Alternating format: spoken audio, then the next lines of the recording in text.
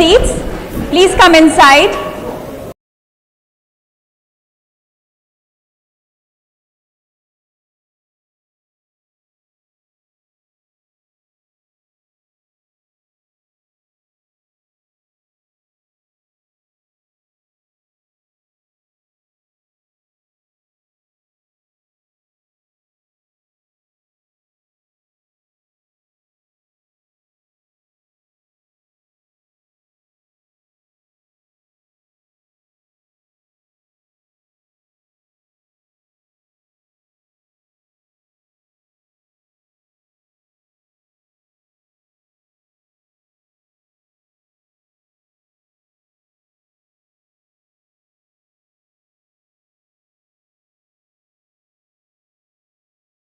Welcome to all of you today.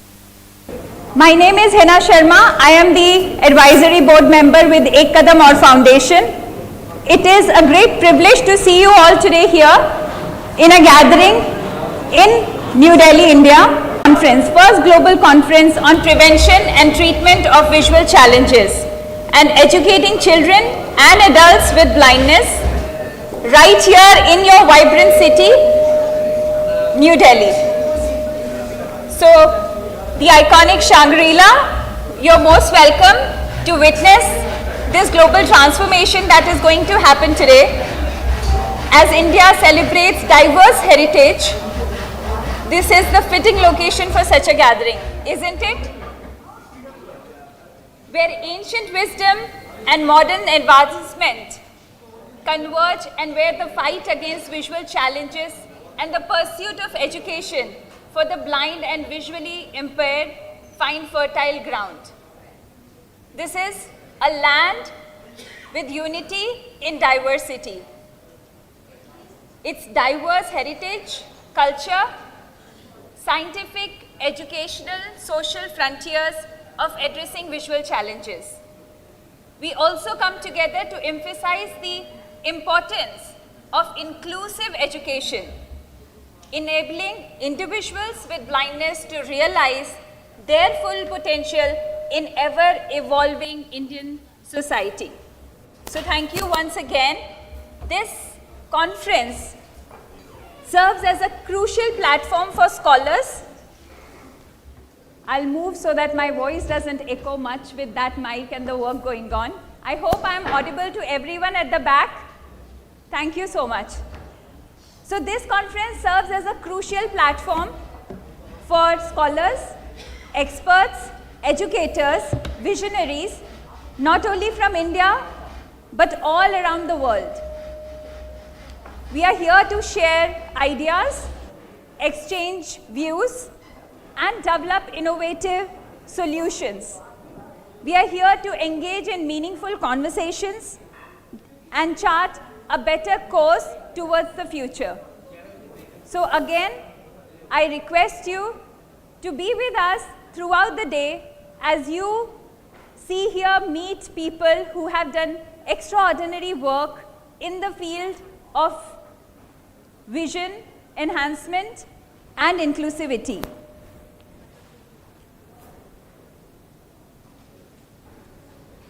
So we stand at the crossroad of tradition and progress. Let us embark on this enlightening voyage of discovery and innovation as we collectively work towards a more inclusive and enlightened society. Thank you. You can go ahead.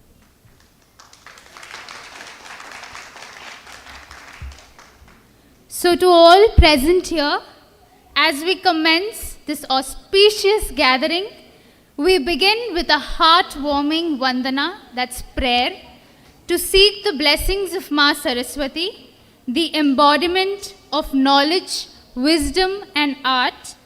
It is all a moment of reflection, gratitude and inspiration as we embark on this lovely conference, which aims to illuminate the path of education and empowerment. I would now like to invite Mr. Biswajit Ghosh, Director of Arunodaya Sunrise for Blind Children program. And we have our lovely children from Arunodaya program. We have Ananya, Vikas and Zoya. Along with them, we also have their guardians who have been very supportive all this while. We have Sarvesh Kumar, Nasreen Begum, and Varsha. Please head.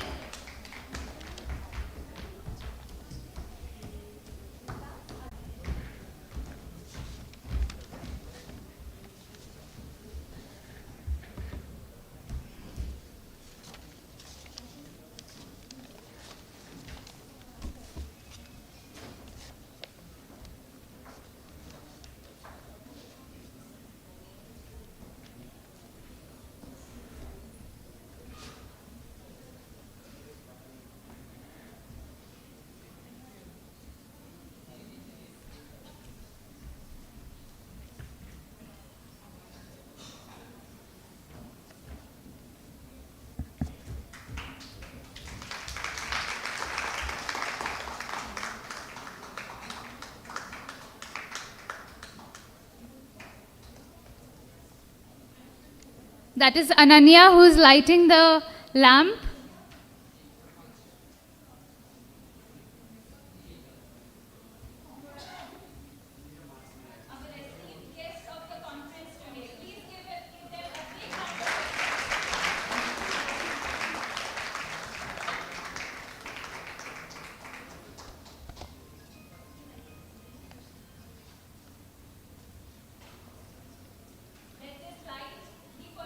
Future and hope towards a more inclusive tomorrow.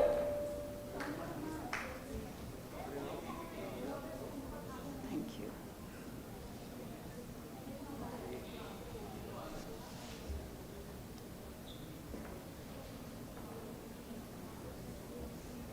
They can hear your claps, so please continue.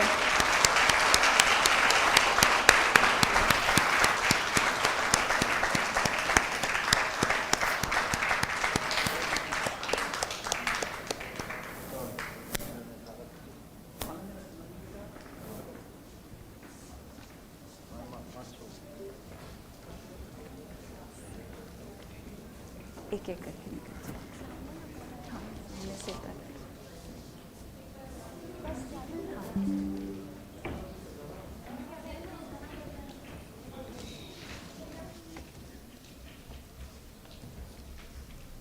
Thank you so much, Mr. Ghosh, children, and their lovely guardians.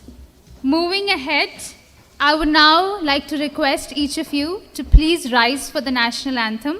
This will be a moment to pay our respects to the nation and its heritage as we stand united in our commitment to education and the well-being of our future generations.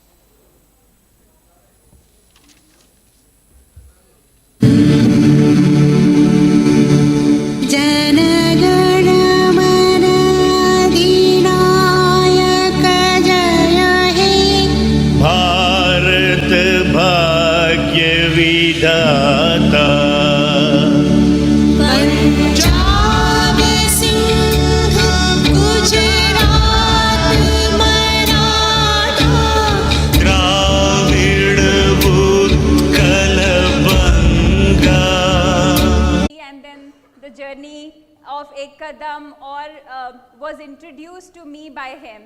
The passion, the vision behind it is incredible, and sitting so far in the US, we connected over online sessions, and it was wonderful to see the passion behind it. Not everybody is so passionate, coming all the way to India and holding this global conference, inviting people not only from India but from across the world, and enhancing this vision, this better future for each one of us. Now, all those who are visually impaired, to give them a more inclusive world, and all us who are sighted, to make us more inclusive towards these people. So a big round of applause for this mission.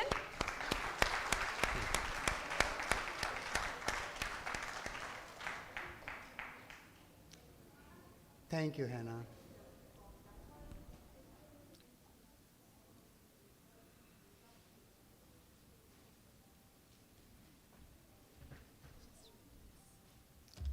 So this is not connected. Oh.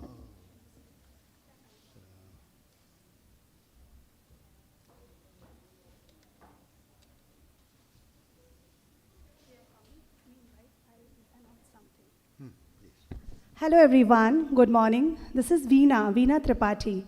And meanwhile we are doing this arrangement, let me give you a small introduction to all my visually impaired friends.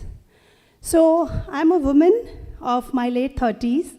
I am 5 feet 6 inch tall and today I've combed my hairs. Our length is, you can say, till my shoulder. Behind me there are two LEDs. LEDs where we are going to give our presentation. So there is a long big stage and on this stage there are two chairs. In front of those two chairs, you can feel once you will be on stage, there is a table. On that table, there are 4 water bottles for my speakers. I'm standing right now on a podium. And I think that podium height is, you can say, 2 feet and 7 inch. So I just want to give you an interesting introduction of the stage so you can feel it and you can sense it that where you belong to. And this is a big, huge hall. And you all are sitting on the chairs, but there are plethora of women and men around us. The 3 girls whom they have been introduced and who were there on the stage, Ananya is 6-year-old, while Zoya is 5-year-old, and Vikas is 9-year-old son. It's a 9-year-old child, male child. Mr. Ghosh, I think he is into his late 60s. I'm sorry, Mr. Ghosh, I announced your stage age openly on stage. So I think, if any question about this hall and you want to ask, please feel free. You can raise your hand. The volunteers are all around you, standing there very close to you. So if you have any question, please feel free.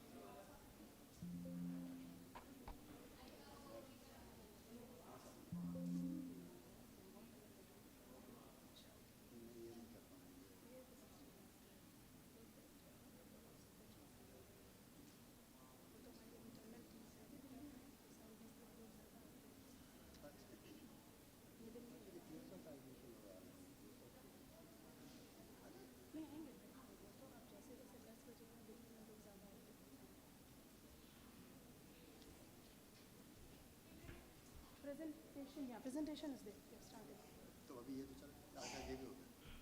Hello.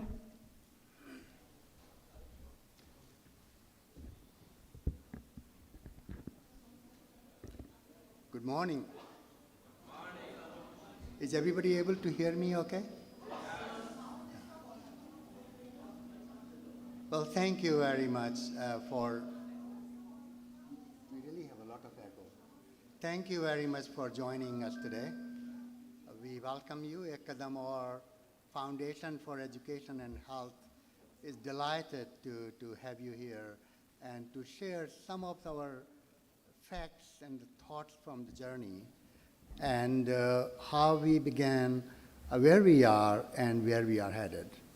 In addition to that, in the education arena, we will also be talking about the prevention of blindness as well as treatment of blindness that would include research and development aspects. With that, let me get started. It's actually quite difficult to do. So how do I see what I'm saying? But I can't see, I'm facing the audience. Okay, so I need a microphone. Oh.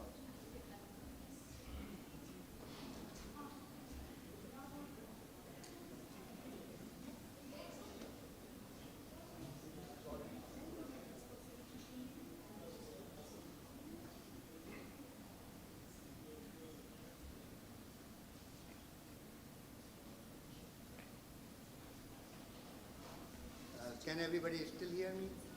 No.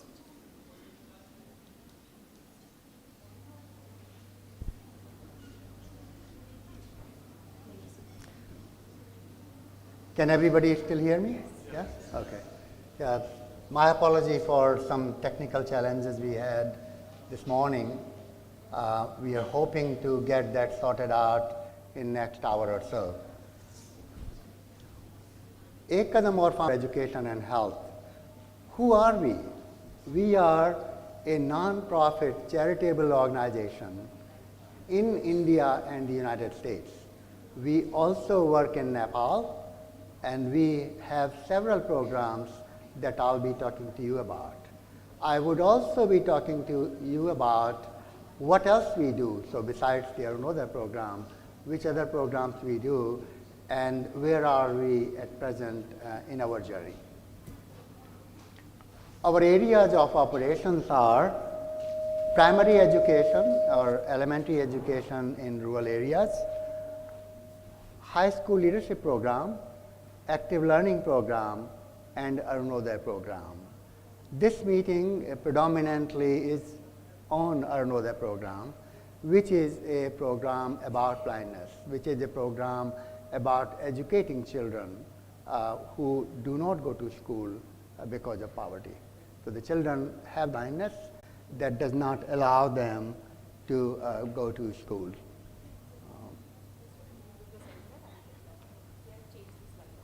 Oh, they are changing. Next slide, please. Oh, I see. Okay. We are still figuring things out here. Okay, yeah, this is good. So we are aligned with the United Nations goals, goals 3, 4, 8, 10, and 17. Next, please. Next. Agla.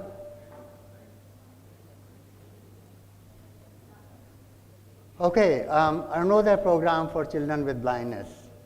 As I was saying earlier, we provide education to the children with blindness who do not go to school because of poverty. But why is blindness important for us? Why should it be important to the world? And that's the next one. For a blind person, there is a darkness everywhere because they cannot see. So there are opportunities that we will be discussing during the conference today and tomorrow. Please have your phones switched off. Thank you. And the day looks like this for a person with the blindness. It's all dark, it's all black, and our goal is to bring light to that darkness, to make them competitive, to compete with everybody else in the world. So people with the blindness in many countries go to the same school as the sighted children, and that's the other aspect we are trying to nurture, to really bring them, to make them competitive. They'll compete and they will become not only leaders of their district, state, country, which is India, and the world. Next, please. What exactly happens to our brothers and sisters who are blind? And this is more about those families that are economically not well off, families that are poor financially.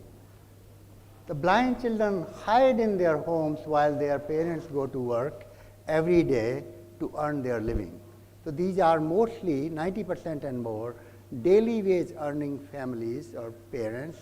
So what happens is that the blind children or a child is left at their home, and the home is locked all day long. The home is opened, the door is opened only when the parents come back from work in the evening, and there is no other help. So that's the kind of situation we are in. Next one, please. We believe that education and technology can bring feelings of light. It can bring truly light for our brothers and sisters who have difficulty in seeing. Next, please. The goal of our conference are 4. The first goal is protection and treatment of blindness. It is important for those of us who can see, to make sure that we continue to see throughout our lives. Because at least 15 to 20% blindness happens after first few years of the child's life. So we want to make sure that everybody in the country is educated in the area of how to prevent blindness so that nobody else even becomes blind, right? No, please don't change.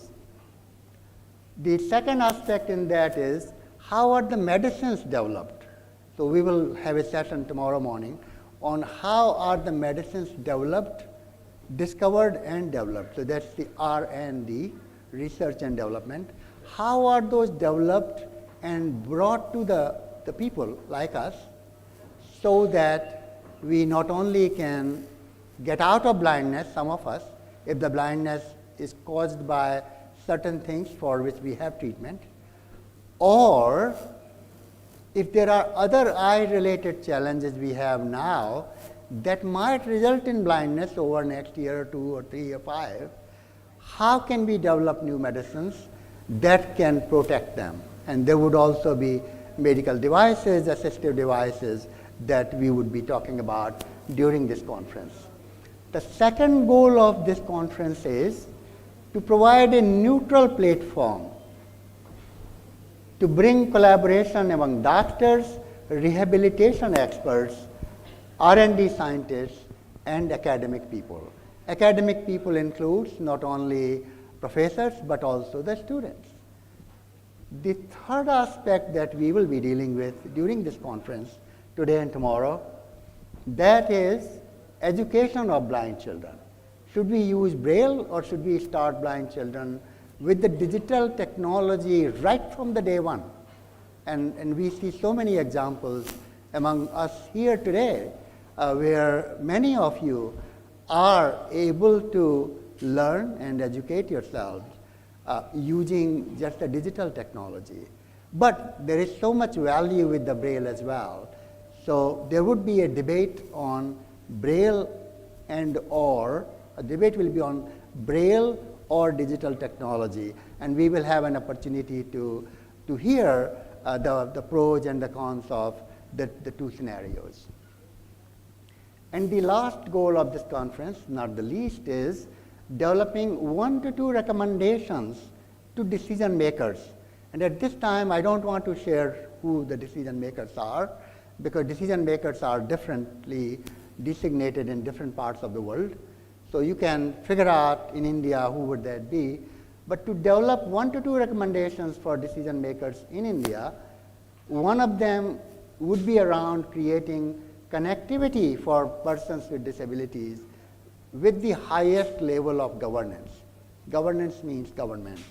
Government that runs the show, or the public that works with the government to run the show. And the second is to ensure that the government programs reach to the remotest part of our country. So one of the goals of Ek Kadam Aur, and we have been working on it for the last 19 months, one of the goals is to help out all blind children, children with the blindness in this country, who do not have Aadhaar cards, to get the Aadhaar cards. Those who don't have disability card, so that they can take the advantage of so much that government of India is wanting to do. Unless we apply, we can't get the benefit. And I will be talking about one more aspect later in my presentation, but just wanted to hint you that we at Ek Kadam Aur Foundation are going to need hundreds and thousands of teachers who have background in teaching children with blindness. So if you are looking for a job, please reach out to us today, tomorrow, or send your resumes to we'll share with you the link, and connect with us, because we will have employment opportunities that last for 1 year as well as for longer than 1 year. And this is going to be a lot, because we have to cater to the needs of 3 lakh, which is more than 300,000 children, for which we need 300,000 teachers. We need 3 lakh teachers. We don't even have 10,000. Even for one vacancy of a teacher, we can't find people. So if you know people who are looking for job, please ask them to reach out to us. Next, please. Next slide, please. So India has 2 million blind children, out of which, as I said earlier, 2 million means 20 lakhs, out of which 3,20,000 plus are the ones 3,20,000 are the ones who are completely blind. Majority children, as I said earlier, live in the rural areas. Most are from families below poverty line. Nobody in the country should be below poverty line. We are, proud to be a rich country, rich by heritage and rich by money as well. I mean, we are number 5 economy of the world. So we are among the top 5 countries with money. So there should be enough money for everybody to grow and develop themselves. Some of the challenges we have, like many countries have, India's challenges are not only India's. There are more than 150 countries in the world that have the same challenges. The schools are not equipped to teach children with disabilities, particularly in the rural areas. We have children who don't have access to rehabilitation programs, and we have lack of knowledge in our community about this issue, in the communities as well as parents. But the children can break these boundaries with the right support. If we provide these children the right support, they will not only do well, but they will thrive and become the leaders of the world.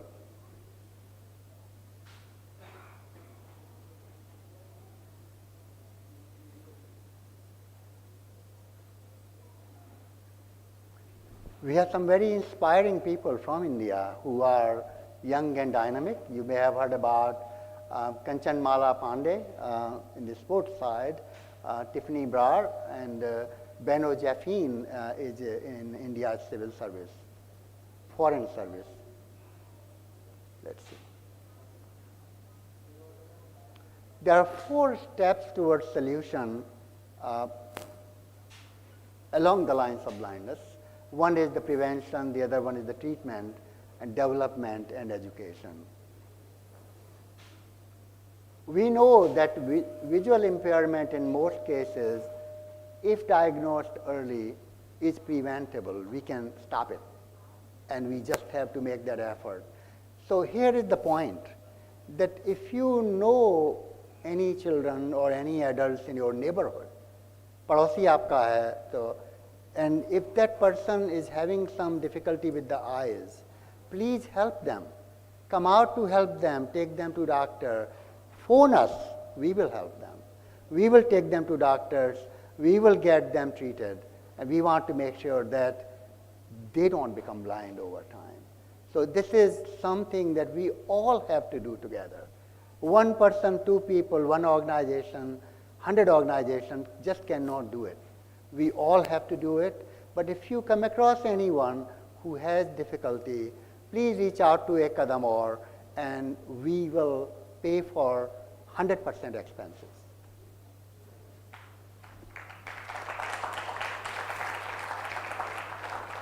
Thank you. The other aspect is that with the right treatment, change can be created. And above all, education is the key. Why education is the key? Education not only gives us an opportunity to learn how to communicate with others well, it also gives us a job. It gives us a way to make some money. And finally, education gives an opportunity to help others. So without education, we are going to be in quite challenging situation. Our goal is to become from the number 5 economy of the world to number 3 in the next 7 years. And that's a huge goal, and I guess we are hoping that we will achieve that.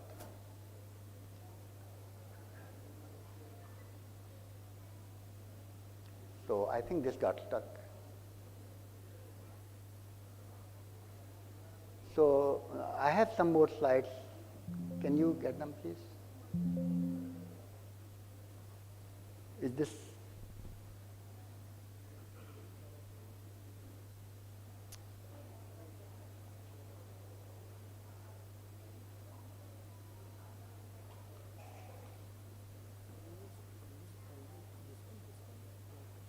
I know, but this is not working. Tuck, tuck, nahi. I think there's. Huh?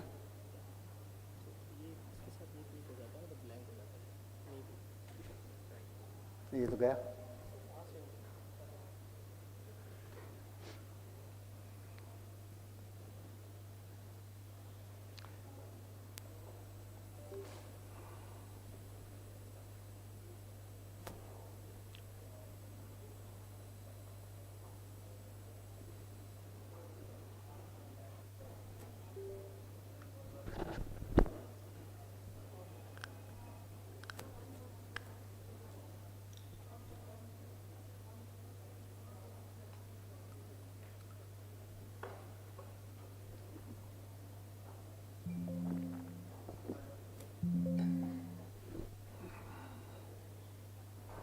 No, not yet.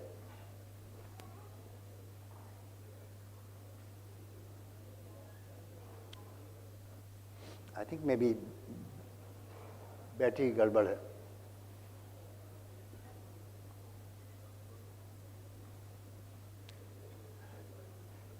Can you get me another one, please? एक ही है क्या? एक ही है? This is not going to work. I think इसकी battery गई.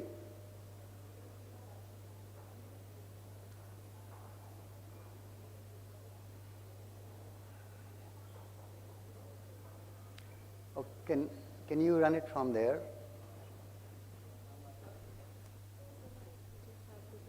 No, I know. I mean, I use it on a daily basis. It's not working. Yeah.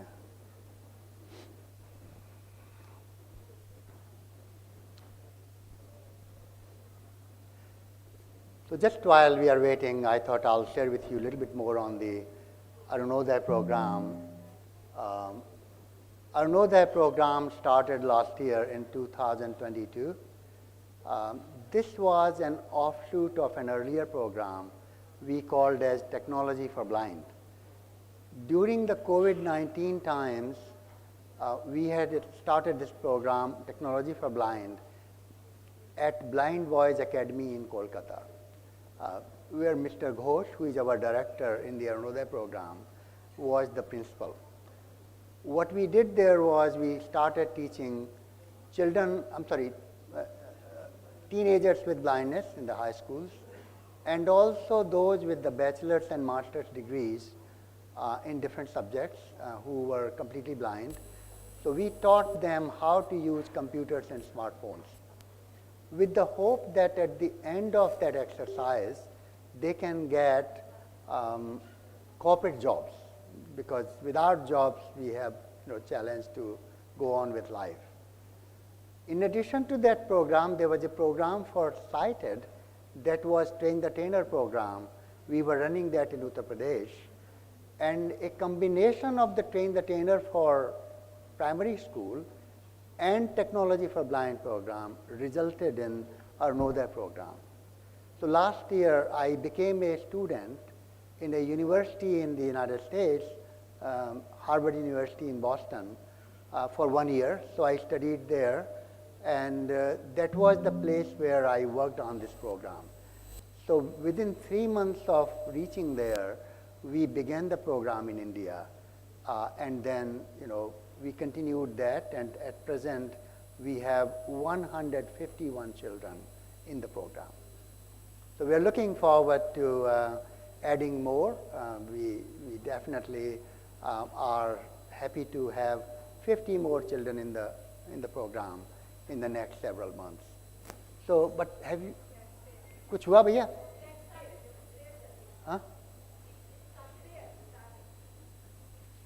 Okay, so what do I do? You are going to run it? Okay. So next. All right. No, but how come we got recommendation that fast? Okay, let's just leave it at that. So recommendations from this meeting. These are some of the things that we wanted to just share with you. One of the things that I wanted to share with the people who can see, or the sighted people among us, to make sure that you engage yourselves with our brothers and sisters who cannot see. So make an effort to say hello to them, say namaskar to them, introduce yourself, and ask them how are they feeling today, right? And same thing for our brothers and sisters who cannot see.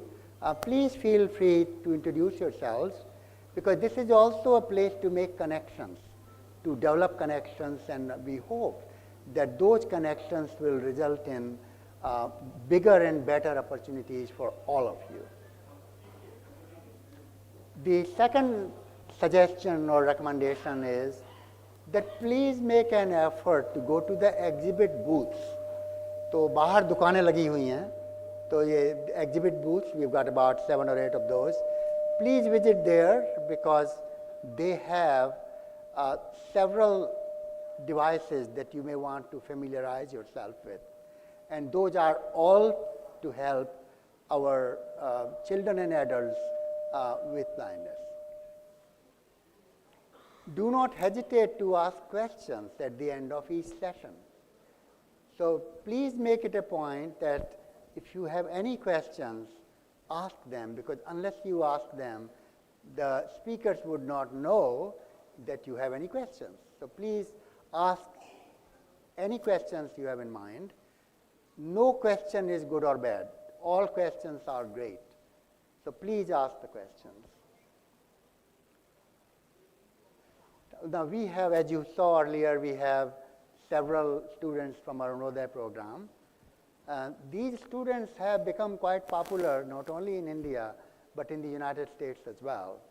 So please say hello to them and talk to them and find out how are they doing, and ask them what are they learning.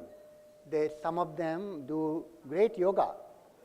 Some of them are good in singing. Some of them can talk really well. Some of them are chatterbox. So please make an effort to connect with them. Their parents, children's parents have come also. So say hello to them and find out more on what really happened over the last 6 to 12 months in the lives of these children. So find out for yourself what they have gone through and where are they now and what are they thinking about. Because these children who are before class 1, they are like kindergarten. Some of them know what they want to become. So maybe you can tell them how can they become what they want to become.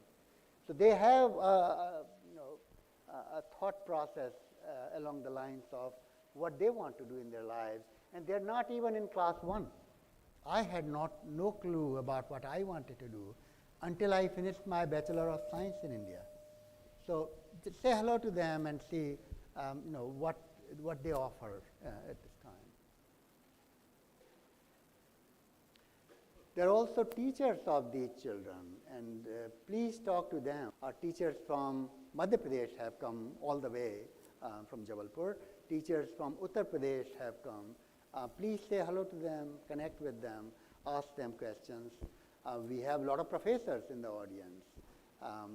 Professor Mittal is right here, who is former professor from several universities in India. Delhi University, Jamia Millia Islamia University, and many others. Please take advantage of that opportunity. And as I said earlier, during the time we were dealing with the technological challenge, that we have a lot of jobs. We have a lot of opportunities. Here is the caveat that you have to go to a place where the job is. There are no jobs in Delhi. There are no jobs in Bombay at this time, but there will be jobs in Bombay soon. So there are jobs, but you have to go to the field to teach children, or you have to teach the teachers. So if you are a special education expert, then you have a job for teaching a teacher. Thank you very much.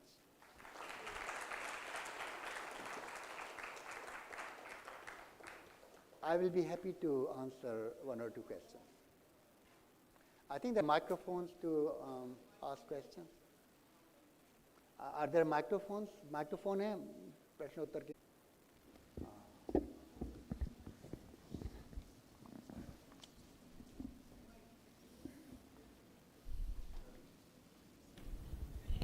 Hello. I think we have our friend there with a question. Manoji, center row, yellow kurti.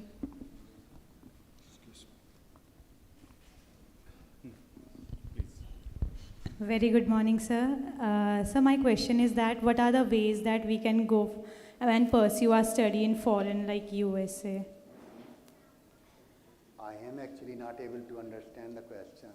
Sir, Stay a little bit away from the microphone. How can we pursue our further studies abroad like USA? Well, how can you get a job in other countries? Sir, also for the education purpose, how can we pursue our education in foreign countries? She's asking how can we pursue our higher education in foreign countries like US, UK, anything. My apology. Yeah, but that's actually quite a big question. India sends about 1 lakh students to United States every year. It also sends a very large number to United Kingdom, Canada, Australia, and many other countries. So I think, I'm from the biotechnology and pharmaceutical background. I'm around today and tomorrow, so please feel free to ask me questions in these two fields. In other fields, there are a lot of coaching places in India, in big cities, that can guide you. And if you send your email address to us, we will also send you some links. Yeah? But it's very hard to get full scholarships. So, there are things that you can do. If you're looking for education in special education area, then there is a program at Perkins Institute near Boston. But that program, but they take only one person from each country, so it's kind of quite competitive, and you don't get degree. So you need to actually get into a program and get a degree if you have a desire to work in that country. Because without a degree from that country, it is very difficult to get permission from the Labor Department to work. Yeah, thank you. Yes. Yes, please. Yes, sir. Sir. Sir. Sir, नमस्कार. मैं myself Rajaram Bhandari Udaipur Rajasthan. मेरा प्रश्न है sir कि जो हमारे राजस्थान में MP में टीएसपी में जो एसटी एससी या ट्राइबल बेल्ट के जो बच्चे हैं अच्छी है, ठीक है. तो ब्लाइंड बच्चों की एजुकेशन के बारे में, चाहे वो रेगुलर स्कूल में हो, स्पेशल स्कूल में हो, वहाँ काफ़ी अच्छा काम हो रहा है और उस ऑर्गेनाइजेशन से संपर्क कर सकते हैं. Thank you very much. Thank you.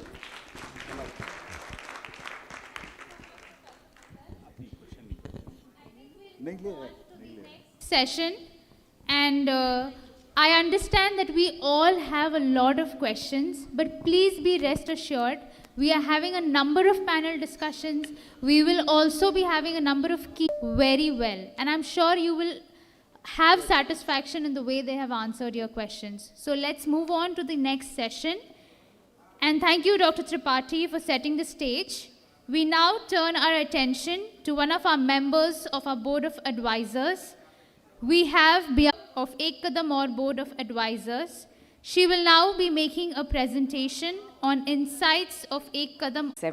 15 in the US and in India in 2017 as a non-profit charitable public foundation. And today it works in 3 countries across 2 continents, that is India, Nepal, and the United States.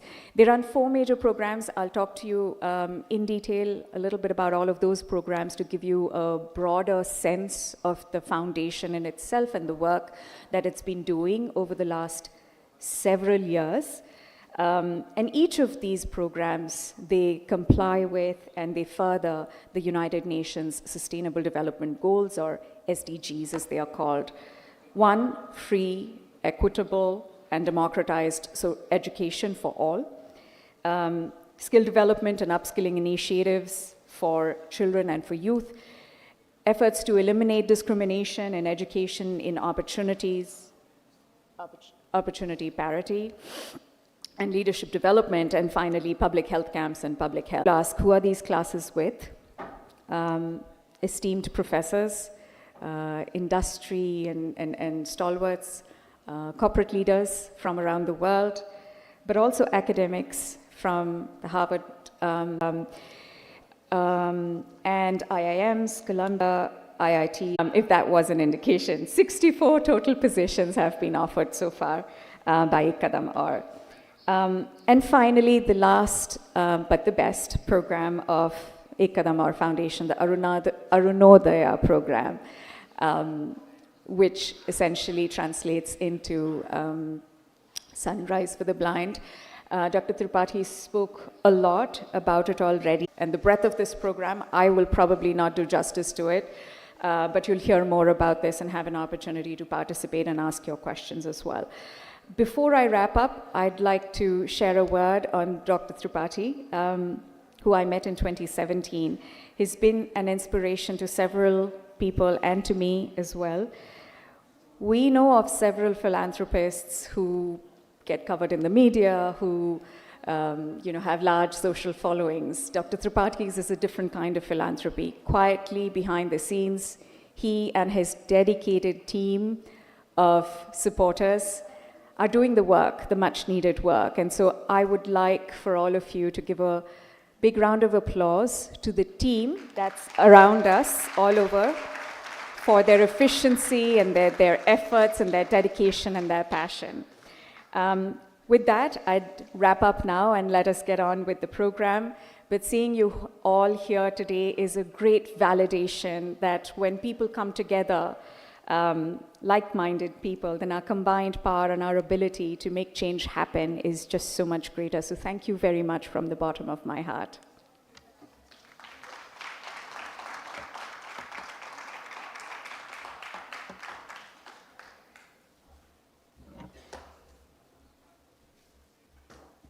Thank you, Bianca, for that insights. It's incredible to see the numbers that you have just showed all of us on screen. Thank you so much. And now we would like to invite our esteemed guest, Mr. Pranav Lal. Can we have his intro on screen, please?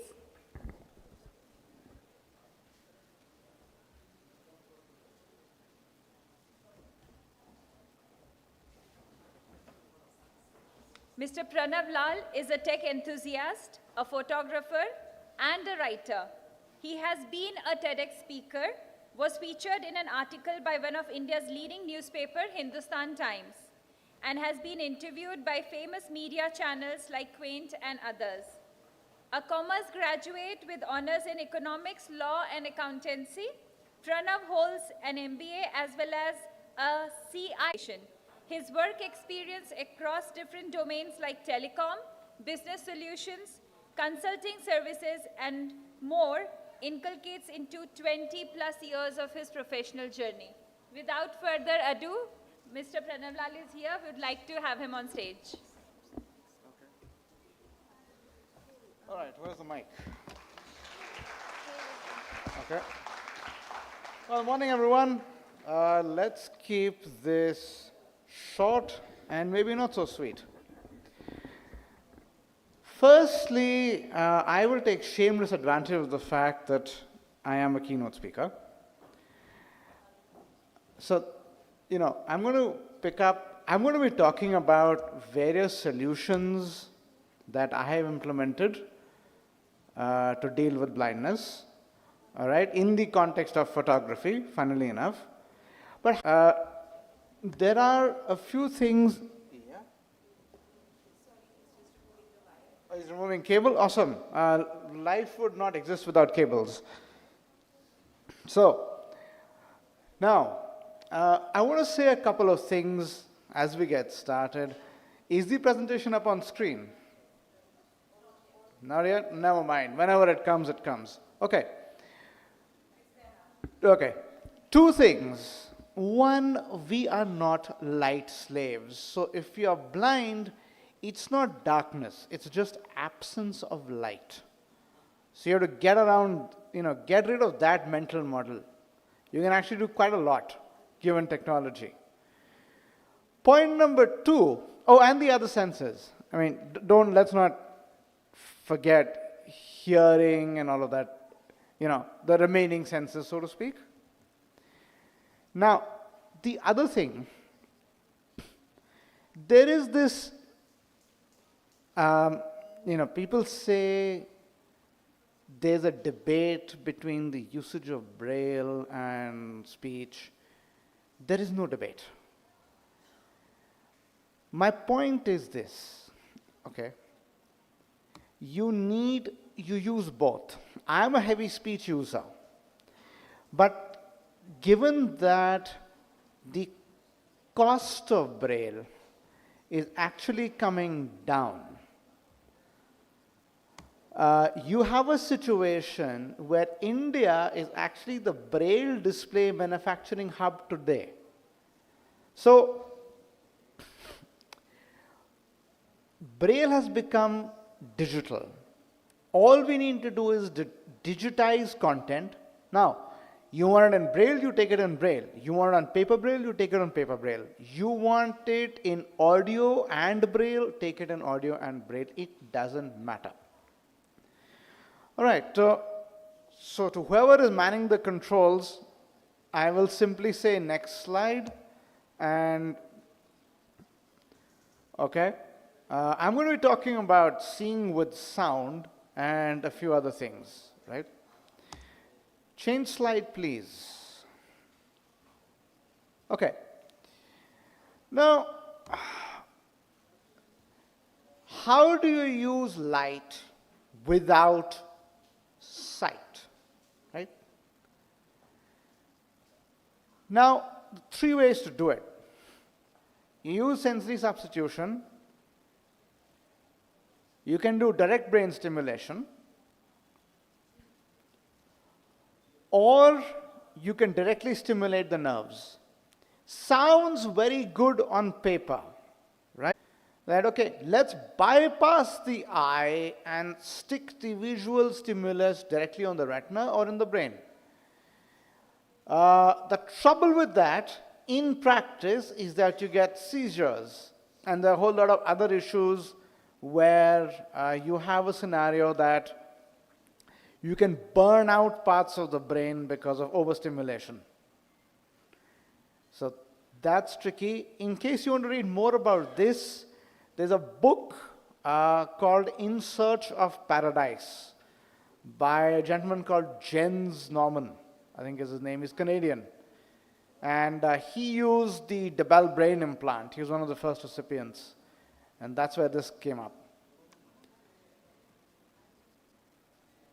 Now, I'm talking about sensory substitution. Change slide, please. What do I mean by sensory substitution? It means converting the output of one sense into an input of another sense. Those of you who are developers will understand it's just a conversion process.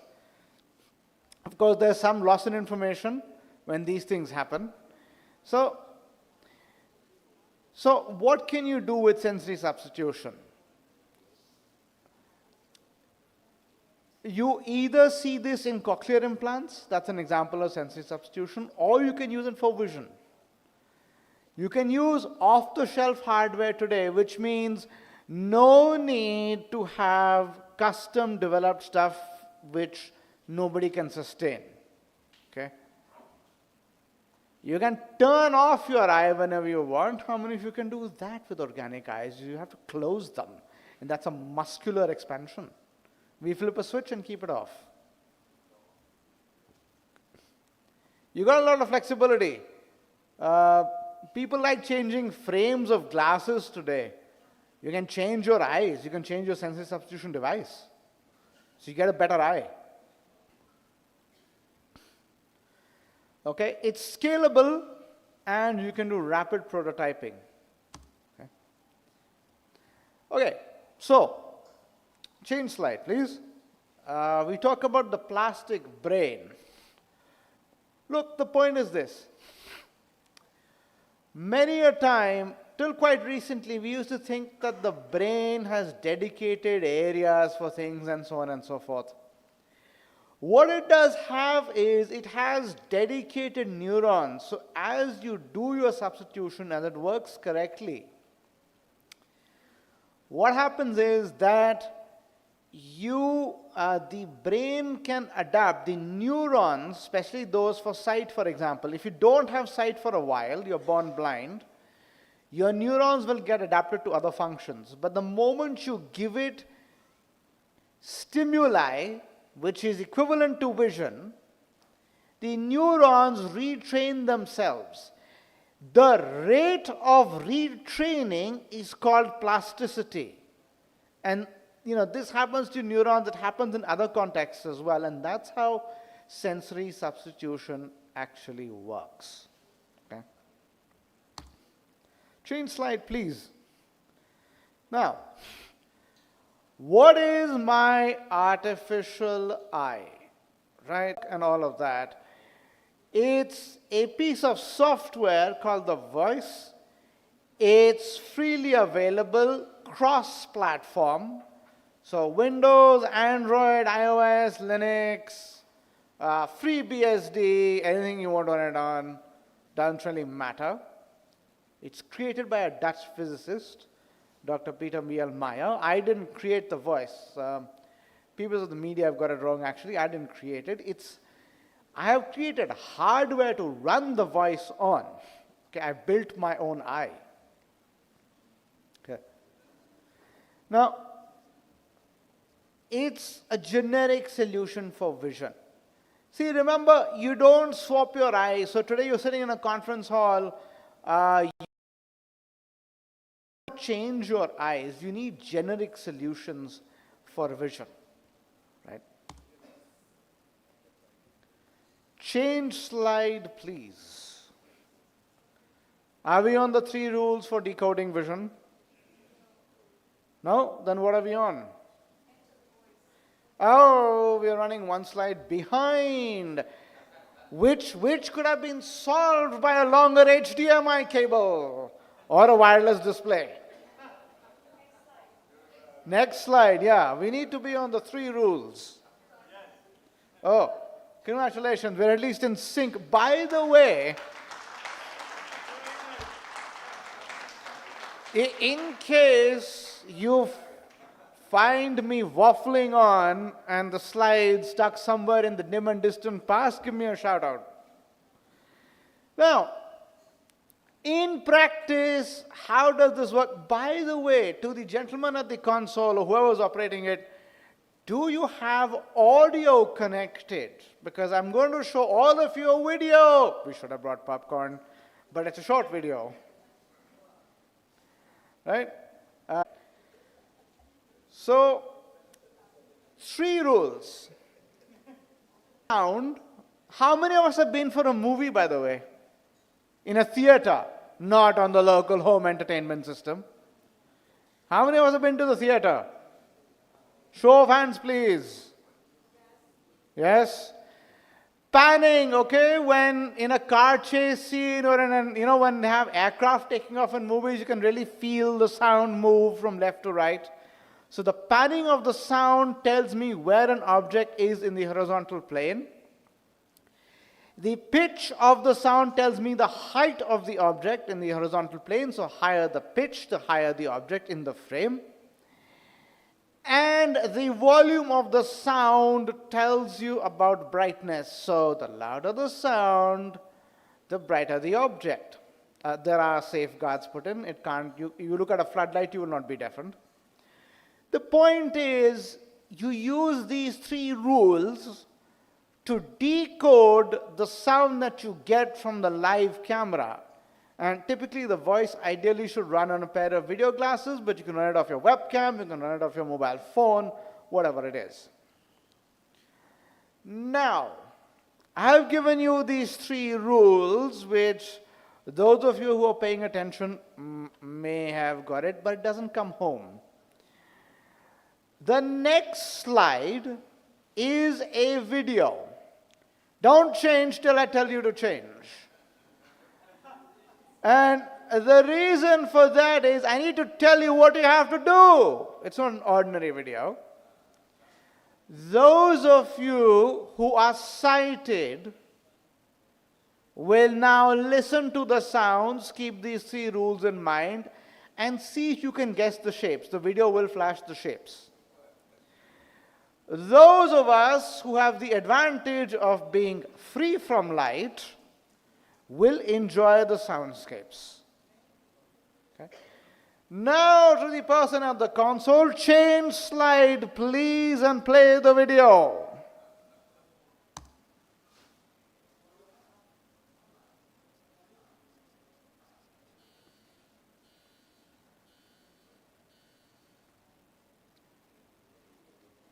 Don't speak out the answer, that's fine. Do it in your own mind. There are no marks for this. Nor are you going to be tested.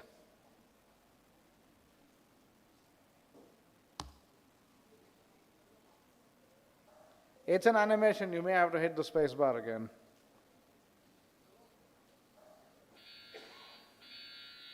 Yeah.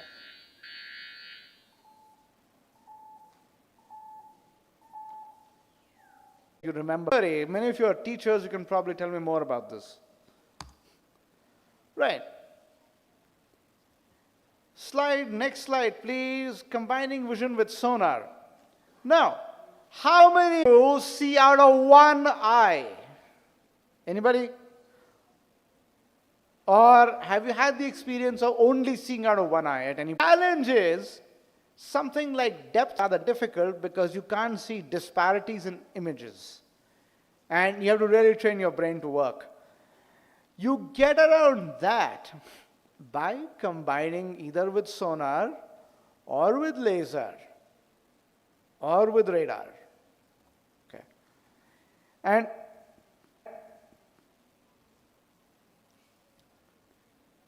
in Jim Corbett, they take you to a riverbank on an elephant, and the elephant doesn't care, of course. It's got these puny human. Complement vision. Okay, it's because vision is raw. AI gives you the beauty of having filtered output, and it's functionally incredibly useful. Plus, if you combine AI with additional sensors, you actually have, you may not have vision per se, but you will get information that will allow you to perform the same tasks. And in fact, if Mr. Mathangi is here from SSG Technologies, Smart Vision, take a look at his glasses, because he's probably the only entrepreneur who has combined this effectively, where he's using AI models, but he's also using sensors to give you an actual visual experience. And he's not giving me a commission for this. I'm simply saying this because I've seen his product.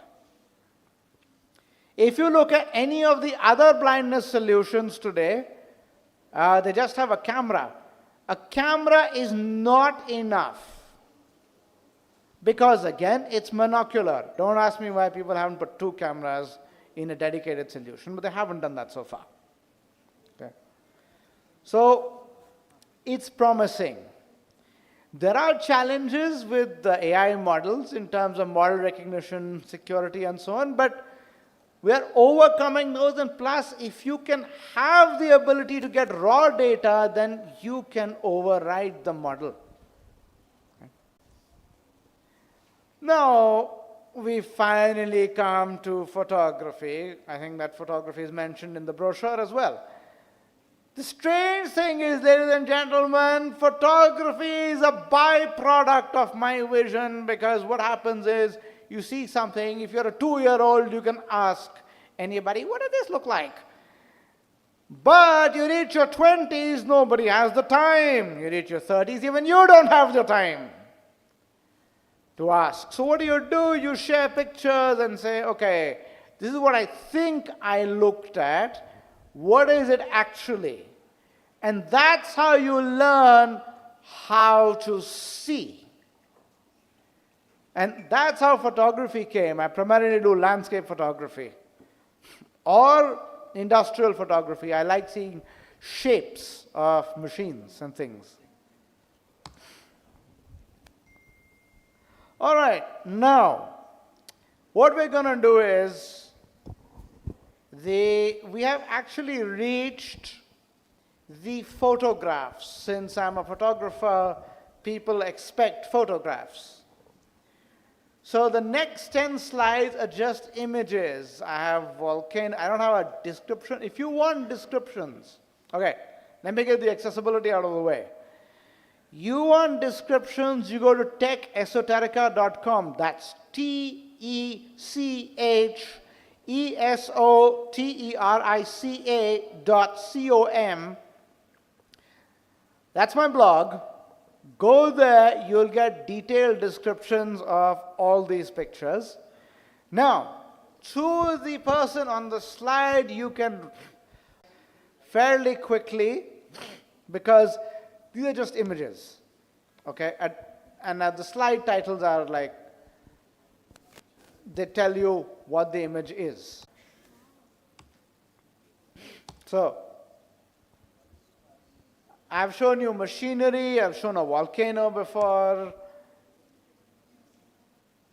okay, some other natural stuff. Some of these are waves, for example. You feel the ocean waves. These are in Sri Lanka, in Gala or Gaul, depending on how you call the place. But that's a very nice place. It's an absolute must visit. You should check it out. And those are waves. Well, ladies and gentlemen, that's all that I have for you today. So let's have a few quick questions, and then I'll stop boring you. Oh, have I succeeded in putting anyone to sleep? Wake up then.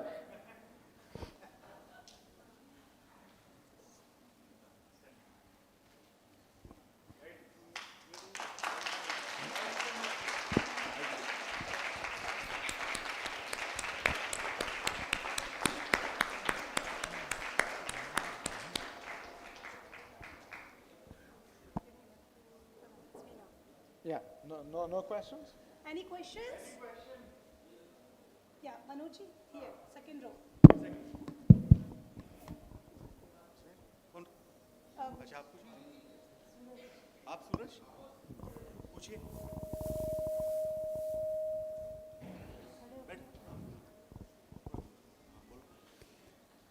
नमस्कार मैं Yes, sir, tell me.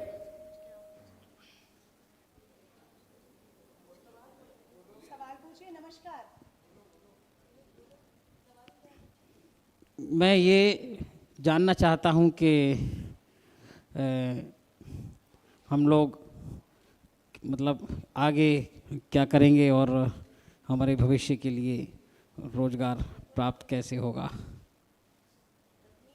रोजगार technology में आप पूछ रहे हैं या फिर जनरल? मैं आपको टेक्नोलॉजी का उत्तर देता हूं क्योंकि वो मुझे पता है. भविष्य में वैसे कोई बोल नहीं सकता कल क्या हो रहा है, पर इतना है कि अगर हम सूचना देखें पहले से तो artificial intelligence and raw sensory input का कॉम्बिनेशन होके चलेगा. ठीक है, अब हम किस सीमा तक जाते हैं वो कह नहीं सकता, बट इतना है कि जैसे इंडोर नेविगेशन काफी हद तक सॉल्व हो गई है. जितना आप बिजनेस को हाउ डू यू से encourage, I'll translate. Right, So, jitna, as much as you encourage entrepreneurs and students to build their own solutions, you will go as far as that or even further. So the point is you have to encourage entrepreneurship, and it's also up to you to decide how many solutions you want to use. Without usage, you don't have feedback, so you cannot further the cause of sight loss unless you use. उनका कहना है आपका खुद का उद्यमी mindset होना चाहिए, विचारधारा आपकी तरफ से भी होनी चाहिए, बिजनेस माइंडसेट आपका होना चाहिए, क्योंकि एआई आर्टिफिशियल इंटेलिजेंस भविष्य है. Yes, yes, Priyanka is also having and Dava is also having. Yeah, she'll come to you. Good morning. I am Deepika from Miranda House, Delhi University. Hi. I just want to ask, how can we aware to AI? Whoa. All right. So AI awareness depends on what you want to do with it. Google Scholar has a lot of papers on AI. That's what you're supposed to read. You're supposed to read research papers. The other thing for you to do is you just got to follow the news really and look at places like Medium, which have a lot of AI-based articles. The only thing is be careful with Medium, because when you make your choices, the algorithm will then start sending you only those articles. So make sure you keep the algorithm a little bit confused. And that's all there is to it. Mike, please. Volunteers. I would appreciate it.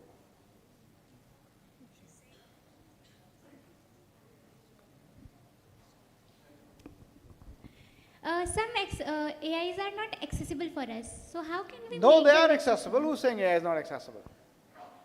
Yeah? Every AI solution today is based either on speech or on image recognition. See, understand one thing. What is AI? AI is just a fancy way of doing probabilistic pattern recognition. That's all there is to it. It is not human intelligence, okay? That's a myth. This is not an AI conference, although I have expanded on it a bit more, but it's probabilistic pattern recognition. So, what are people doing? Speech recognition, that's AI. Image recognition, that's also AI. Your screen reader has the ability to recognize diagrams, that's AI. It's completely accessible.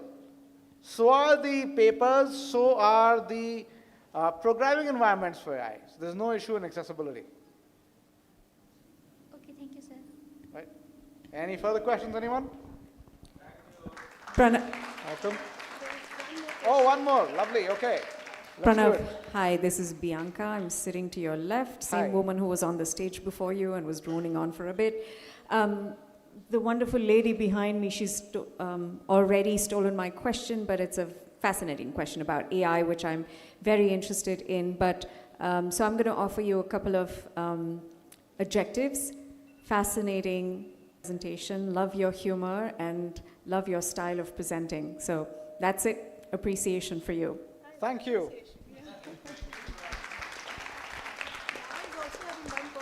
Okay. Hello. Pranav. Yes. Yeah, I was sitting next to you, yeah? Yes. Yeah, during presentation while Dr. Satish was presenting, I briefly introduced myself to Pranav. I said I'm from Ladakh. Then Pranav said, I want to visit Ladakh. I want to see artificial glacier constructed by Sonam Wangchuk.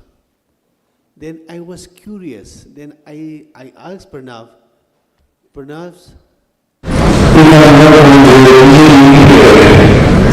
how can you see artificial glacier in that? Now I can know. For now I can see what we can see through sound. So, Pranav,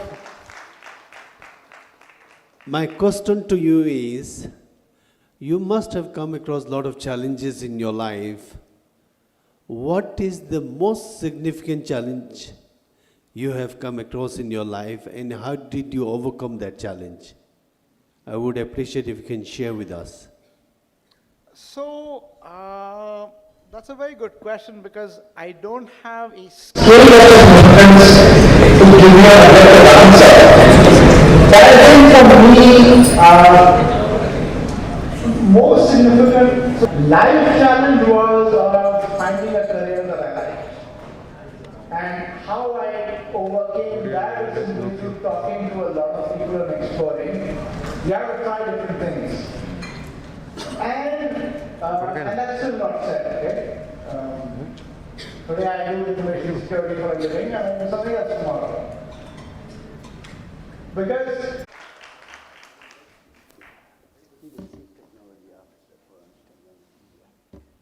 Thank you so much, Pranav. Very rightly said, very fascinating, and thanks for the sense of humor. That was very necessary for all of us sitting here. Moving on, we will now all step out for a 15-minute refreshment break.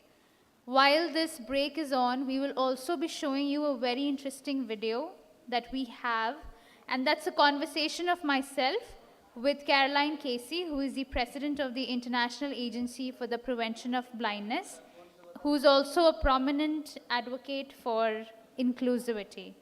I would request the volunteers to please move towards the gate and help everyone out while they move to go to get their coffee.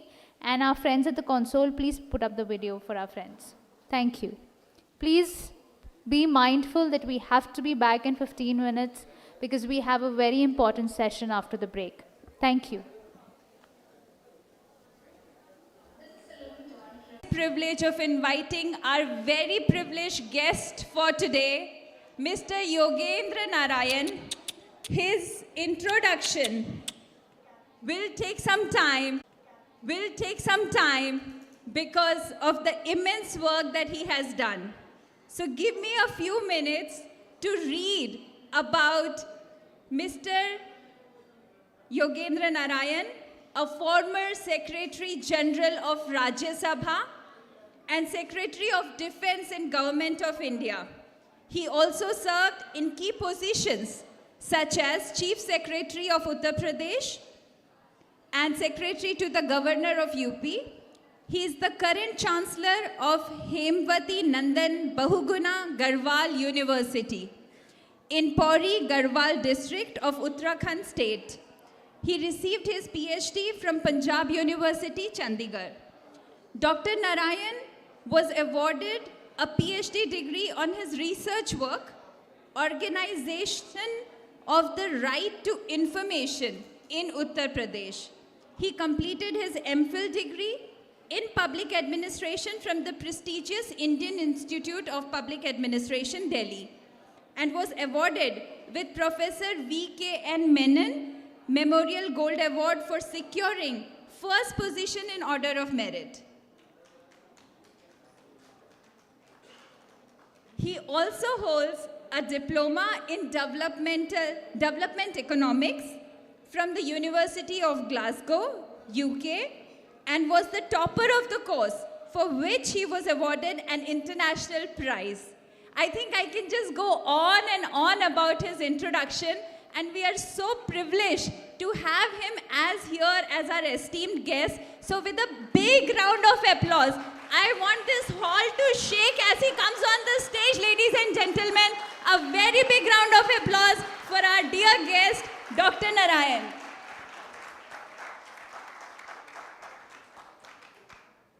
Please, sir, can we have the honor of you on stage, please?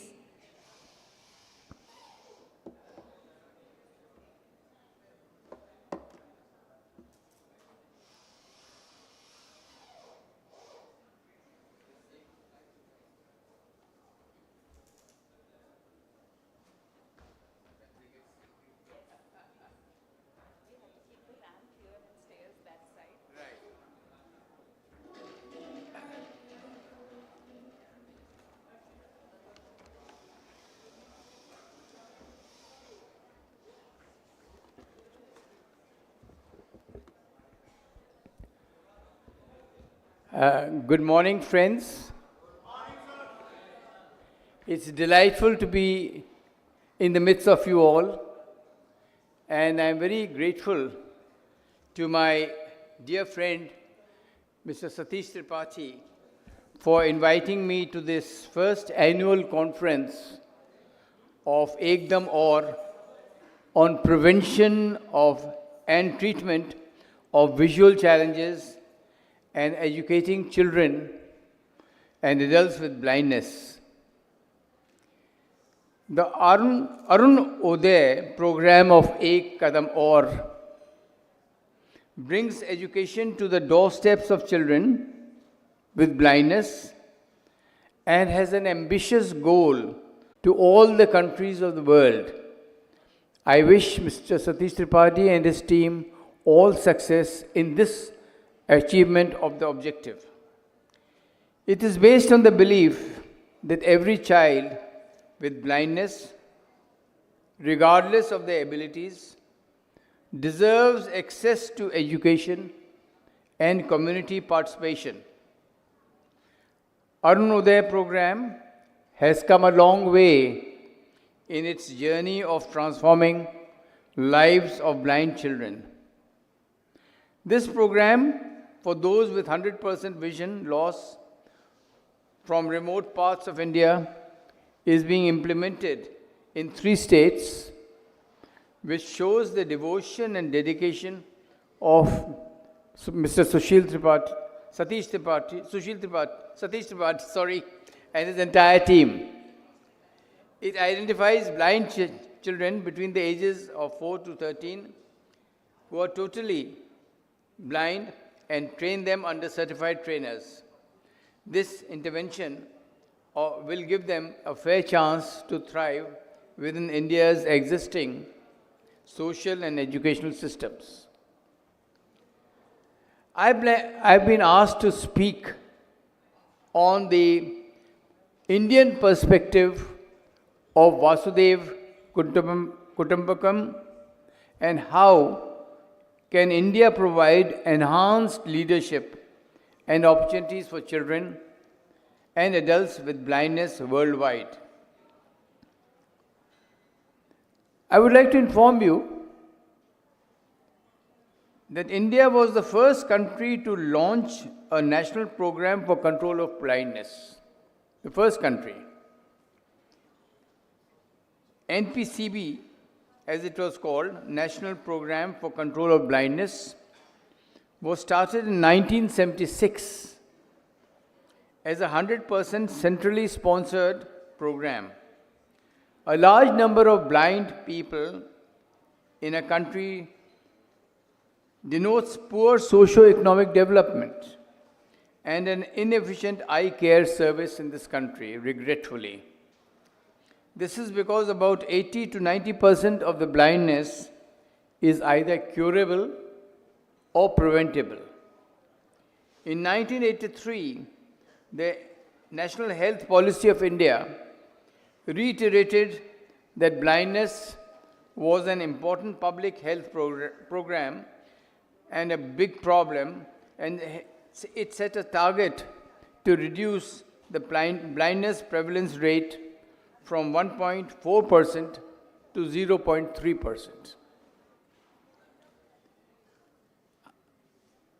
According to the estimates, there are 45 million blind persons in the world, of which 12 million blind persons are in India, including 1% due to corneal blindness.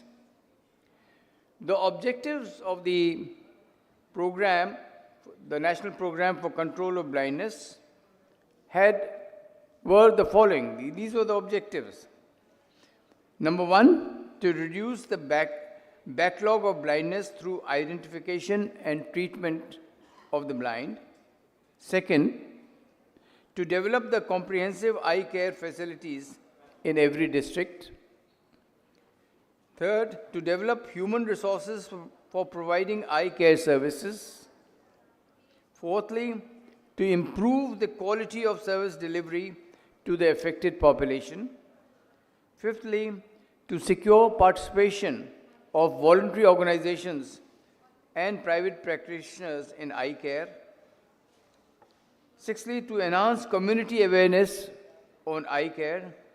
Seventhly, to provide best possible treatment for curable blindness available in the district and the region.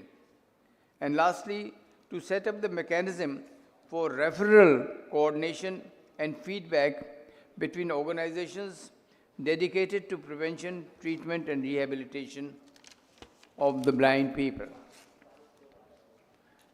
The success of this program will depend heavily on the cooperation between the government and the non-governmental organizations like Ek Kadam Aur,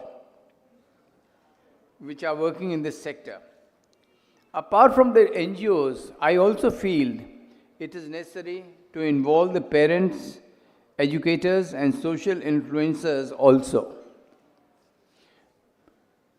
In a recent annual meeting of the ophthalmologists from across the country last month in New Delhi, it was stated that advancement in vision improvement technology will decide a nation's economic trajectory, and the advancement has made treatment possible for common as well as the most complex diseases today.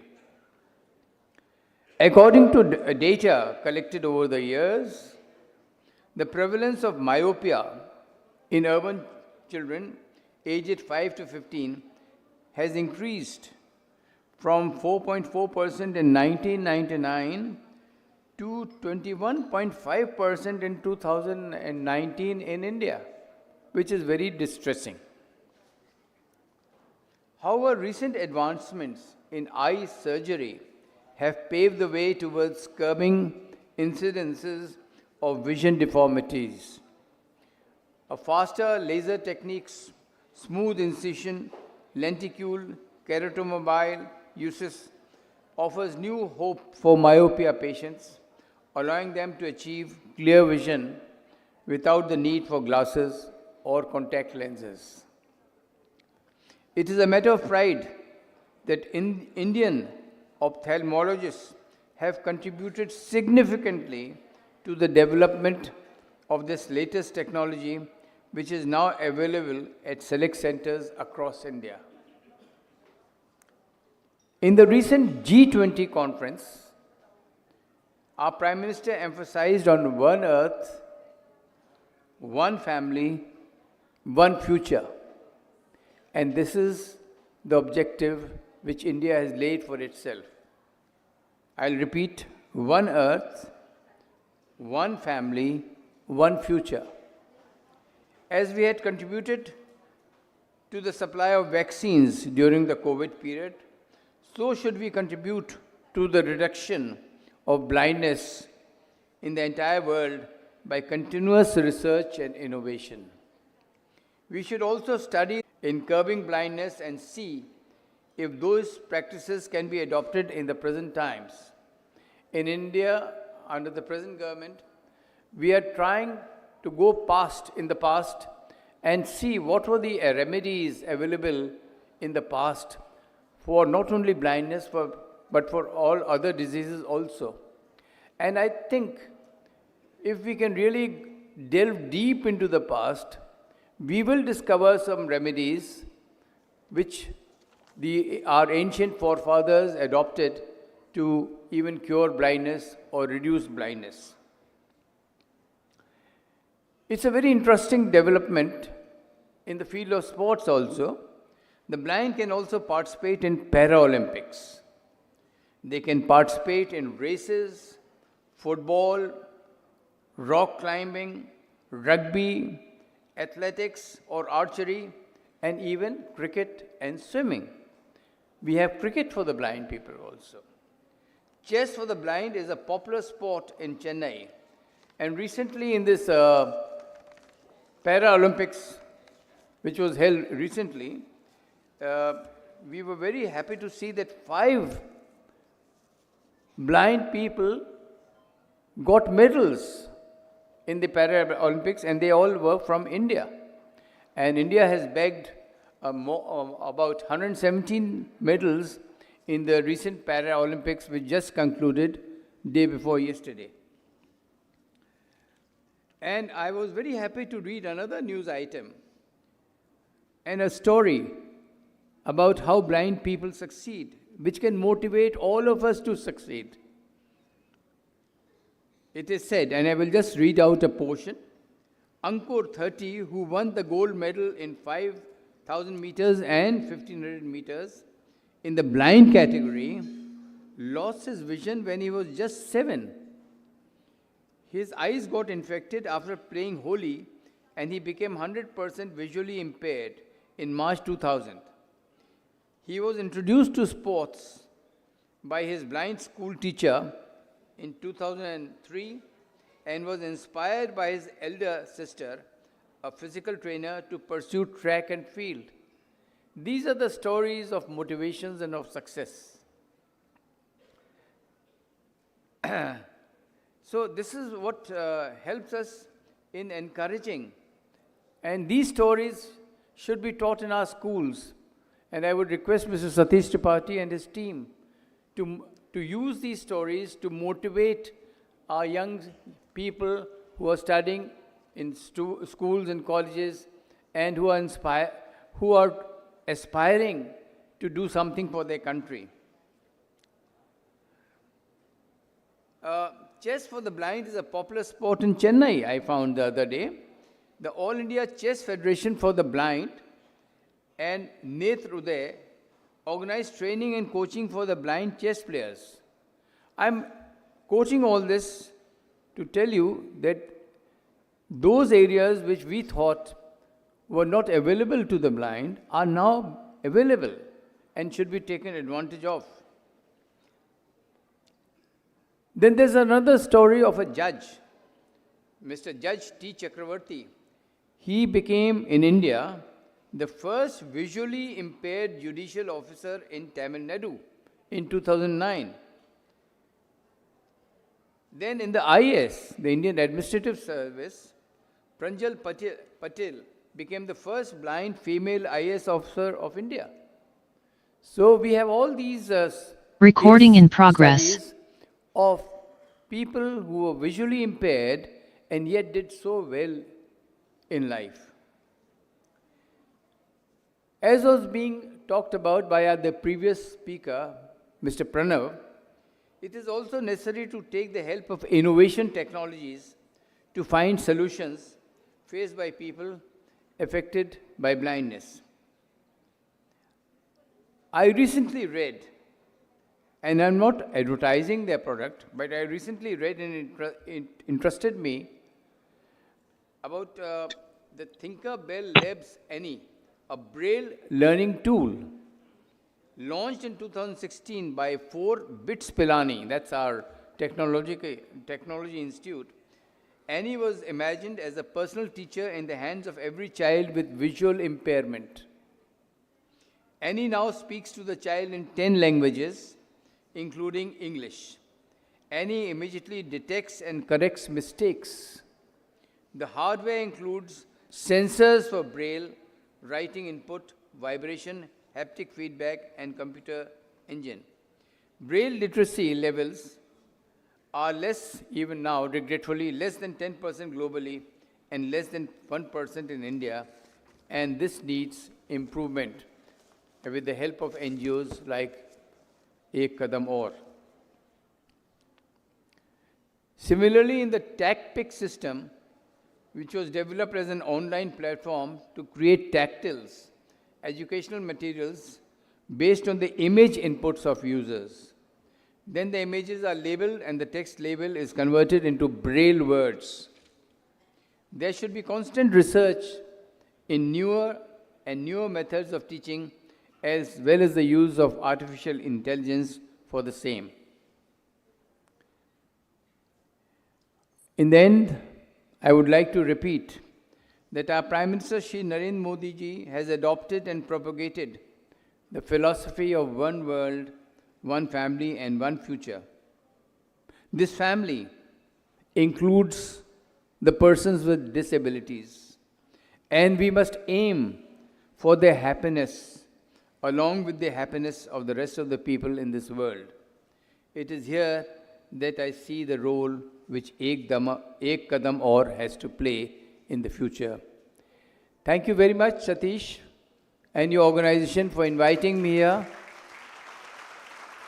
I am very privileged to share my thoughts with you, some thoughts which I pick up as I do my constant reading, and I want to keep myself updated.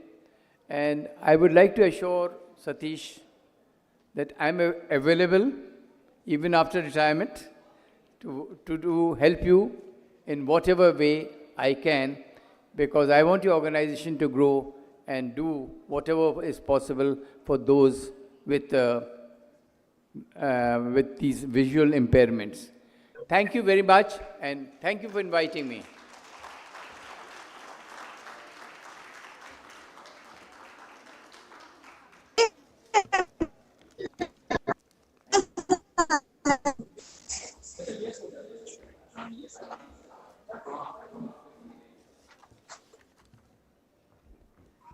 Thank you so much, Dr. Narayan, for your valuable insights.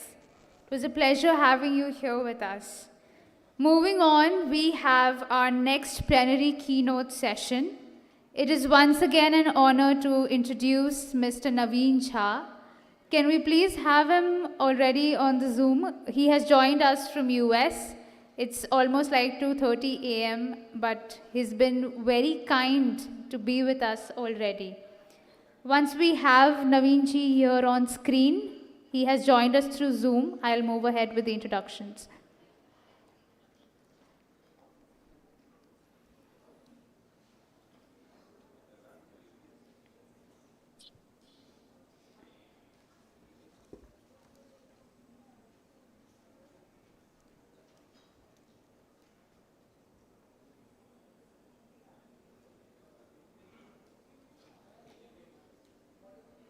So while we have him, just to let all of you know that he will be sharing with us his perspective as Senior Fellow of Harvard Advanced Leadership Initiative of the Arunodaya program. And to give you an introduction of who Mr. Naveen Jha is, he is presently the director of the board Ek Kadam Aur US organization, and he was formerly the CEO of Deshpande Foundation India. He is an exceptional leader who is dedicated to delivering impact and has a proven track record of creating sustainable and scalable enterprises that benefit both society and the economy. In addition to his role as the founding CEO of the Deshpande Foundation India, and also the founder of the Deshpande Education Trust, Naveen has served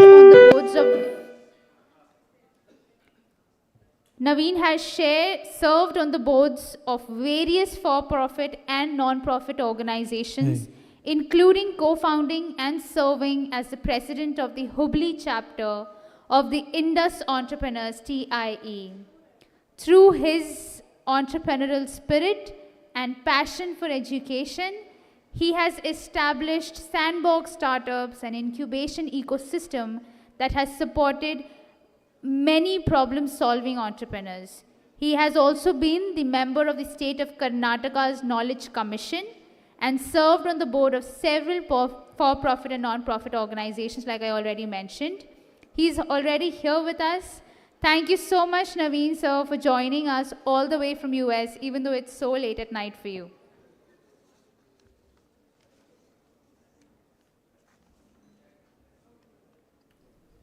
Shall I start? Yes. No, thank you. Thank you for so generous. Hopefully, I live up your introduction. I really would like to congratulate the whole Ek Kadam Aur team and Satish ji for doing wonderful work. And one of my friend Louis is there, and I'm sure you may have enjoyed listening him. We are very kind of privileged to start this program in India, and I'm particularly passionate about Arunodaya program, where we are kind of right now helping more than 100 blind kids in UP, Chhattisgarh, MP, West Bengal, and other places of India. And I think the team has meticulously designed this year-long engagement with the blind kids. And when we have seen several of the story, it's very heartwarming to see their real stories. I'm sure you may have interacted with several of them. I can see in the picture they were there. I think I would encourage all of you to get opportunity to interact with these kids. I think these kind of interaction go long way with building their vision in their life. So I would encourage every one of you, please take 5-10 minutes to spend one of the children who are going through this program, and I think that's the real contribution you can make. I am particularly, I was very moved when I saw the initial progress of the program with the last year when Satish and I was at the Harvard, the classmate, and when we see the progress of the kids going through the education and one-to-one peer kind of learning mechanism, the Ek Kadam or setup, I think it's a fabulous intervention, though it's a very, very intense because I haven't seen anywhere in the world where one person is dedicated to one child. So it was very rigorously designed, very intensive, and very committed to that particular child so they can pretty much learn whatever they have missed in the normal course of action if they would have gone to school. And in that process of 6 months of training and then another 6 months of assimilation in the mainstream education system. So we were very generous in designing these kind of instrument, and I really appreciate all the teachers who have been involved with Ek Kadam or being a board member Ek Kadam US. I'm very thankful for their real work on the ground to changing the everyone's every kid's life, and I'm sure their kids, their parents will be must be very very thankful for all the teacher. By this note, I would like to I know I'm speaking from here, so it's 2:30 in the morning. But it kept me awake to really see what is happening there.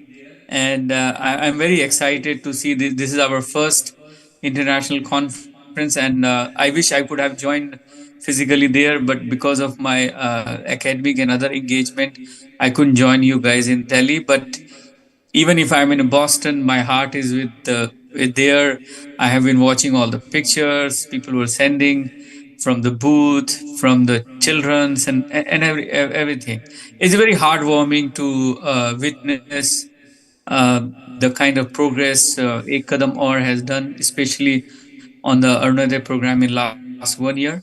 By that note, I would like to congratulate all of you for coming together the 2 days international conference, and I'm sure you all must be very kind of feel privileged to be part of such movement in India, and wish you all very very good luck, and thank you for listening me.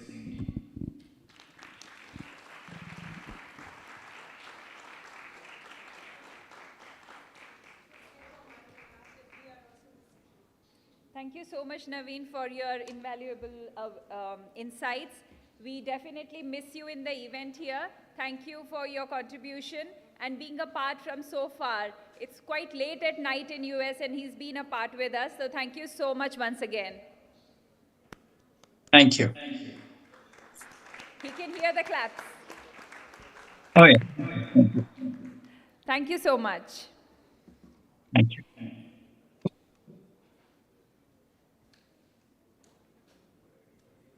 Next in line is Ek Kadam Aur Foundation's Recording model stopped. for teaching children with blindness. We would like to invite Mr. Naveen.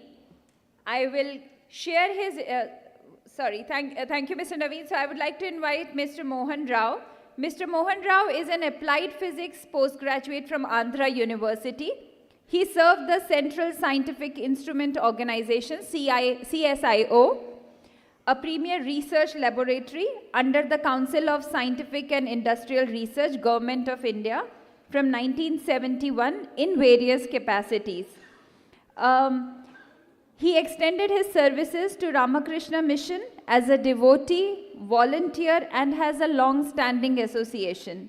For last 10 years, he's been offering his full-time service to Ramakrishna Mission Ashram, Vijayawada, and associated with different developmental projects at Ramakrishna Mission School, Sita Nagaram. He's been coordinating the activities on active learning collaboration project between the College of Education, Ramakrishna Mission Vidyalaya, Coimbatore, and Ek Kadam Aur. He has been associated with the activities of Ek Kadam Aur for last 6 years in his voluntary capacity. So big round of applause for Dr. Mohan Rao to join us on stage.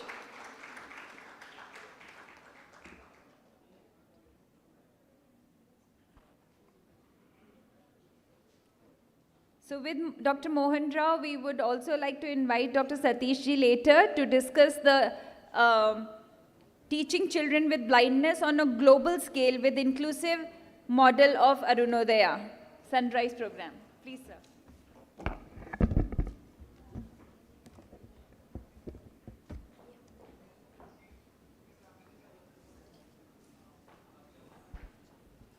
Good afternoon, everybody.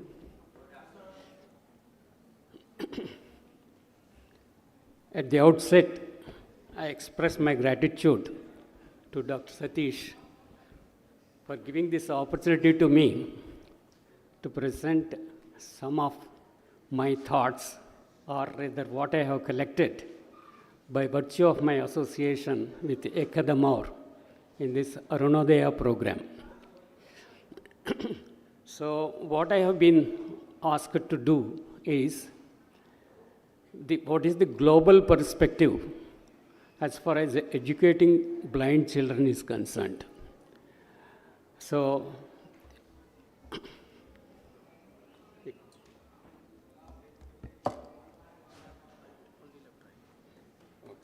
yes, forward.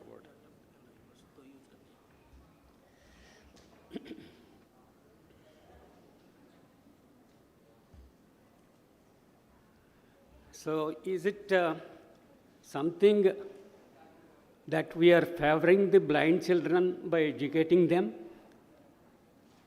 In your view, yes, it may be, but it is not actually the case.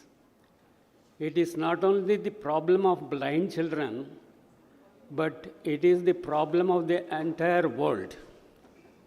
So imagine that if one person is not having any occupation in your family, how much burden you feel about that person. So it is a worry for everybody in that family what to do with this situation. So it is the same case with the blind people in the world. So here I am presenting you, right, 1.1 billion people they are living with vision loss as per the estimates in 2020, out of which 43 million people are blind, 295 million people have moderate to severe visual impairment, 258 million people have mild visual impairment, and 510 million people have near vision problems.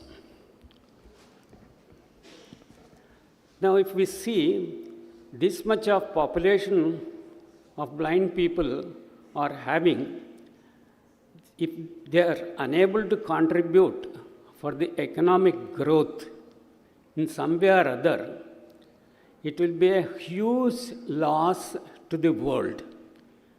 It is estimated around about 411 billion US dollars the world is losing by virtue of the fact that these blind people are not being put into some economic activity. So now let us see, suppose if we want to bring them into the economic activity, for that how much we have to spend? It is of the order of some 25 billion US dollars. So you just imagine we are losing 411 billion US dollars by virtue of not doing anything, and by just spending. No, it's the same thing. Oh, this is. Yeah, this one, can you change? No. It's not going. Sorry.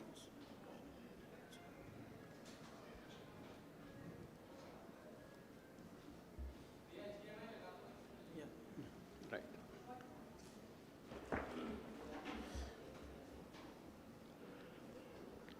It is, so we have understood the gross problem that is existing in front of the world. Blind people need not think that we need favors. No, it is not the case. The world needs their services. They are to be facilitated.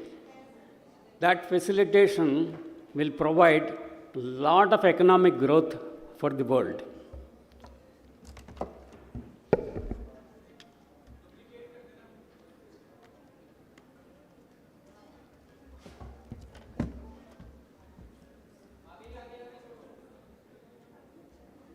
I can change from here?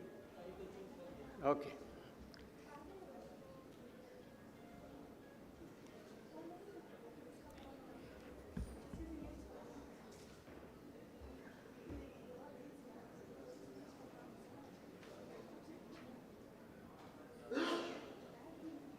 No.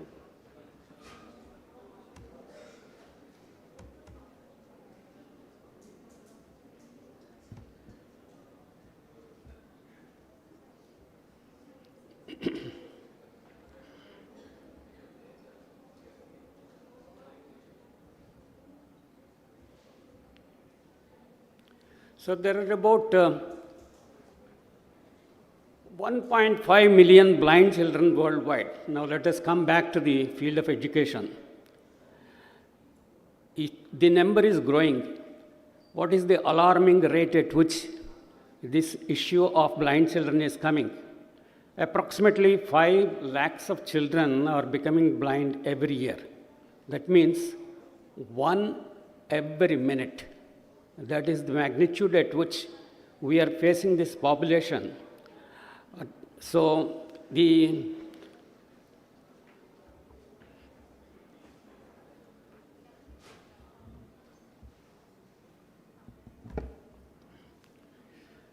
this problem was very much thought over. It is there in the hearts of everybody, and it has touched the heart of humanity as such. So the United Nations has taken this problem from time to time, but the latest advancement they have made from their direction to give a direction to all the nations is in the year 2006, there is one UN Convention on the Rights of Persons with Disabilities. So lots of things connected with disabled people are covered in this. Now let us restrict ourselves to the education aspect. So what they have done is, in this particular convention, they have talked about education particularly because this will provide solution for the other problems in their life. So what they have proposed is, it is not that we have to provide some special provisions to them, but we have to make them walk along with the other mainstream people. So they have proposed inclusive education is the way of doing it. Now there are certain issues why they have proposed this. The thing is, the research has demonstrated, all of you may be knowing that there are some special schools for disabled children. And these disabled children, when they undertook training in special schools, they are facing certain problems. The problem is they are not coming to the mainstream life so easily. So the research has shown that if they are put in inclusive education system where they are studying along with other people, other children, sighted children, some advantages are there. There are some greater chances to participate in the open labor market. It helps to build more tolerant societies, and it makes the normal children also more accustomed to living with people who have special needs. So these are the considerations that went through the minds of so many people, and then they have emphasized this inclusive education as a world body for other countries to follow as far as possible.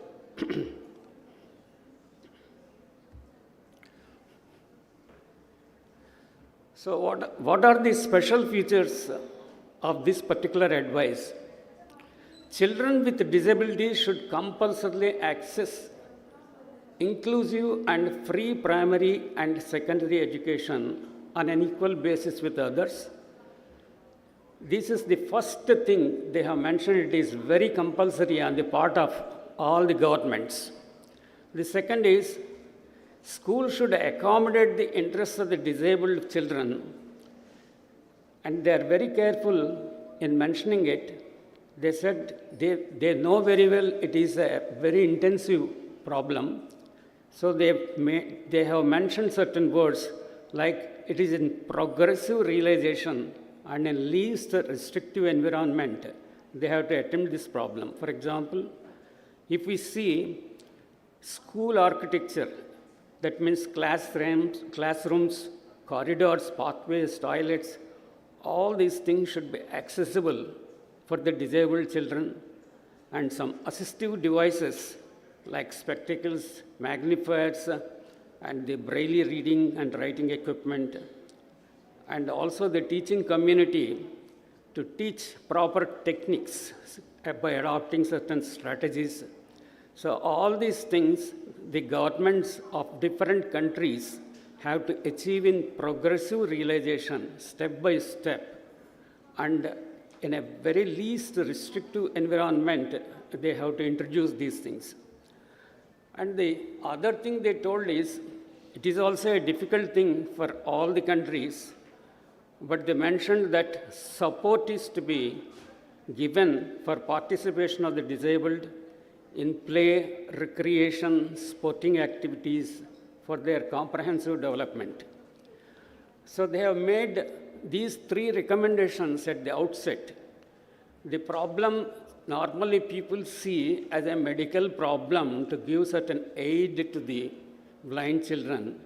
They have made it as a social problem. And then to bring them into the mainstream, these are the three recommendations, main recommendations they have made. Making primary and secondary education as a free and compulsory education to the blind children, and giving them, accommodate them in various aspects like school architecture, assistive devices like that. And then they should be given support also to enhance their personality.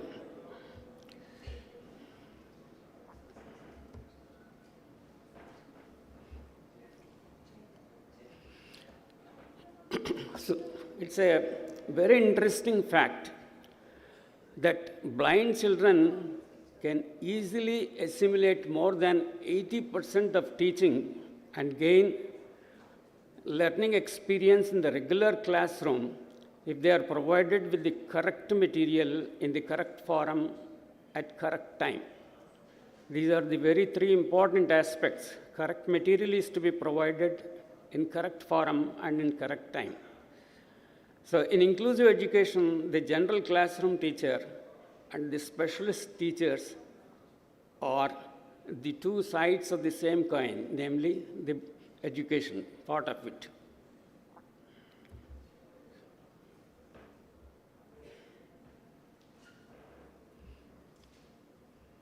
The role of specialist teacher is to provide special instruction in those skills peculiar to blindness, such as braille reading and writing. And the other things are preparing special materials and to provide consultation for the other classroom teachers, school administration, families, and local health authorities. These are the roles of the specialist teacher is concerned. Now the problem is it possible to do it? The magnitude is so high, and is it possible? So many models have come into the picture. I run through all those things.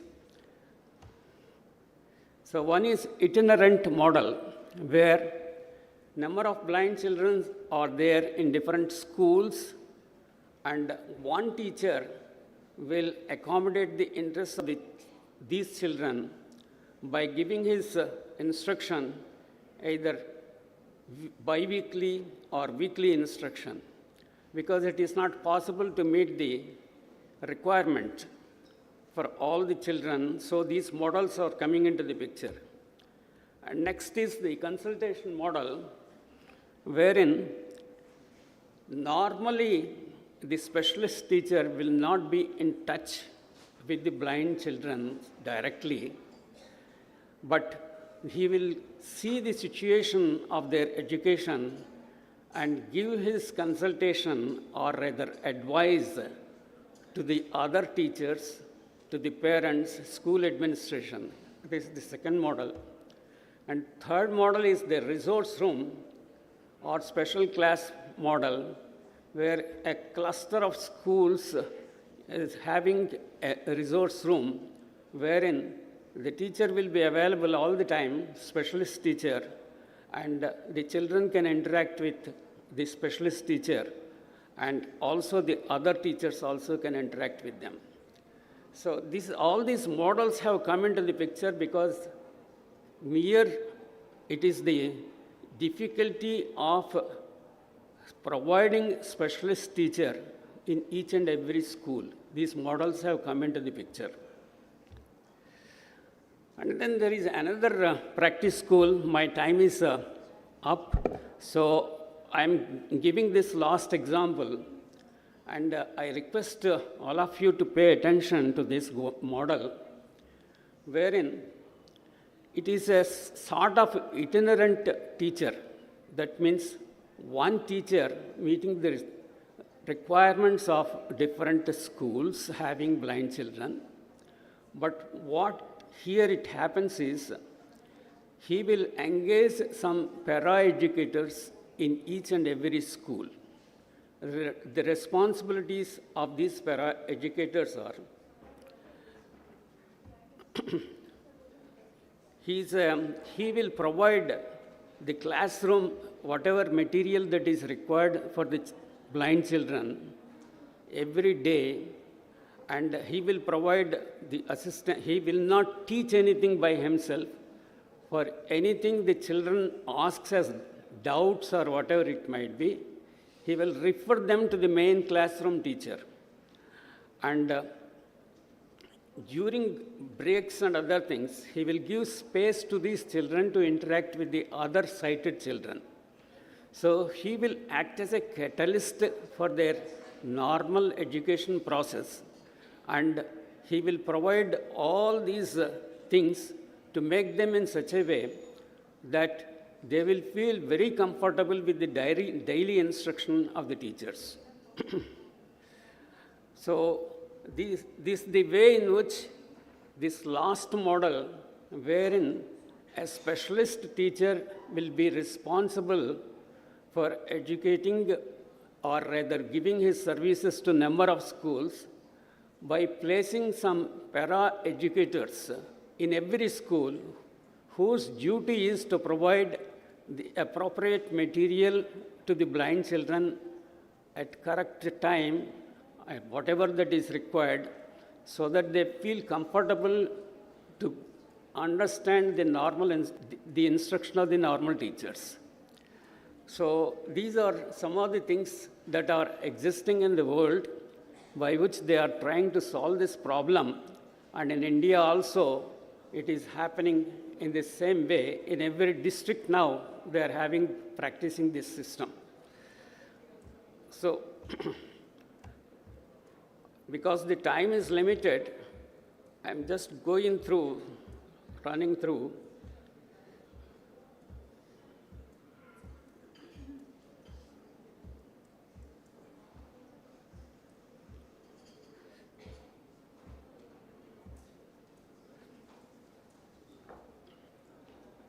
So there is some concept known as school readiness program in our country, and in some of the states, like in Karnataka, they have concentrated on disabled children for school readiness program.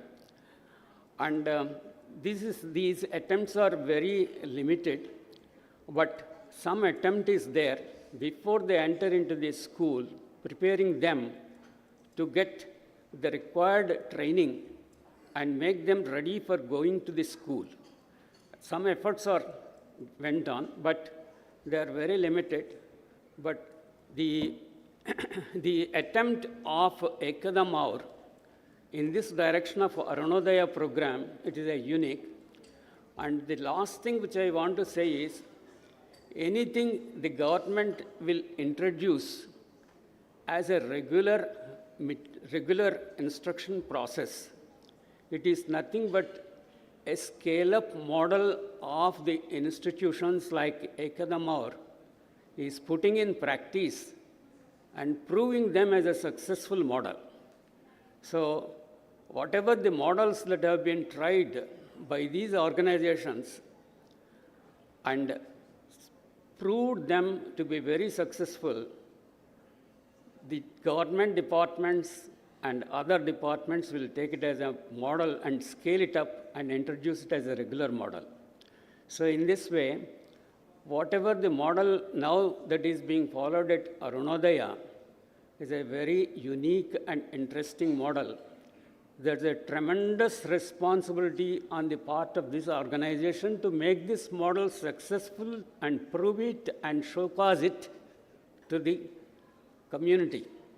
And so they're already doing very good work, and I pray that it will transform itself as a very successful model, and whatever expectations and whatever the hopes that are being met in due time.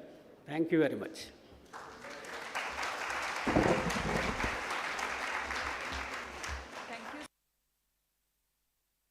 Thank you so much, Mr. Mohan. I am sure the uniqueness of the model as you shared and your vision will definitely make it successful. Now I would like to invite Dr. Satish on stage, the founder of Kadam Aur Foundation, to I think I'm audible otherwise also. Yes. Thank you.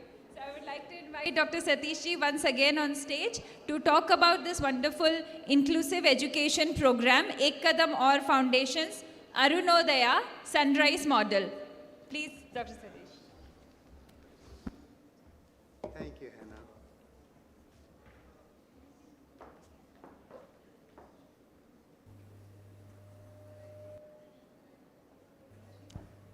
Good afternoon, everybody. It's so nice to see you again.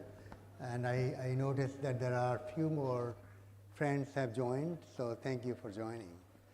I'm going to take another 15 minutes or so to talk a little bit more about our Arunodaya program, the program that we are particularly excited about. And we hope that this program turns into a made in India for the world. So that's the way we are positioning the program. So it's a program which is made in India, thought out in India, and then it's going to serve the entire world. And it's a part of the inclusive education opportunity that we all have under several umbrellas, under umbrellas of the government of India and their different schemes, as well as under the United Nations umbrella. So let's see. I guess that's not working. Okay. So, so as has been shared earlier, that approximately 1/5 of world India's population is still below poverty line, and of that population, about 1/3 people live in rural areas, and of that 3,20,000 or 320,000 are children who have blindness. And it's kind of interesting to note that only 30% approximately children who have blindness are going to school, and lot of these children are registered in the school but actually are not going to school. Some of them are going to school maybe 1 day a year or 5 days a year, but not on a regular basis.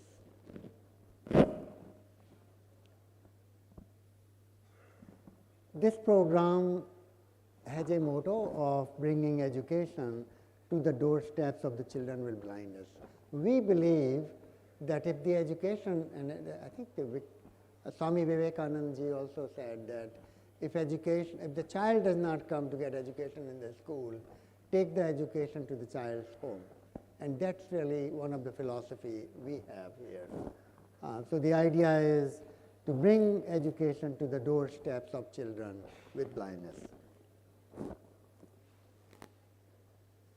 I think we talked about that a little bit earlier.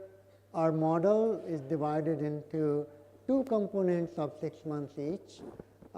It's a 1-year program, but so far it's taken a little bit more than a year for some children. So I would say it's a program of about 1 year and 3 months. And in that program, half of the program is dedicated to teaching children at their homes. So the first 6 months, teacher goes to the child's home Monday through Saturday, 2 hours every day, and we have a way to monitor to make sure that the teacher is actually going to the child's home every day. The second half of the program involves teacher being accountable for ensuring that the child goes to school every day for next 6 months and get used to going to school, gets used to playing with children who are, most of them or all of them are sighted. So this is really a program where we don't believe that a child with blindness must go to a school for blindness. We believe that a child with blindness can go to any school, and that's the case in many countries of the world. And we are hoping that that's how our program would pan out to be. We work with children with blindness. We also work with the parents and communities. We like to be very close to parents because parents are really helpful for us to share with us whether their child is learning something. So we not only give the child monthly tests, but we talk to the parents very frequently, I believe once a week, to make sure that they are happy with the teacher and the child is happy with the teacher as well. So it's a program where children, the parents, the teachers, and the special education teachers and the communities work hand in hand to produce the results. Our approach consists of one-on-one training of Braille by the certified special education teachers We also provide some rehabilitation training for mobility, functionality, and personal development. We are providing training for government school teachers and educators, as well as some private schools, and then our outreach within the community and parents counseling continues to ensure that our program Arnoda is successful. Our impact thus far for this program. Now, in addition to this program, we have other programs where we have developed leaders, and the numbers are a little over 3,000 all over India.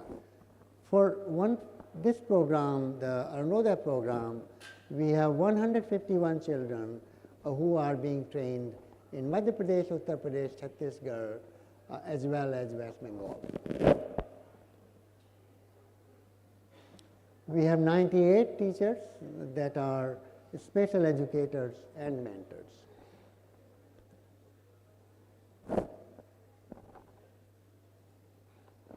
Our journey started in March of 2022 and has been continuing as shown in this picture.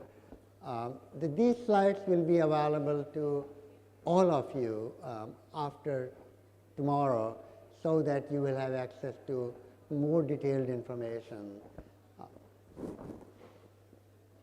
And with that, thank you very much.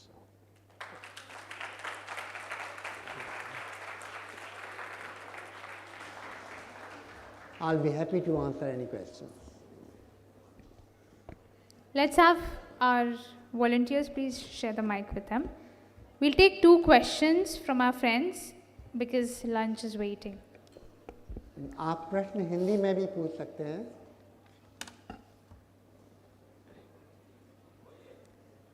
और अंग्रेजी में पूछे तो थोड़ा धीरे धीरे बोलिए तो समझ में ठीक से आएगा मुझे. गुड आफ्टरनून सर, मैं रोहित पांडे एमपी जबलपुर से. सर मेरा ये प्रश्न ये है कि जो हमारा ये प्रोग्राम है 1 साल का है सर, तो जो विजुअली इम्पेयर्ड है सर, जो स्पेशल पर्सन है सर, उनको जो हमारा प्रोग्राम 1 साल का आपने बताया सर, तो क्यों ना सर इसमें कुछ और वृद्धि की जाए सर, और इसको थोड़ा सा और बढ़ाया जाए, कम से कम 2 या 3 साल कम से कम अगर होने बच्चे के लिए तो वो अच्छे से इम्प्रूव कर सकता है सर. क्योंकि 1 साल जो होता है सर वो छोटे बच्चा मतलब कम ही सीख पाता है सर. आप स्पेशली अगर बच्चे की बात करते हैं तो. धन्यवाद, बहुत ही अच्छा प्रश्न है आपका. तो मैं एक बात बताना भूल गया था कि ये प्रोग्राम 1 साल का है फुल टाइम, और उसके बाद हम 1 घंटा हर हफ्ते बिताते हैं बच्चे के साथ अगले 4 साल और. तो ये अभी 5 साल का प्रोग्राम है, और अभी हमारे कोई भी बच्चे 5वें साल तक नहीं पहुँचे हैं. तो हमारी ये उम्मीद है कि जब तक हम हमारे पहले 19 बच्चे 5 साल पूरा करेंगे, अभी वो 1 साल पूरा कर चुके हैं, जब ये 5 साल पूरा करेंगे तब तक हम कुछ और इंतज़ाम करेंगे फंडिंग के हिसाब से, जिससे कि ये प्रोग्राम और आगे चल सके हाई स्कूल तक. हाई स्कूल के आगे का हमने नहीं सोचा है. हाई स्कूल के बाद तो तब तक तो हम डिजिटल ट्रेनिंग ऑलरेडी दिए होंगे, तो हाई स्कूल के बाद ये प्रोग्राम समाप्त होता है. और कोई प्रश्न? हाँ बोलिए please.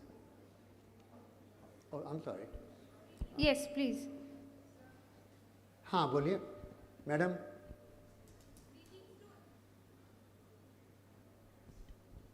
Can we get her a different mic please?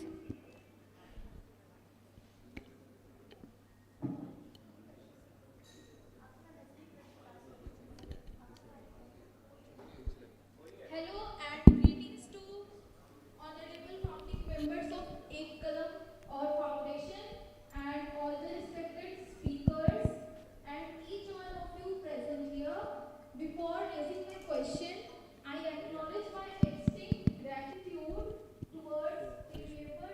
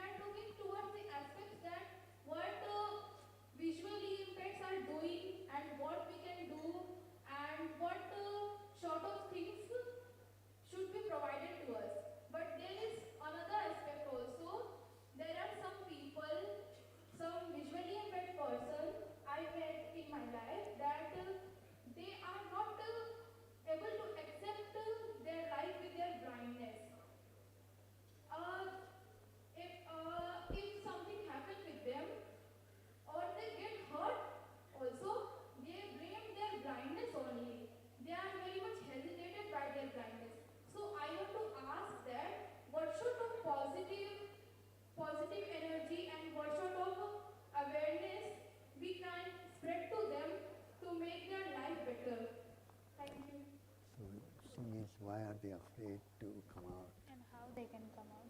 Yeah. So one of the things that we are trying to do is to connect with them on a very personal basis, to develop a relationship, to develop a friendship.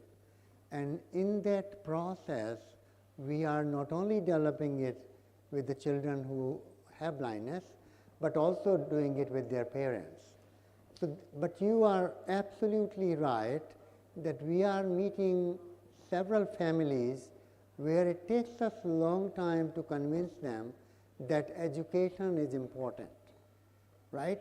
We hope that we can really connect to all of these people and be able to produce the results that we hope to produce, because they have to open up. They have to compete, because there is no reservation in the world for this. Once they are able to compete, then they will thrive. And we are trying our best to do exactly that by connecting to them, by being their friends. We have hired quite a sizable number of colleagues who are teaching in our program who are completely blind. We also have 2 staff members, 1 director and 1 manager. They are also they have the complete blindness. And we will be hiring a lot more. And what we do is that we utilize these friends, these colleagues, these staff members to talk to our children and get them excited about education, get them excited about life, and get them excited about their being, their rights, their opportunities, and their progress and development. But very nice question. Thank you very much. Hello sir, नमस्कार। नमस्कार। मैं Yusuf Kapadia from Dahod, Gujarat. Please sir, मेरा ये सवाल है आपसे कि जो आपका कार्यक्रम मध्य प्रदेश, छत्तीसगढ़ और यूपी और वेस्ट बंगाल में चल रहा है, तो क्या एक कदम का ये प्लानिंग हो सकता है कि जो अन्य राज्य में जो ब्लाइंडनेस का है उस तरफ भी ये कार्यक्रम ले जा सकते हो? बिल्कुल, एकदम। तो राजस्थान और गुजरात के कुछ पार्ट्स ऐसे हैं कि जहां ये कार्यक्रम चलाना चाहिए, ऐसी हमारी सोच है। हाँ, तो ये अभी लंच टाइम में जब ब्रेक होगा तो आपसे बात करते हैं। Okay sir, thank you. Gujarat बहुत प्रोग्रेसिव नहीं प्रोग्रेसिव है, लेकिन उसमें ऐसे भी पार्ट है सर कि जहाँ पर इंडस्ट्रियल नहीं है, वो ट्राइबल है और माइग्रेट होते रहते हैं हर साल, और बच्चे वैसे ही घर में पड़े रहते हैं। हाँ, मेरे परिवार के कुछ लोग गुजरात से भी हैं जी, मेरे स्टाफ में भी हैं जी जी, तो हम आपसे लंच टाइम में बात करते हैं। Okay, thank you sir. Gujarat हमारे लिस्ट में है। Okay sir, thank you. Stage पर thank you sir. Gujarat, Maharashtra, Rajasthan और Tamil Nadu. Thank you madam. Along with the 5 years program जो आप कर रहे हैं प्लानिंग, इसमें जो स्टेट बोर्ड्स के स्कूल हैं जहां हम आशा करते हैं कि हमारे बच्चे वहीं पे जाएं, they do not go to an exclusive kind of schools, boardings होते हैं जो हमारा इरादा नहीं है कम्युनिटी के बच्चे को कम्युनिटी में रखकर उनकी रिहैबिलिटेशन कराई जाए। तो इसमें आपका स्कूल कमिटीज़ जो सर्व शिक्षा है, those are all in theory. हमारे एक्सपीरियंस में है वी कोलैप्स, वी फेल, जबकि वहाँ पर एडुकेशन के लिए हमें उनकी ज़रूरत होती है टू एक्सेप्ट द फैक्ट गांव का बच्चा गांव के स्कूल में ही पढ़ेगा, शहर में नहीं जाएगा। So you have to give that kind of preparation so that the bacha does not run away after 5 years. Definitely. That is very important. With our experiences, we have found that कि हम आगे के लिए वहीं पे अटक जाते हैं। एकदम एकदम। That is the hope. Thank you very much. Salome, yeah. I think my time is up. Dr. Dava. Hello. Doctor Tripathi नमस्कार, मैं प्रोफेसर मलिक बोल रही हूँ, president national federation of the blind, professor in Delhi university, department of Hindi.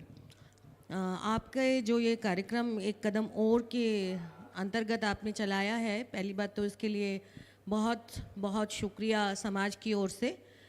इस तरह के बहुत ज़रूरत है हमारे समाज को ही नहीं, पूरे ऐसे देशों में जहाँ युद्ध छिड़ा हुआ है, क्योंकि युद्ध के दौरान भी बहुत डिसेबिलिटी घटती है और उस डिसेबिलिटी को अभी तक एड्रेस करने वाले एनजीओज नहीं आए हैं। तो मैं आपके में से एक बात जानना चाहती हूँ, जब आप जाते हैं, ये माइक ठीक नहीं है, बीच बीच में से कर ना, हाँ ठीक है, तो जब आप बच्चे के पास जाते हैं 1 साल के लिए, उसको के लिए एजुकेशन, उसके बाद जैसे अभी उन्होंने कहा कि विशेष विद्यालयों में नहीं, हम चाहते स्टेट्स के विद्यालयों में ही बच्चे को एडमिट कराया जाए या गांव का बच्चा गांव में रहे। देखिए ये बात नेशनल फेडरेशन, क्योंकि हम मास बेस्ड ऑर्गेनाइजेशन है और 22 राज्यों में हमारी शाखाएं हैं, हम ज़मीन से जुड़े हुए लोग। जी दीजिए। तो अगर गांव के बच्चे को आप गांव में ही रखने की कोशिश करेंगे तो वो बच्चा बाहरी दुनिया की तकनीक से और बाहरी दुनिया से परिचित उतने स्तर पर नहीं हो सकता। प्राइमरी तक बच्चे को विशेष विद्यालयों की ज़रूरत पड़ती है। क्यों, मैं बता रही हूँ आपको। नंबर 1 इसलिए कि वो बच्चा पूर्णतः अपने समाज में जिन चीज़ों को टच के माध्यम से छूकर सीख सकता है, सनेत्र बच्चों के बीच में, साइटेड बच्चों के बीच में बैठकर उसको वो फैसिलिटी कभी नहीं मिल सकती। दूसरी बात, जो भी गेम्स आउटडोर इंडोर्स होती हैं, किसी भी सामान्य विद्यालय में उस तरह के स्तर पर आउटडोर्स और इंडोर गेम्स नहीं हो सकती जैसा कि विशेष विद्यालयों में होती है। अभी पैरा ओलंपिक की बात हम कर रहे थे, आप जानिए कि पैरा ओलंपिक के एथलीट्स विशेष विद्यालयों से अधिकांशतः वहीं से शिक्षित प्रशिक्षित होके आए हैं। तीसरी बात, अगर आप बच्चे को विशेष विद्यालय, क्योंकि national federation of the blind ने लड़ के 1995 के एक्ट में और 2016 के एक्ट में हमने विशेष विद्यालयों को बचाया है। ये नहीं कि उसको बचाने का मतलब है खाली उन्हीं तक सीमित रख देना, नहीं। पहले बच्चे को आत्मनिर्भर और आत्म सक्षम बनाएं, उसके बाद ओपन एरिया में उसको छोड़ें। तो वो या तो हायर एजुकेशन से या फिर हाई स्कूल से आप उन बच्चों को ओपन एरिया में छोड़ सकते हैं, और वो छोड़ा भी जाता है। कोई ऐसा विद्यालय नहीं है जो पूरा आपको MA PhD करा देगा। तो इसलिए अगर आपकी फाउंडेशन, ये आपकी एक रिजिडिटी है कि हम विशेष विद्यालयों में उनको एडमिशन नहीं देंगे और नहीं करवाएंगे, तो ये एक गलती है। प्लीज़ ऐसा मत कीजिए, आपकी सेंसिटिविटी को ये लिमिटेड करता है। आप बच्चे को, छोटे बच्चे को 4 साल 6 साल अगर अपने उसके घर में ही सिखाते हैं और उसके बाद उस बच्चे को ज़रूरत है वहाँ तक पहुँचाने की जहाँ उसके जैसे हज़ारों बच्चे हैं, ताकि वो अपनी सेंसेस को पूर्णतः डेवलप कर सके और उसके माध्यम से वो दूसरी दुनिया से जुड़ सके। तीसरी एक और महत्वपूर्ण बात कि हम बच्चे को विशेष विद्यालयों में ब्रेल से उस तरह से परिचित नहीं करा सकते। मटेरियल देख के मैं हमारे बहुत सारे, जैसे जम्मू में हमारा स्कूल है, बिलासपुर में है, पुणे में है, कानपुर में है, मैं देख चुकी हूँ सर्व शिक्षा अभियान के अंतर्गत बिल्कुल बच्चे वो हमारे ही प्रेस से मटेरियल छपवाते हैं और वो मटेरियल बेच दिया जाता है। कहीं भी वो मटेरियल किसी इंडिविजुअल तक नहीं पहुँचता। तो नहीं, कल मैं सुनाऊंगी, बस मैं इतना जानना चाहती थी कि आप अपने बच्चों को, जो बच्चों को आप शिक्षित प्रशिक्षित कर रहे हैं, छोटे मासूम बच्चों को, क्या उनको सिर्फ वहीं तक सीमित रख रहे हैं कि गांव के विद्यालय में ही रखें? डॉक्टर त्रिपाठी डॉक्टर त्रिपाठी मैं आपसे मुखातिब हूँ, तो थोड़ा सा आप डिटेल में इसका विस्तार पूर्वक इस पे विचार डालें। प्रश्नों का हम जवाब देंगे, इसके लिए हमने 2 दिन का कार्यक्रम रखा है। अभी हम इस प्रोग्राम को थोड़ा आगे बढ़ाना चाहते हैं Satish ji, because we are running late.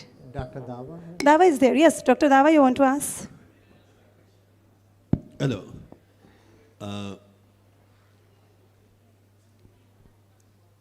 last night I went to bed early, little early, because my roommate was not there. And in the middle of night, around 11 p.m., somebody knocked my door. When I opened my door, there was a gentleman with a little girl, yeah? And there was an executive from Kadam. Then I opened my door. She requested that I need to adjust that gentleman and the little girl in my room. So I took them inside and I went to bed. So next morning, in the morning, I came to know she is visually impaired, visually challenged. She is none other than Ananya. Yeah, right. So then I gave orientation to the father, how to use the washroom. Then I prepared tea for them. I believe, since we are talking about inclusive, one of the important to ensure meaningful engagement of children, those who are visually impaired, visually challenged, or adult, those who are visually challenged, is we should have a heart in our space, so that they can accommodate. So, morning I have seen his father was very kind, very caring, very compassionate. He was doing everything normally a mom does. He was the one who gave birth to Ananya. And there I realized, inclusive of visually challenged in the mainstream education system is not at all easy, is very demanding, is very resource driven, skills driven, competency driven. And Mr. Monroe told us that India is the first country in the year 1976. We have launched the blindness control program. Even today, we have the largest number of blind in the world. 12 million blind people are still living in our country. So, my request from platform like this, there should be a strong advocacy to the government of India. So at the government level, it should be mainstream, it should be integrated in the policy, programs, and systems. Then only then we can integrate, we can include visually challenged children or adult in our country. Then and only then we can have a country where every visually challenged or physically challenged can live a dignified life in this country. Thank you so much. Thank you. Thank you very much, Dr. Baba. Thank you all. Thank you so much, Dr. Tripathi, for sharing with us the Arunodaya model. And I must say to all of us present over here, so we have all gathered here to ensure that this is not only a one-way discussion. You will also be making suggestions to us, and we will ensure that as an organization, we will listen to you and we will do our best in terms of improving our work, because we all agree that we are all here to work for one cause. So thank you so much for being so patient and so supportive with us. So moving on, we now invite you for a delicious lunch that is waiting for you. And let me tell you that while you are all ready for lunch, we will also be having Swati Piramal's video here. She's going to speak on blindness, public health, and educational perspective. So Dr. Swati Ajay Piramal is an Indian scientist and industrialist and is involved in healthcare, focusing on public health and innovation. She is the vice chairperson of Piramal Group, a business conglomerate with interests in pharmaceuticals, financial services, and glass packaging. She has been awarded the Padma Shri, one of India's highest civilian honors, by the President of India in 2012 for her contribution to the science and technology business. She served as the first woman president of India's Apex Chamber of Commerce. She also serves as a member of the Harvard Board of Overseas and Dean Advisor to Harvard Business School and Public Health. I would request our console member to have her video up, and we can all start moving ahead. We can also keep looking at the video as it will be going on. And I would request all of you to be back by 1:30. We also have a booth right out there. Please take the opportunity to visit the booths, talk to the representatives who are there. I think that will be a great conversation where you will also get to understand and learn about all the people who are presenting their products and services to us. Thank you so much.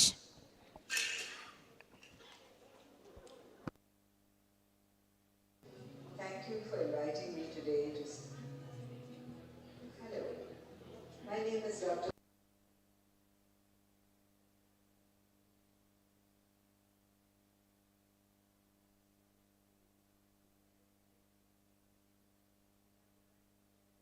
Thoughts on the vision of... चिंता नहीं करो, वहाँ से track बन जाएगा। Hello,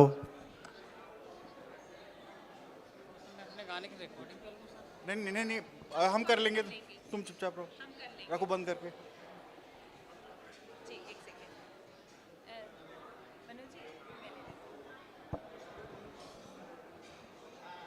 अभी track on करेंगे, फिर आप उसके साथ गाइएगा। जी जी।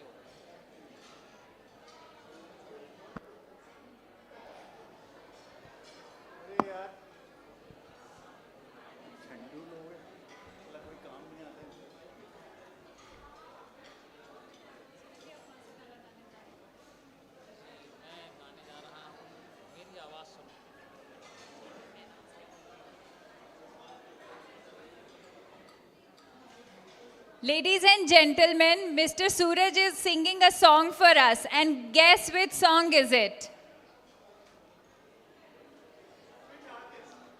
Which artist? Any guesses? Arijit Singh? Okay. Meri Awaaz Suno. I think now we all should be ears.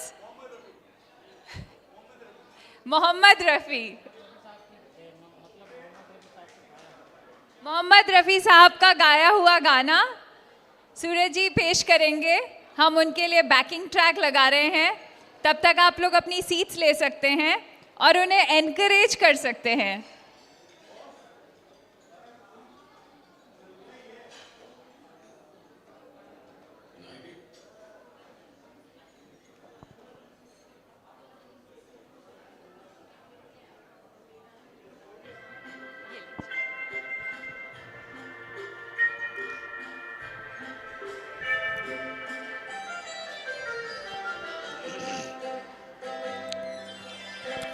मेरी आवाज़ सुनो, प्यार का राज सुनो, मेरी आवाज़ सुनो। मैंने एक फूल जो सीने पे सजा रखा था,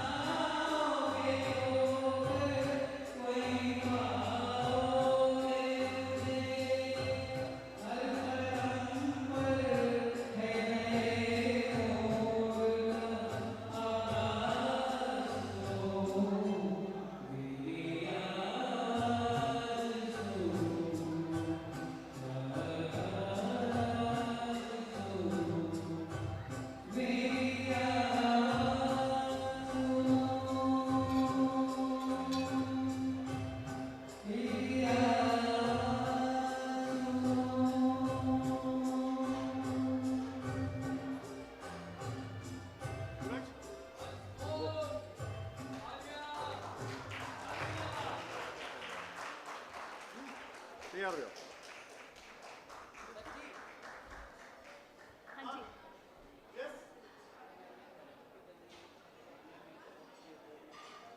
नहीं बोल दिया ट्रैक शुरू हो गया सूरज ट्रैक शुरू हो गया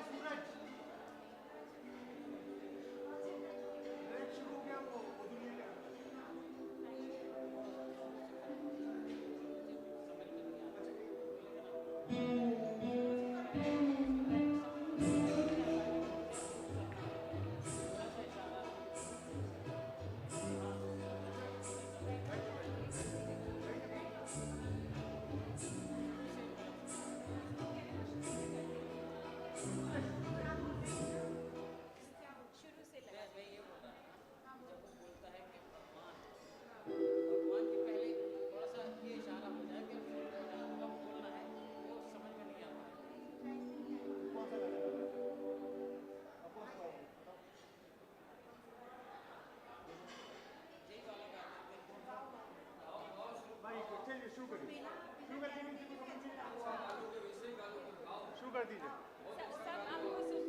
सुनिए सुनिए आप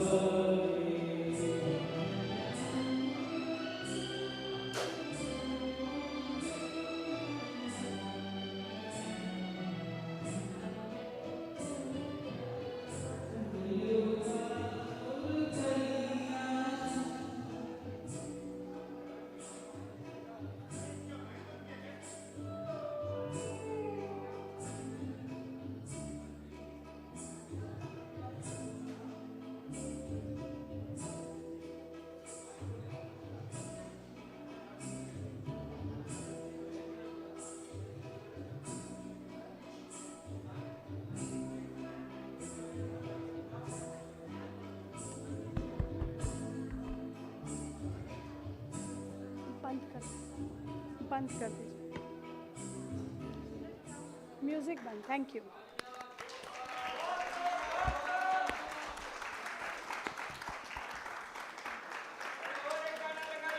नहीं thank you thanks a lot it's was marvellous और सरस्वती सिर्फ महिलाओं में ही नहीं पुरुषों में भी वास करती हैं इसका साक्षात उदाहरण है धन्यवाद आइए प्लीज़ इनको I request volunteers Manoj ji मैं होटल वालों को थैंक यू कहती हूँ cheers to Shangri-La people for a wonderful lunch thank you and I request them to pack everything within 10 minutes thank you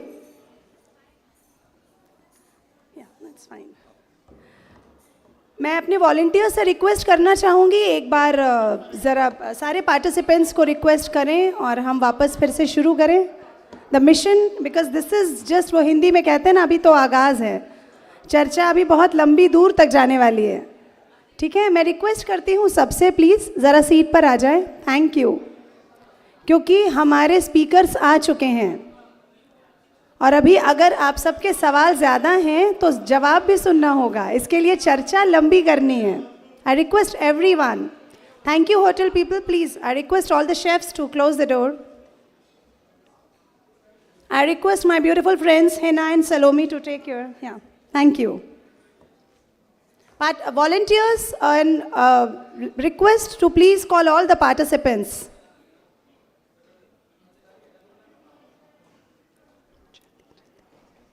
Thank you. Thanks a lot.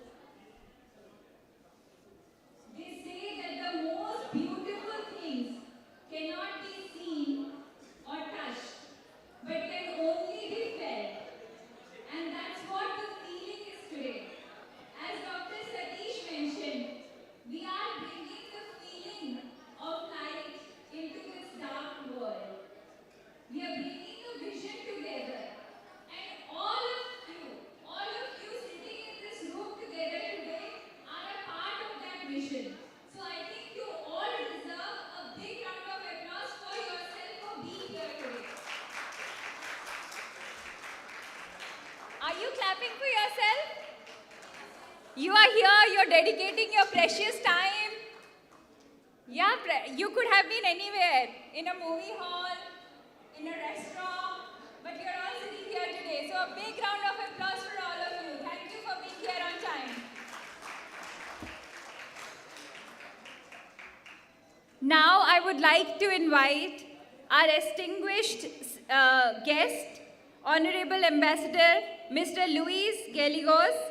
He is a member of the Board of Advisors at Ek Kadam Aur. He serves as the President and Board of the United Nations Institute for Training and Research and the Global Initiative for Inclusive Information and Communication Technologies. He is also the President of the Advisory Committee of the Institute of Public Policy and Disability, Senior Advisor of the Harvard Disability Project. Mr. Gallegos was the Minister of Foreign Affairs of the Republic of Ecuador during 2020 and 2021. During his diplomatic career, he served as an ambassador, extraordinary, and plenipotentiary, acting as the permanent representative of the Republic of Ecuador to the United Nations in New York and Geneva. He has received numerous state decorations, recognitions, and awards, including the highest Ecuadorian decoration in 2011 for his significant contributions to his country. Again, I can just go on, and he's already on stage, so I won't take much time, and I would like to invite you to address our guests. Thank you so much. Thank you very much.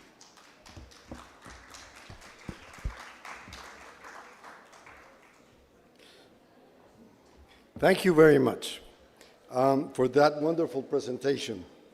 It is an honor for me to be here today. I have the distinct pleasure of being a friend of Satish, We met together in Harvard last year when we were doing the Fellowship for Leadership, the Advanced Leadership Initiative. My intervention today will be on the Convention on the Rights of Persons with Disabilities. As you know, the United Nations has a group of 10 international treaties called International Conventions to protect the rights of persons. In 2002, I had the distinct honor of being elected as president of the working group that was to elaborate the Convention on the Rights of Persons with Disabilities. I had the honor and the pleasure of working from 2002 to 2005 on the negotiation of this convention. The purpose of the convention was to be able to protect and promote the rights of persons with disabilities around the world. At the time, we calculated, according to the World Health Organization, that there were 670 million people who had disabilities around the world. This convention has become one of the hallmarks of the human rights pillars of the United Nations. It is now signed by 187 of the 193 countries of the United Nations. It encompasses 1.3 billion persons. If we calculate also the impact group of this convention, which we normally calculate 2 persons per every 1 person with a disability, we are talking about 3.9 billion persons who have disabilities related to disabilities, are stakeholders in disabilities, or are part of the group who are directly impacted by a disability. You're either born with a disability or you acquire a disability during your life by sickness, by accident, or by war, as you would testify in your televisions every day. Therefore, we have a convention that has the possibility of protecting the rights of persons with disabilities. The 187 countries that are members of this convention have the obligation to be able to comply with each one of the dispositions that it has. The convention has the protection in mind of persons with disabilities, but also it has the need for us to treat persons with disabilities with the empathy, the capacity, and the new authorization of their livelihood in the world. Human rights is a very complex issue. For human rights requires not only the promotion and protection, but also the effort of all states around the world to make it feasible for persons to work, self-sustain, educate, have health, and other obligations. This convention mandates the creation of an expert body which meets in Geneva 3 times a year and monitors the compliance of states. Therefore, countries like Ecuador and India are monitored in the compliance of this convention every 4 years.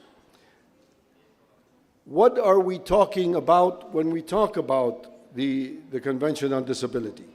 We are talking about issues that have to deal with accessibility. For example, accessibility is Article 9 of the Convention. For me, it is one of the most important ones because it mandates that the state requires to guarantee the access, not only physical access like ramps or dots in the sidewalks for persons who cannot see, but it also mandates technological accessibility.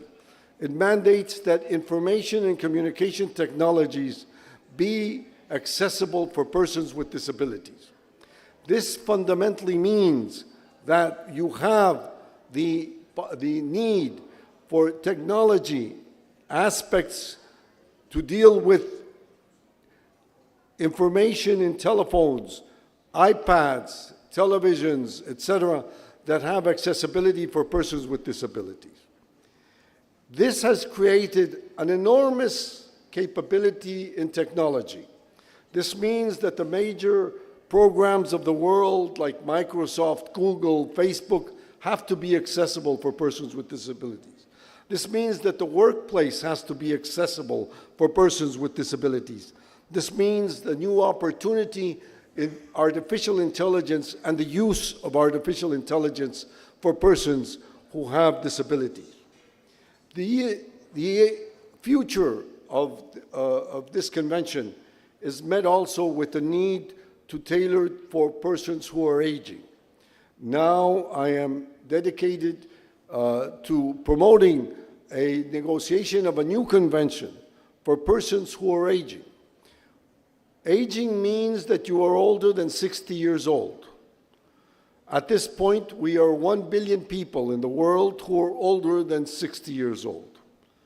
By the year 2000, by the year 2050, which is 27 years from now, there will be 2 billion people who are aging. If you multiply the 2 billion people by the index of 2 per each, you will have 6 billion people. At the present moment, the 1 billion people who are aging like I represent more persons than children being born in the world. Therefore, the demographics of the world will change. 85% of those over 60 will have some type of disabilities. Let me ask you a question here.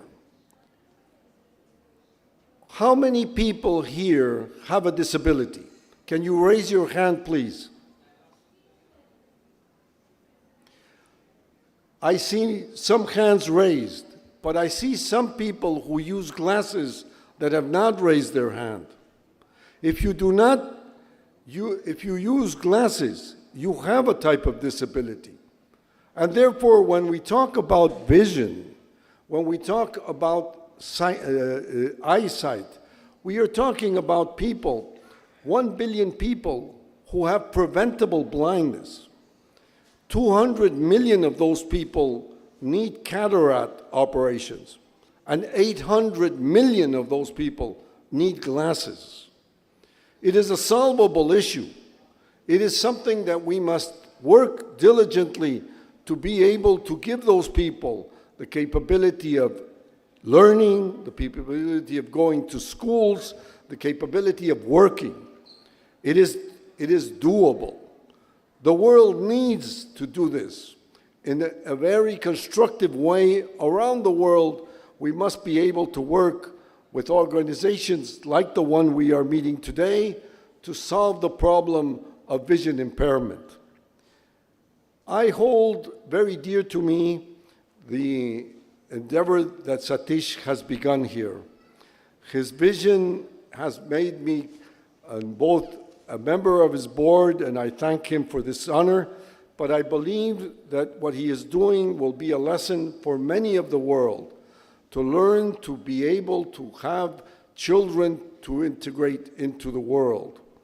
My principal concern today is that we be able to understand the capabilities of persons who have this impairment, that is the lack of eyesight, to be able to work and to live in better conditions around the world. When we talk about disability, sometimes people look into the issue of disability with concern, sometimes with fear. If you see a child with autism, it is sometimes the reaction of the population to look at him with fear, in many cases brought by ignorance or by lack of knowledge of what to do with this. So we must look at each other in the mirror and see how we react to persons with disabilities. And as Satish was saying this morning, which impressed me very well, that we must engage with persons with disabilities. We must make their lives more fruitful. We must make their lives more in our circumstances in which we live. We are surrounded by people like this. I will tell you my story because as an aging person, I was asked to have an eye exam to get a driver's license a few years back before the pandemic in 1972.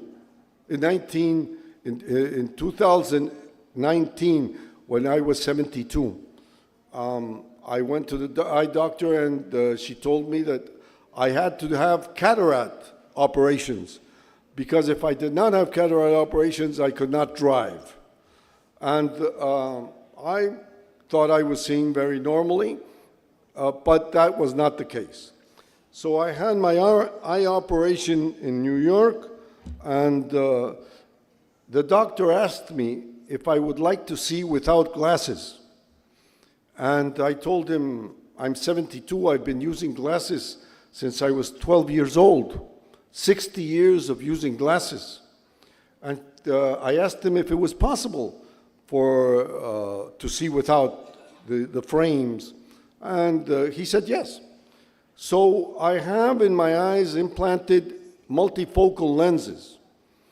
This is a demonstration of mine that I can see far away and near with these multifocal lenses.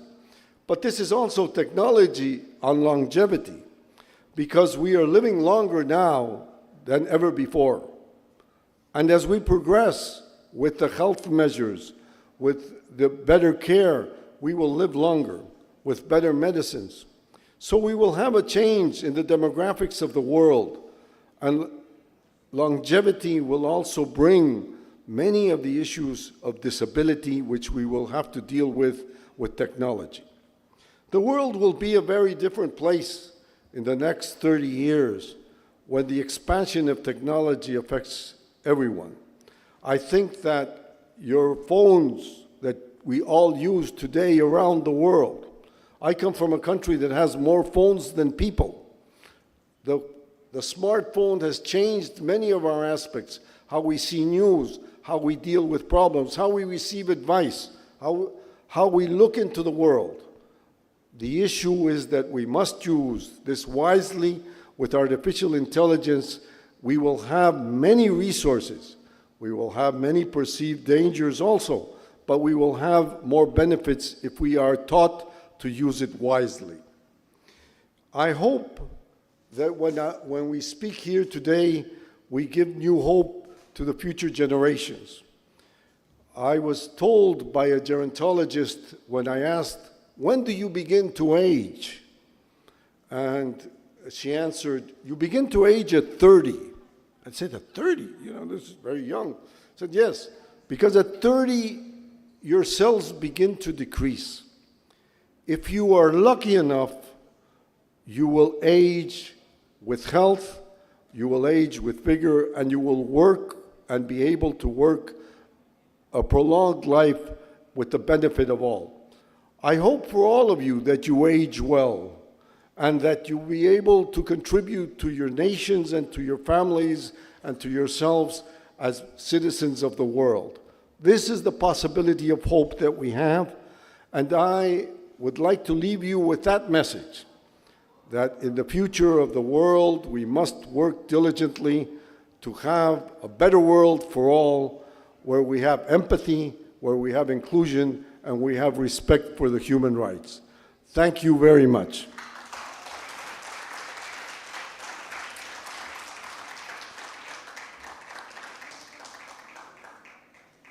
I would like to ask for any questions or answers, if I may.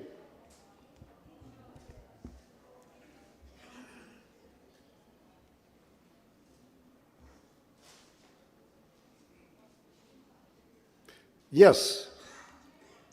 Can we have a microphone, please?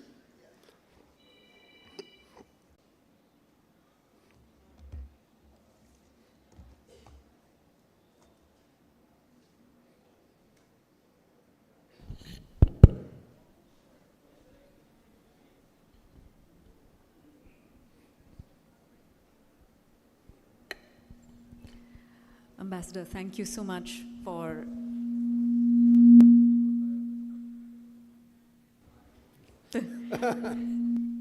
doesn't want me to speak.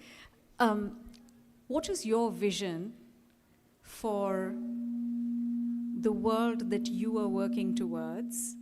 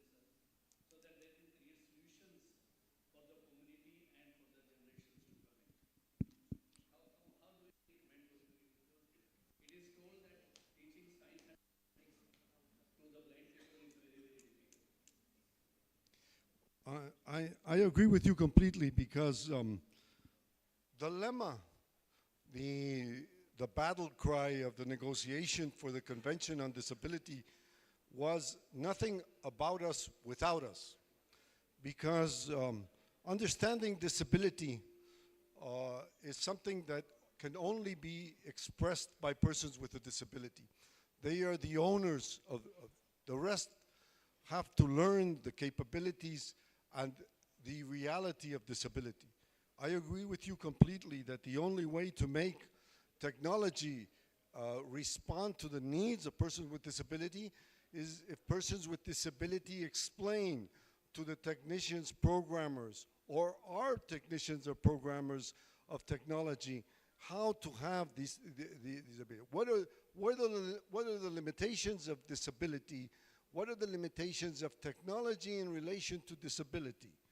How can we better the lives of persons with disabilities is only, it can only be explained exactly by them. So I think that teaching them, having courses, special academic courses on issues of technology, on mathematics, on programming is fundamental. Now you have voice recognition. Voice recognition for technology is something that is now very used. I think that we are in the stage in which we will have an enormous expansion of the use of technology for people who cannot see. I also believe that these technologies can be very adaptable. I was explaining from the last question that we also work with multinational corporations. The organization called Valuable 500 works with more than 500 multinational corporations that are obligated, have become obligated, and wish to be obligated to be more entwined and more related to issues of disability and make them not only accessible as workplaces, but also make their products accessible for persons with disabilities. So technology is part of this, and as we move into artificial intelligence, I think we have many more opportunities than before. And I think that the way you suggested is the way we should go. Teaching them, being able to have people with disabilities integrate the formulation, programming, and elaboration of issues that have to deal with technology. No, my question was actually, say, for the past 4 years, my aim has been that I must make blind students into engineers. And I could get 8 of them directly after JEE qualification, and one of them is studying at Stanford University. And I found they don't have really books available, the students in India, the NCERT science, maths books, and they are being told to leave mathematics. So I have created all their books so that individually, without any help from anywhere. Because, I mean, if I ask for any help from anyone, no one is ready to help. And they believe that a student just take history and political science and just music, and then how would technology develop for people, for the blind people? I believe that we should really come forward and create people who can really look into the problems themselves and should create solutions of their own, actually. I agree with you completely. So, I think one of the major successes we had a few years back was the World Intellectual Property Organization negotiated a treaty called the Marrakesh Treaty because it was negotiated in Marrakesh, Morocco, and it provided books free of cost by internet that permitted, that were dedicated to persons with disabilities. I think that is a very good way of going into the aspects of being able to reach that technology. But again, I agree with you. Persons with disabilities have to integrate the solution of these problems because they are the only ones who know the profundity of disability. yeah. Okay, so nice. Thank you. Thank you. I think. Any other question, please?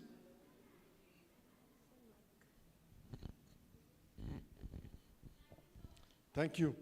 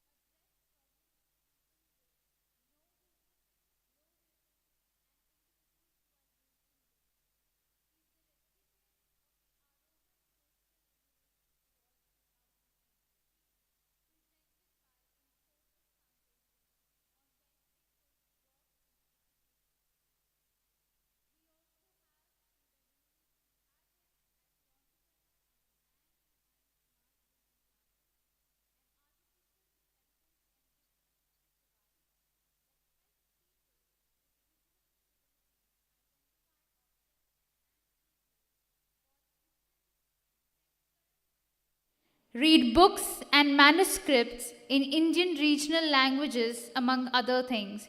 He is an IIT graduate and as well as a former Navy official. He started off as a business unit leader for a private company in the aerospace engineering, and he gradually shifted gears into the welfare space sometime in 2012. He is also the founder of the now defunct Apna Care, which connected people seeking high quality and affordable care for their elderly family members through technology. Thank you so much, Mr. Ramu, for being here with us, and over to you. Thank you so much, Salome, for your generous introduction. Okay, I'm requesting Colonel Kapoor to translate when I speak in English, because my Hindi is not all that great. So I'm requesting Colonel Kapoor. Thank you so for agreeing to that. And thank you, Ek Kadam Aur, for giving me this opportunity. And thank you, Satish ji and Veena ji, to make me come all the way from US. Okay, otherwise this was not in my plans. But I wanted to be with you all. I wanted to be with the community I love to serve. Like, now it has become my family. Okay? So before, I have a short presentation, and I would like to show you. Can we go ahead with the presentation, please? Okay, just to introduce I just want to describe myself. Okay, I am about 5 feet 9 inches, and I'm wearing a nice blue blazer. And my device will tell me my age. I'm not going to tell you. I will let my device tell the age. And I'm wearing glasses. Okay, this glass, if I'm a sighted person, but a visually impaired person wears this glass, it is going to tell me in my, like in my ears, in the sense, this is a bone conduction glasses I have, it will tell me a group of people in front of you. And I'm looking at Colonel Kapoor, a gentleman in white shirt and a black trouser is looking at you with a microphone in his hand. So like that it will describe. And it will read any document. Okay, I'm just wearing those glasses for you to see. Okay, can we go ahead with the presentation, please? The next one. It's a video. Please click on the video.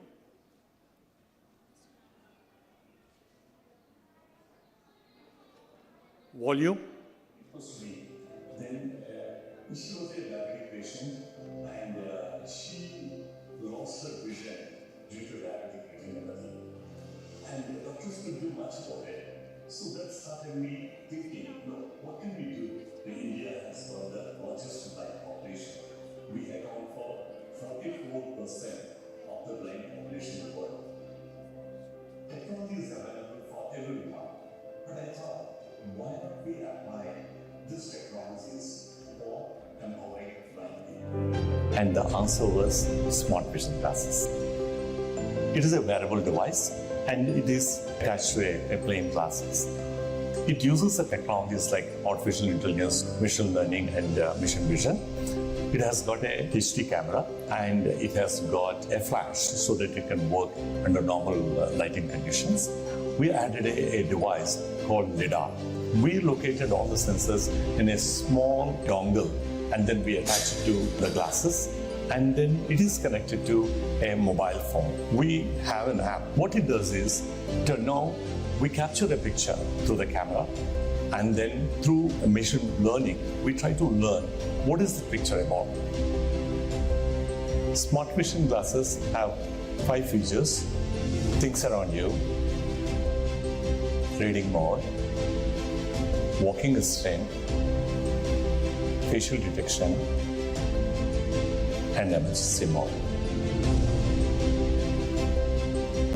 The most satisfying part, when I received a mail from mother of a 10-year-old child saying that these smart vision glasses have not only changed the life of my daughter, but they also changed my life.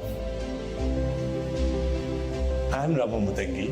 My ultimate dream is to empower 1 million blind children with smart vision glasses in the next 1 decade.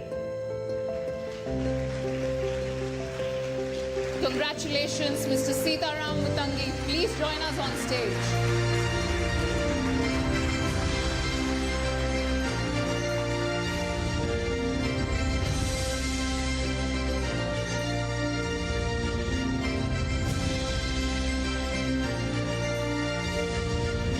Smart Vision Glasses is an AI-enriched assistive device that helps people with visual disabilities identify objects and people, gauge distance, detect currency, and read books and manuscripts in Indian regional languages.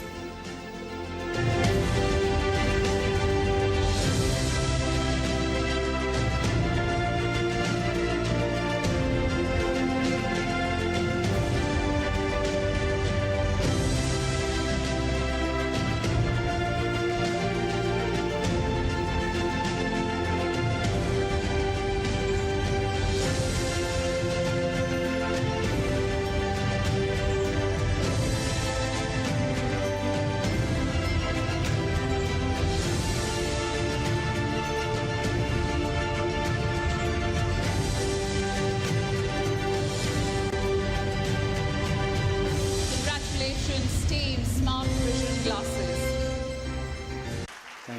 Thank you. I know it was very emotional for me. I mean, like, when I stood next to a person like Mrs. Sudhamuthi, it was a wonderful experience. And I mean, like, it was a lifelong cherished dream for me.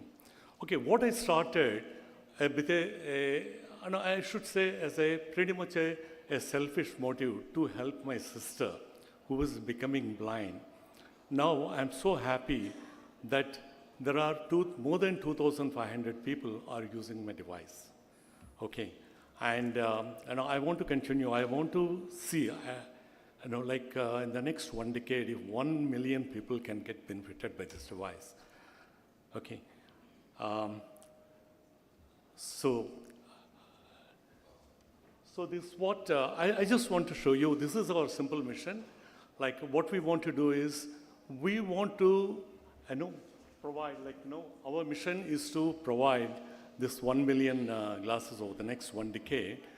And then we want to transform, the mission is to transform the lives of visually impaired using the technologies.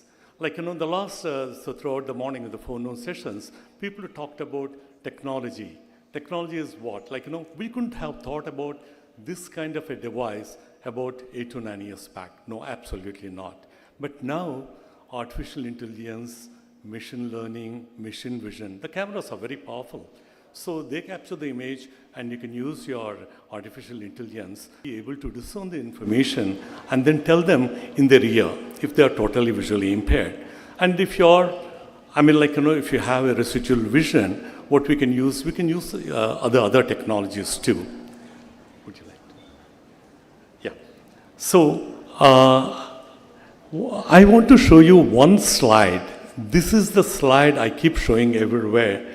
Just look at this slide where you see, look at the hands of the children there. Do you see any books? So this is the state of schools in our country. Like the children who go to the blind schools, they don't have any books because all books are not Braille coded. And the Braille coded books are very expensive and people cannot afford. So if you look at this, you say for these people, what they hear is what they learn.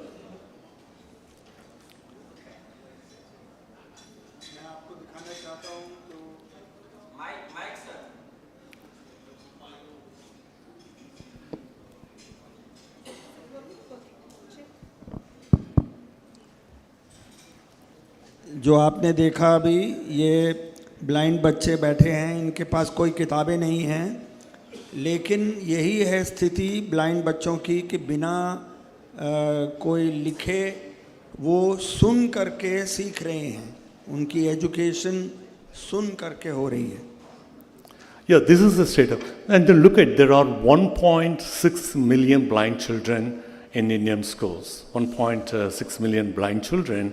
And then I keep thinking, this is statistics I picked up from, and if these children have 40 years a productive life, we can add 64 million productive years to Indian GDP. I think this number was given by one of the earlier speakers and also from one of the articles I read.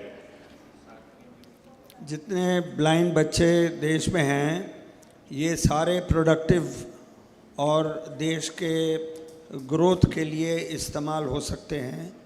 ये बाकी जो देश में लोग हैं उन सब के साथ मिल करके आगे बढ़ सकते हैं। Okay, this is the glasses, how they look like, and then we will demonstrate this thing to you. There are different, what we have done is, there is a camera, okay, which is equivalent of any, our human eye. We have a high definition camera, and then we keep it at the level of normal eye, like we keep it to attached to a spectacles so that it is at the level of our eye. It is not and then what it does is, and we also added a component called LiDAR. And what it does is, it sends a sharp infrared pulse and gets the distance so that you can estimate the distance of an obstacle in your way. मैंने चश्मा पहन रखा है और उसमें camera है। इसको देख करके मैं अपने आसपास के इलाके को देख सकता हूँ। इसके अंदर एक ऐसा डिवाइस फिटेड है जिसको लिडार के नाम से कहा जाता है। इसका मतलब है कि वो मुझे सहायता मिलती है। Yeah, and then we also put a flash so that it can read in poor lighting conditions also, because the visually impaired may not know whether there is light around or not. Okay, so इसमें एक flash light भी जोड़ी गई है ताकि blind लोगों को जिनका कम विजन है उनको पता चल सके कि लाइट है या नहीं है, उस चीज़ का फ़ायदा उठा सकें। Yes, yeah, and then we have the various modes. Okay, I will when I demonstrate, you will get to know more about these modes. And then we have a booth outside. If anyone if any of you want to try it out, you're most welcome. Come and try it, because what we want is this information to reach you. This information is to reach visually impaired and then take the maximum advantage. Because with this device, what we feel is, you can read a book of your choice. Let that be in English, Hindi, Kannada, Malayalam, Tamil, any language. You will be able to read like any other sighted person.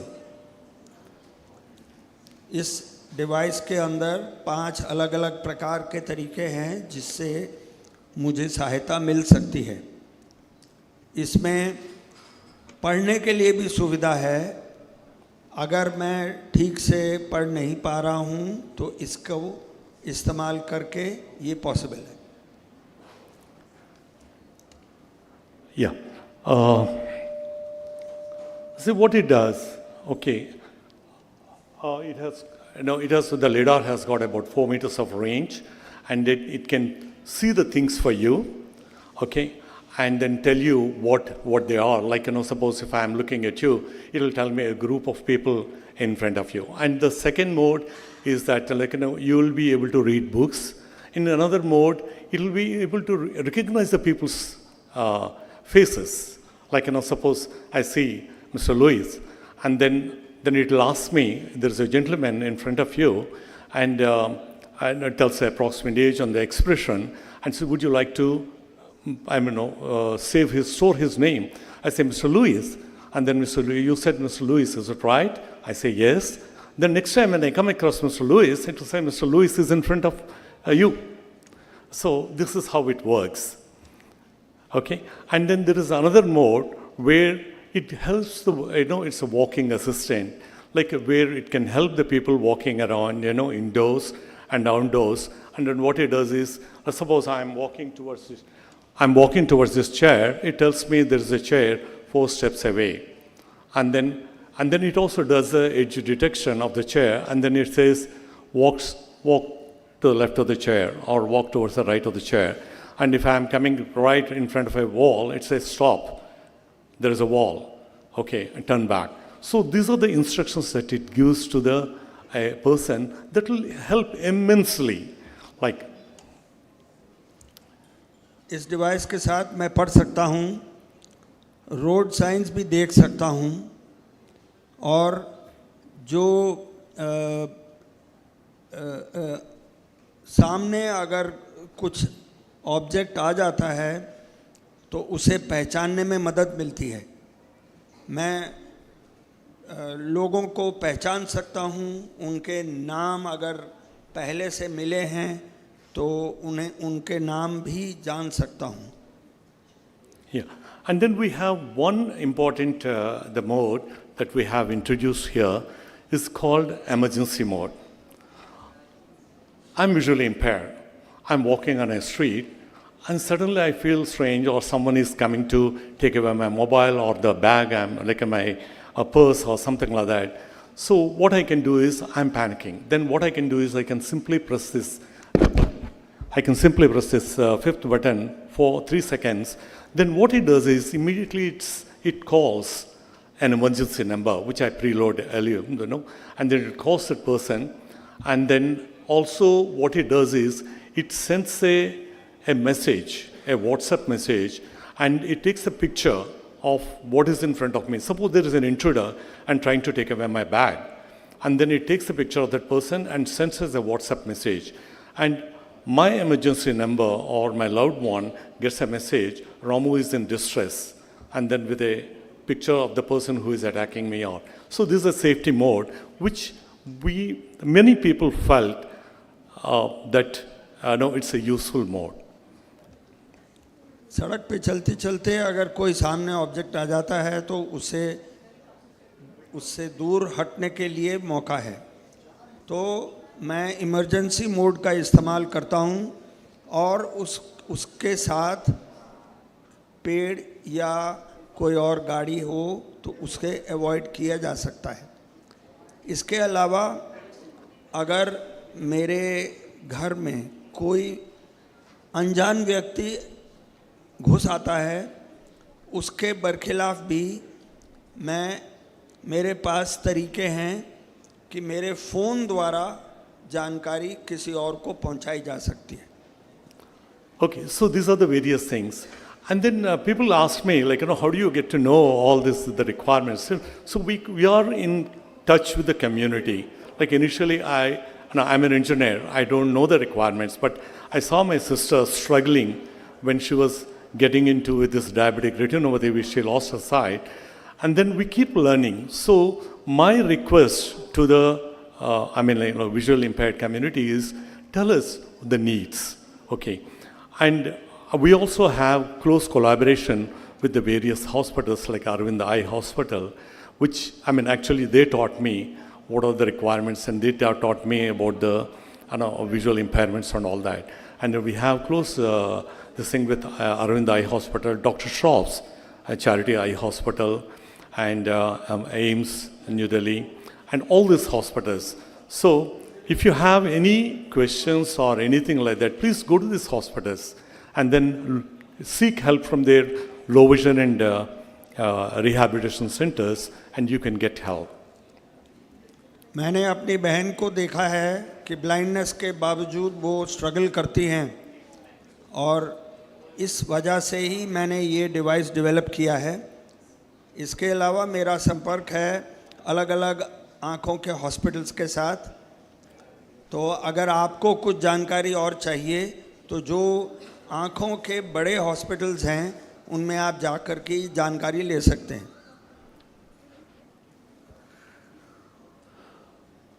So this just to demonstrate, like we want what happens is, like when you put on the glasses or an assistive device, you get the independent. Like I just wanted to show you where people hold each other and then walk, where you can walk independently. यहाँ पर दिखाया जा रहा है कि पैदल चलने में कैसे सुविधा होती है।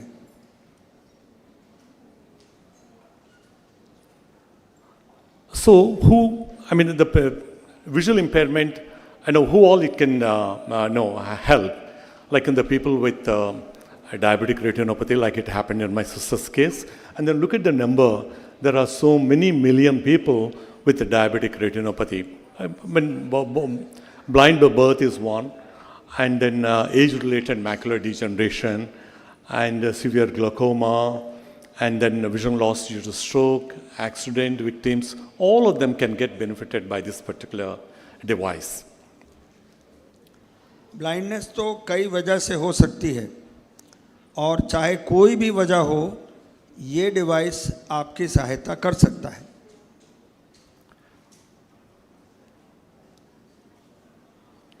So we engage with a lot of communities. Okay, there's this time. I want to go ahead with the.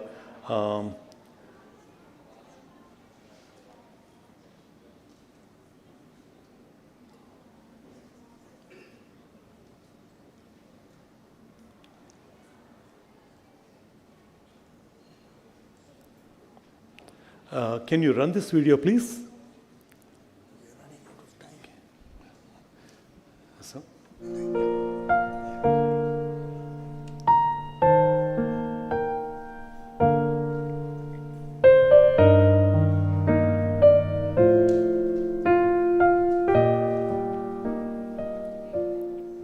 Reading now. I once was blind, but now I see. Wearable device for blind/visually impaired and a virtual guide to navigate things around you. Teacup in front of you. Face recognition. A wind is in front of you. Walking assistant. Obstacle. 2 meters away from you.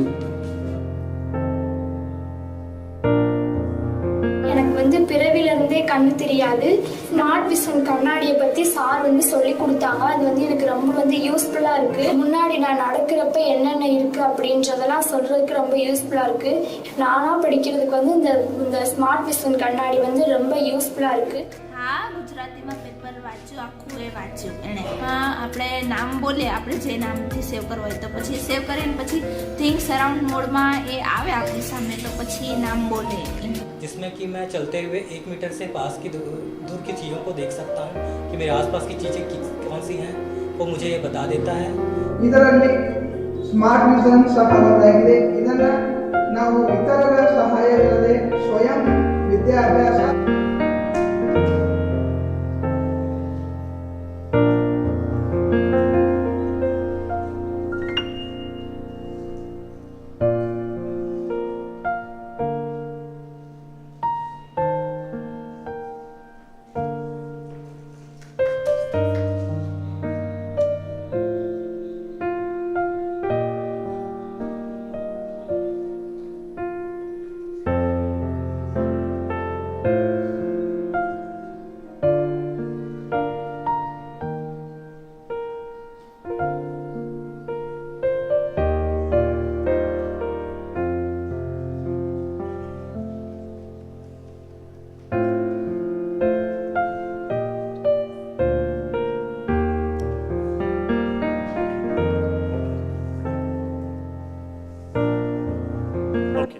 Thank you very much. And if you have any questions.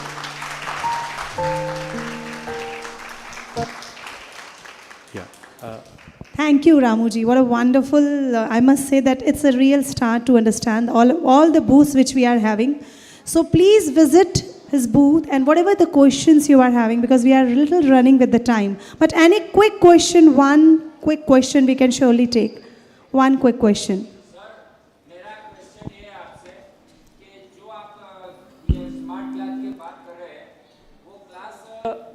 Glass जो है आपके वो उसका price क्या है, पहले बात. What is the price of your product? और दूसरा मेरा क्वेश्चन ये है कि इस जो ऐप से चलता है वो ऐप iOS में अवेलेबल है कि नहीं? Yeah, I will answer this two questions. What is the price of this thing? Right now we are giving these classes through organization like the organizations that are social organizations like the Rotary Club or Lions Club or Dr. Shroff or AIMS or anything like that. So this we are giving it at a special price of 30,000 rupees plus the taxes, 5% tax. That's the price of this glass. Okay. And then you asked me about the question iOS. Does it work with iOS? Right now, no. But from December, it's going to work with iOS too. Okay, thank you. Thank you very much. Sir एक question इसी से संबंधित है. Question ये है कि ये wireless है या फिर इसमें कनेक्ट ब्लूटूथ कनेक्टेड है? It doesn't connect with the Bluetooth. It connects with a wire now. Okay. But the one I'm wearing it today is wireless. Okay, right now, which we haven't released. It will be releasing it very soon. Okay. Yeah. Have I answered your question? I will add one thing. It's of very light weight. So the weight is very light. So thank you. But please do visit. Please do visit his booth. For the further any question, you can even feel the products. Right? Thanks a lot. Thank you. Thank you, Colonel Kapoor. And you're a true volunteer. Thank you, Colonel Kapoor. Thank you. Thanks a lot. Thank you so much. Thank you all. Thank you. Thank you.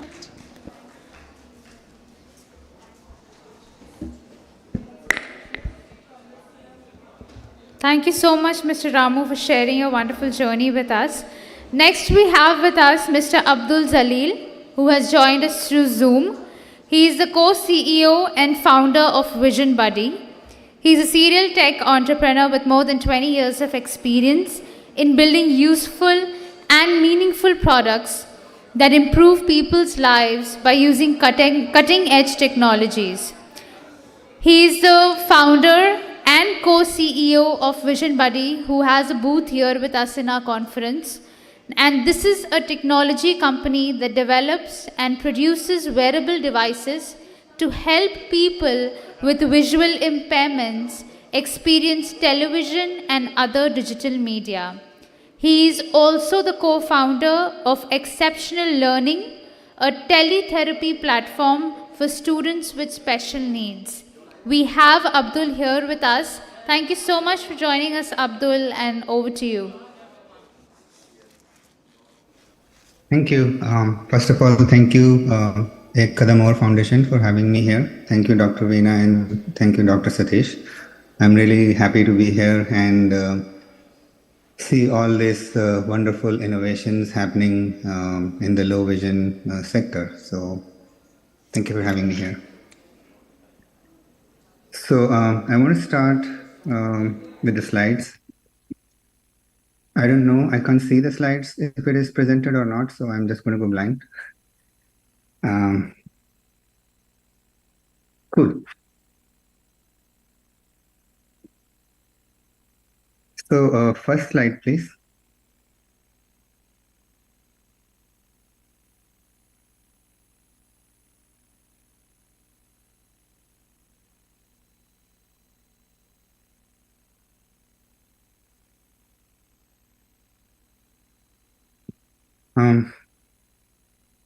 I cannot see if what slide is being presented right now.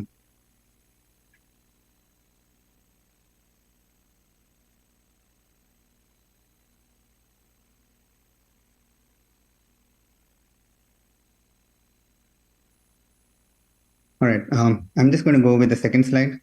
So as you all know, vision impairment is a big problem. More than 200 million people around the world suffer from severe eye conditions, which cannot be repaired through surgery or eyeglasses or anything like that.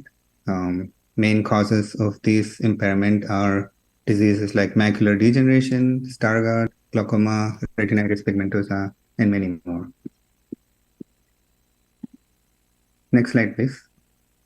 So life with visual impairment is extremely hard. People who suffer from these eye conditions, they feel isolation, depression, anxiety, loss of equal opportunities.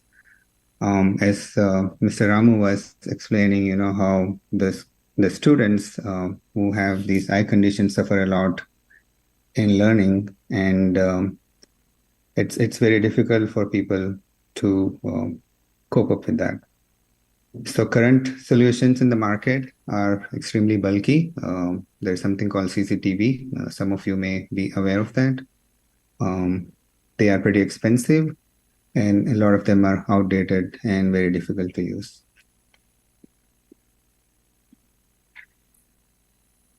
Next slide, please. So I want to introduce Vision Buddy. That's the company I represent. This is the world's first all-in-one visual assistance device. Next slide, please. So with our device, person who have visual impairment, they can see better. So our device has a powerful camera in the front, which collects all the surroundings, and then it projects right in front of their eyes with real-time image correction and enhancement. And the user have the ability to zoom in and zoom out and applies different kinds of color filters, which helps them see better. Next slide, please. With our device, users can read better as well. So the device has something called OCR, optical character recognition. So a person who is wearing this headset, if they point this towards a document and then they enable OCR, the device will read it out for them. It also has different kinds of color filters. So black and white, white on black, yellow and black, things like that. So a lot of people have trouble reading using regular colors. So with this filter, they are able to read properly. We also, our product also comes with something called a mini CCTV. It's a standalone document camera, which can sit on a desk and point downwards, where the user can put their documents or newspaper or any books they want to read. And the entire image is projected directly into the headset. And the user wearing the headset can actually zoom in and zoom out and read clearly. Our product also comes with a feature where it can connect to the laptop or a computer. With that, the user can see what is exactly happening on the screen of the laptop. If they want to browse an internet, or if they want to watch educational videos or any kind of content on internet, or work on their productivity apps like Microsoft Excel, PowerPoint, anything like that, they can do all that just by wearing the headset and connecting to the computer. So this way they are able to be more productive as well. Next slide, please. Our product comes with a very popular feature as well. This helps them to watch TV. So a lot of our users, especially in US, they live alone, and the only or the favorite pastime they have is watching TV. And before our product, they didn't have any kind of solutions for them to watch TV clearly. They had to sit really close to the TV and watch it, and it's very, very inconvenient and uncomfortable and a very painful experience. So with our product, we have a proprietary system where there is a device which sits between your cable TV and the TV, and it wirelessly broadcasts the TV signals into the headset. So that way, the user can sit anywhere, and wearing the headset, they can see a big giant movie screen within the headset itself. And this helps them watch TV along with their family member on the couch rather than sitting really close to the TV. Next slide, please. Our product is very successful in the market. We launched around 3 years ago in US. And currently we have customers in US, Canada, and Australia. And we are expanding to UK, Middle East, and we are exploring to expand in India as well. As you can see, we have a lot of great reviews from our customers. Next slide, please. If you can play this video, this is a video from one of our users. He's a college-going student, and he's going to just tell his story about how he uses our product in his day-to-day life.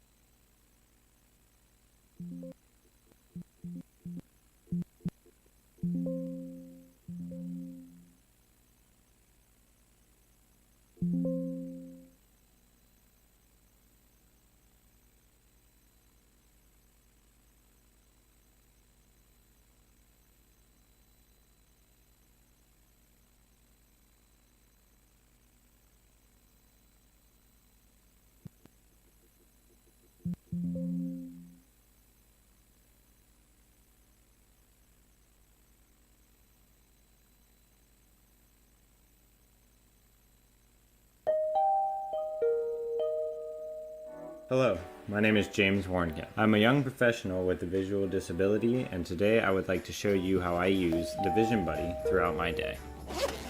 Comfortable, lightweight, and today I would like to show you how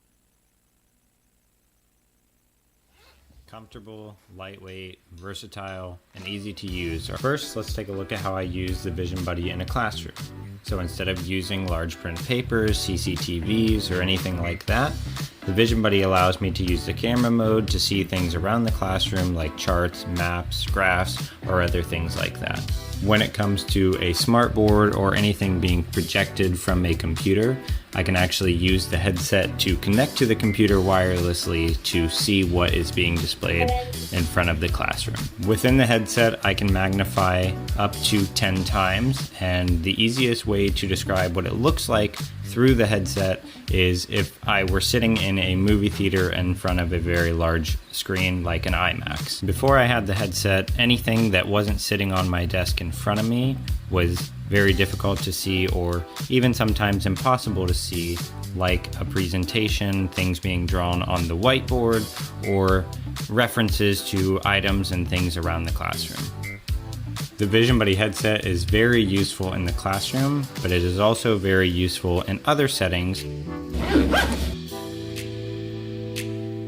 Here I am using the CCTV Mini paired with the Vision Buddy headset to read an article. The CCTV can be used to read books, articles, documents, mail, any type of print material that I otherwise would not be able to see. And to me, this is very convenient as compared to something like a digital document where I would still have to magnify and zoom in and scroll side to side and up and down, adding extra time to read and comprehend something, whereas this, I can just pan my head from side to side, up and down, and magnify in real time to have a more relaxed and a more comfortable reading experience. In the same exact way that I connected to the CCTV Mini, I can then turn and connect directly to a computer, replacing a monitor and the need for any built-in screen magnifiers, because I can still zoom in up to 10 times with the headset, and instead of magnifying only a portion of the screen, I can then again pan side to side, up and down while magnified, and use a computer in the same exact way that everyone else does, without adding any extra time or any extra steps to completing something like sending an email, submitting a document, or even writing a document. Once everything is done for the day, all my schoolwork is done, all of my personal work is done, I can then take the Vision Buddy, go sit down on my couch, relax, turn on a TV show connected through the TV hub, and enjoy watching TV and being comfortable at the same time. Thank you for watching and seeing how I use the Vision Buddy headset throughout my day to make my life a little bit easier living with a visual impairment. And I definitely recommend that anybody with trouble seeing check out and at least give the Vision Buddy a try to see if it is just as helpful to them.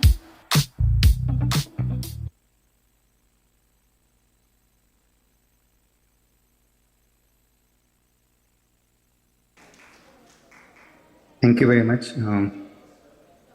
for the video. So yeah, I'm happy to take any questions if you guys have about the product. I have the product in my hand. I don't know if you can see.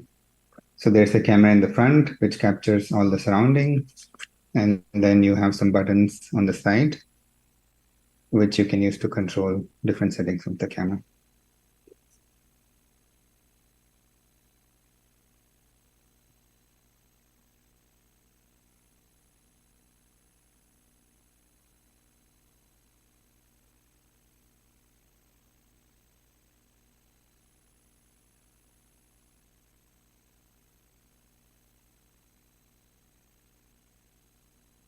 Have sound. Okay. We now have our next speaker here with us, Mr. Magesh Neelakantan, who is currently working as a zonal head for CSR and government partnership at Next Education, who's based in Chennai, Tamil Nadu. Prior to this, he had his experience working in the education sector as a key manager at Lead School, Tamil Nadu, and as well as a business development officer with Australian Council for Educational Research. We also have a booth with Next Education, and here we have his presentation. We welcome you, Mr. Magesh.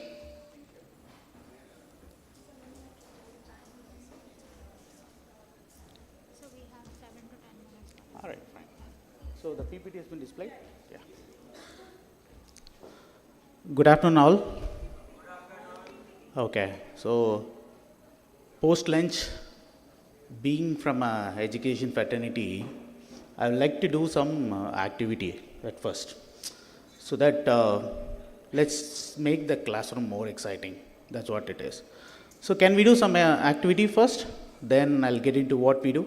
Whoever can able to do this activity, I'm happy to work with you.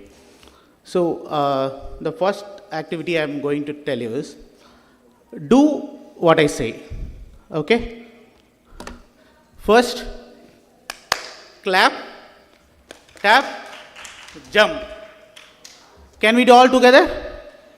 But make sure what I say you do, correct? You got it? Clap, tap, jump. Let's do it. Come on. Whoever can do can join first. Yeah.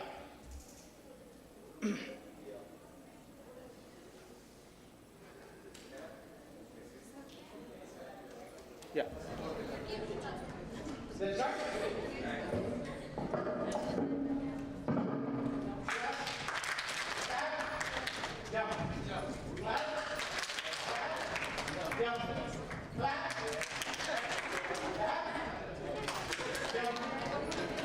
So please sit down. So thank you to do this kind of an activity at first. Correct. So yeah. So I mean the main objective of this a classroom should be exciting. That's the whole objective of what we trying to do in this industry for the last 17 years. Just move to the next slide. So currently, Next Education is the leading education company in India. We work with around 18,000 schools across India, out of which around 4,000 plus schools, primarily on government schools, which CSR activity we do. Even though we don't work on visually challenged schools, but a lot of areas our programs are impacted on differently abled child. Like some of the I'll take you through some of the programs what we do, so that it will make you an understanding how these programs are really helping those students on day-to-day basis. Currently, 12 million students are benefited from these kind of programs. These are the gentlemen from IIT Kanpur. About 15 years before, they realized that there is huge system change required on teaching learning process. That's where different kinds of programs we start initiated in the schools. So the first program what we are doing as a flagship program is called Digital Education. Can anybody tell me why digital education is important, at least for the normal school in India? You have any idea? 10 years before, you don't have a smart class. It is not a big deal, but you need a smart class right now. Any idea? Okay, please, sir, you had something, yeah. All right. Okay, so your gentleman is saying that the concepts are getting advanced, so child is difficult to understand. Is that point?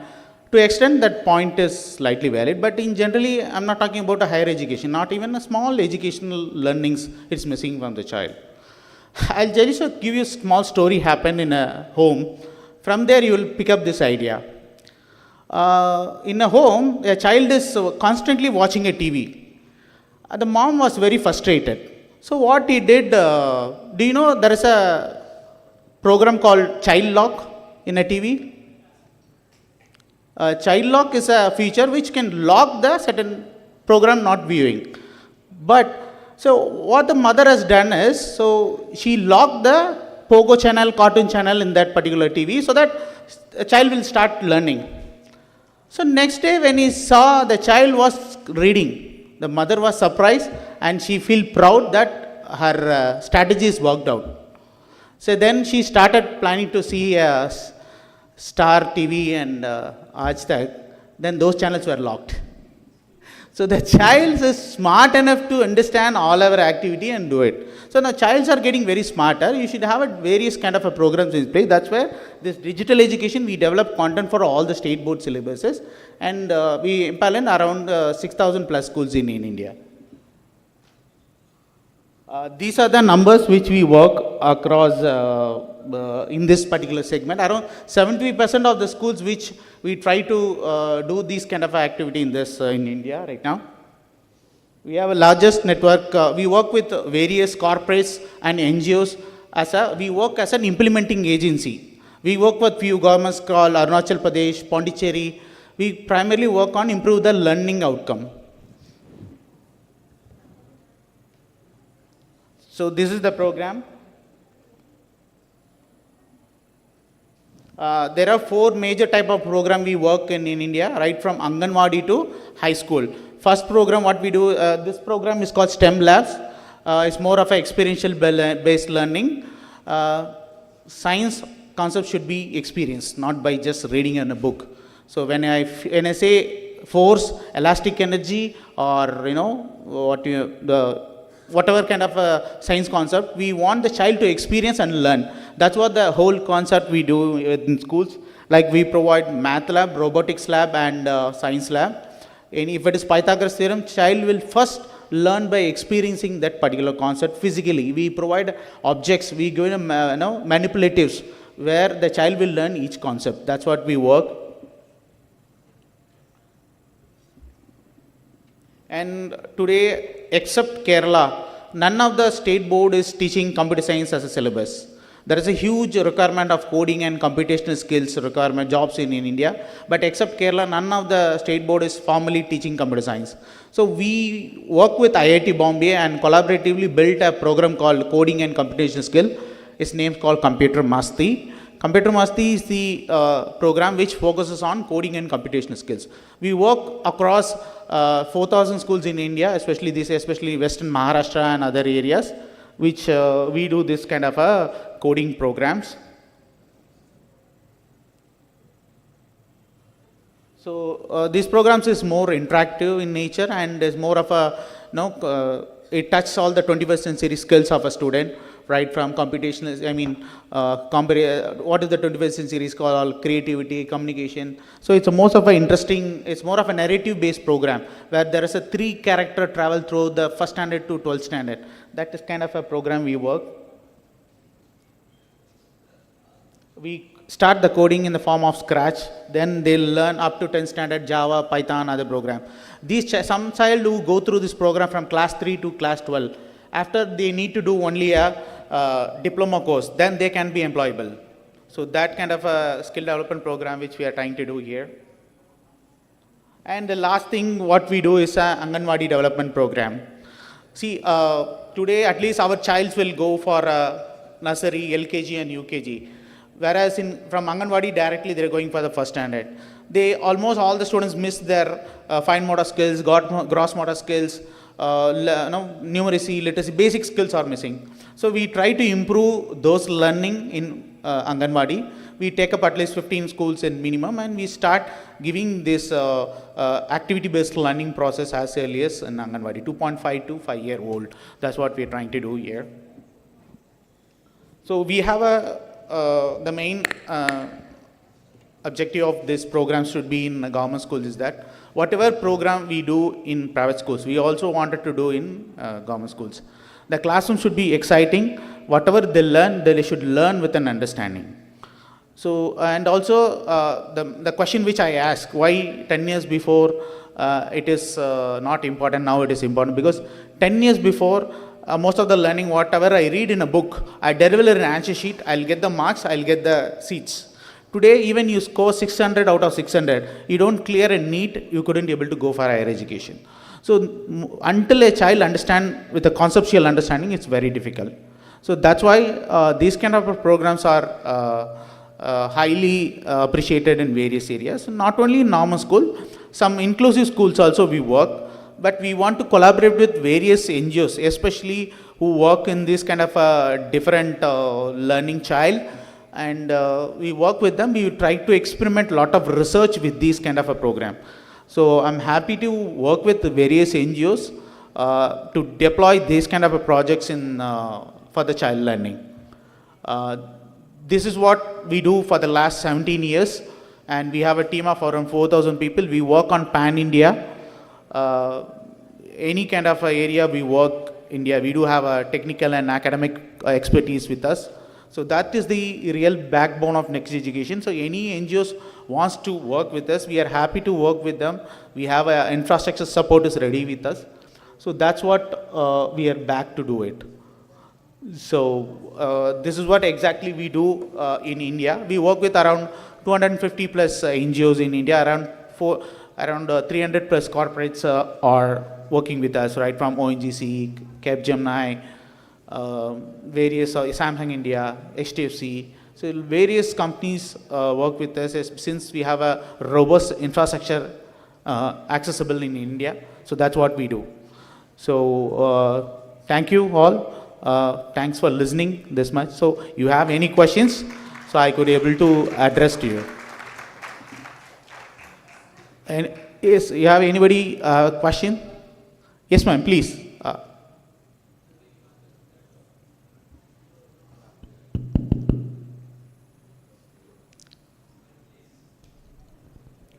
Hello. Namaste, ma'am. Yeah. Sir, I am Kavita from Siliguri. Yes, ma'am. And our organization is North Bengal Council for the Disabled. Okay. The topic you shared currently is like that we are also working with children with disability, small children. Okay. We are facing the problem that you told about state government school. Correct. You are supporting them and for their education and accessible education. Correct. The same problem in our state we are also facing. The state government are not supporting. Correct. In that manner, what can be done and how you will support us? Ma'am, yeah. So whichever program we deploy, we take 100% responsibility and ownership from the state government. We take necessary approval. We work with. We currently have a limited projects in eastern part of India, but we have large projects in west and south. But so far wherever we work, we get a very good coordination from the district administration as well as from the educational department. So we take a necessary approval. We know how we showcase them what are the outcome from our previous project. So those collaboration is, that's why we are expertise in doing those activities. So we take necessary approval of district administration and as well as the education department. That is the best solution, because you can't really discount their support indirectly. So we are very much clear about it. We take the district education officer or whoever it is, so we collaborate with them. So anything you require support, we can collaborate, and we help you to bring any project to your place. You got it, ma'am? Yeah. Ma'am, we are working with various government, no? We'll showcase those projects to them, because they want references. They want to see whether this project is highly appreciated by the other governments. So if you could reach out to us, we could collaborate and we could make the project successful. That's the main project. So because, see, I know how schools works. My time is over. Just the last minute, that's point I said. Today, 17 years I'm working in school education. I know how teachers behave and everything. For example, 1 week before, I told my teachers to move the mouse. Do you know how she moved the mouse? So still you have the teachers who have a technological challenges and other things. So we really work with them very closely. That's how you can able to make the changes. So you please reach out to me. My numbers is available with the organizer, and I'm pretty much thankful for the Kadam Foundation and Veena Tripathi for giving this opportunity to present in front of you. Thank you so much, dear. All the best. Yeah. Thank you so much, Mr. Magesh. Just to let all of our friends know here that he will be present at the booth, and if you still have further questions, please feel free to go to them and talk to them as well. Next we have with us Mr. Hani Bhagchandani. He is the founder of Torchit. He is a social innovator who shares a keen sense of bringing change into society by empowering the persons with disability with the power of independence. He pursued his bachelor's in industrial engineering, and he also has his credit a leadership innovation fellowship from the Royal Academy of Engineering UK, and also a fellowship at Enabling Toys MIT Media Lab US. Thank you so much, Hani, for joining us today, and we want you to come over stage and have your presentation. Welcome.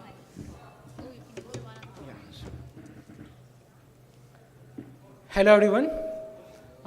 As you know, my name is Hani and I'm founder of Torchit. Torchit is a social enterprise working towards empowerment of persons with disability by providing most innovative and affordable assist tech solutions and presentations. So we are one of the largest assist tech solutions we have. We have more than 400 plus assistive solutions, and that center is in Ahmedabad, which is Enable Mart, and where we have products for visually impaired, low vision, all the education products and everything. Yeah, so we also got the President Award for making products super affordable. So this is what we do, inclusion and affordability. So now we have made a couple of devices. I will give you in brief. So far we have impacted more than 150,000 lives in 40 plus countries. And we have partnered with more than 300 plus corporates and NGOs to reach out this 150,000 blind and visually impaired persons. So the challenges we know, like dependency, like they are depending on some other person, and the lack of inclusion. So even after 6 years, we have impacted 150,000 lives with our Sarthi Smart Cane. The problem is still the inclusion. हमारा product लेके blind person जब जाते हैं तब schools में उनको inclusion नहीं मिलता, कॉलेजेस में रिसोर्सेज अवेलेबल नहीं है, जॉब के लिए proper environment nahi hai. So what we have made couple of innovative products which will include them and enhance their employability, and they can become an employable cadre. So here we are. Torchit is an innovation company, Enable Mart is a marketplace, and we have also Torchit Foundation, where we provide skills of Python and all those things, so blind or visually impaired person can be employed in many other places. And we have such 500 plus stories, like our blind person has been employed in JP Morgan, Microsoft, and all those startups as well. So this is the outcome. With innovation, it will create a more inclusion. Marketplace will create more enabling them, and the foundation will create more upliftment because of the jobs skills which we are providing. So these are our solutions. Sarthi, which is Smart Cane. Able Kit is a Sakshata Kit, which we are providing along with the Bookshare training and all these 1.3 million accessible books. We have smart AI glasses. Today everyone is talking about AI glasses, and we have one of the most affordable smart AI glasses. So if we talk about Sarthi, Sarthi is world's most accurate device with a 99.7% accuracy and the most affordable at the price point of just 2,200. If Jyoti AI glass is our new innovation, I would like to invite Pranav, who can give an actual real life demo what is Jyoti AI glass will do. Jyoti will describe things. Jyoti will read anything in Hindi, English, Kannada, Gujarati, any language. Jyoti can also detect currency. Jyoti can also detect colors. And in future, it will also identify the, like if I'm a blind person and my colleague is Prem, so it will tell the Prem is wearing a red shirt. So being a blind person, I get a confidence of how, good morning Prem, you are looking handsome in red shirt. So how much the confidence will a blind person will increase? Okay, Pranav, come please. I will give you a real demo of Jyoti.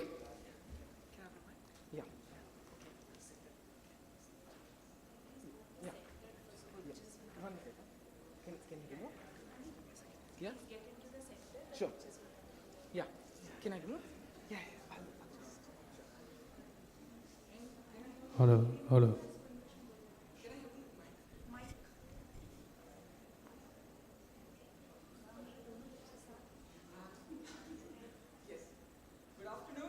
This doesn't work. Okay, now it does. Good afternoon. So these glasses, I will glad to be demoing them for you. I'm going to hand my cane over to Honey. Thanks. So let's start off. I'll just take off my cool glasses and put the no less cool glasses on.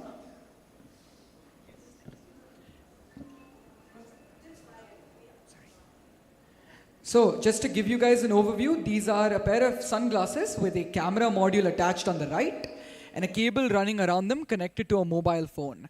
And they're pretty lightweight, as I have already held them. They're not too heavy and there's no weight imbalance. So I have the glasses on, and let's start by getting an image description of Mr. Honey, who is next to me. Or actually not. I'll get an image description of the crowd, you guys. So let's see what it says. Can we get it again? So it is saying. Can you hear this? No, 1 second. Okay. Come here. Come here. Right. Sorry. Can you see the audience? Yeah. So.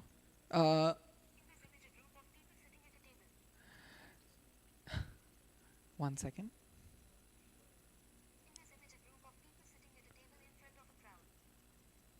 Can you hear this?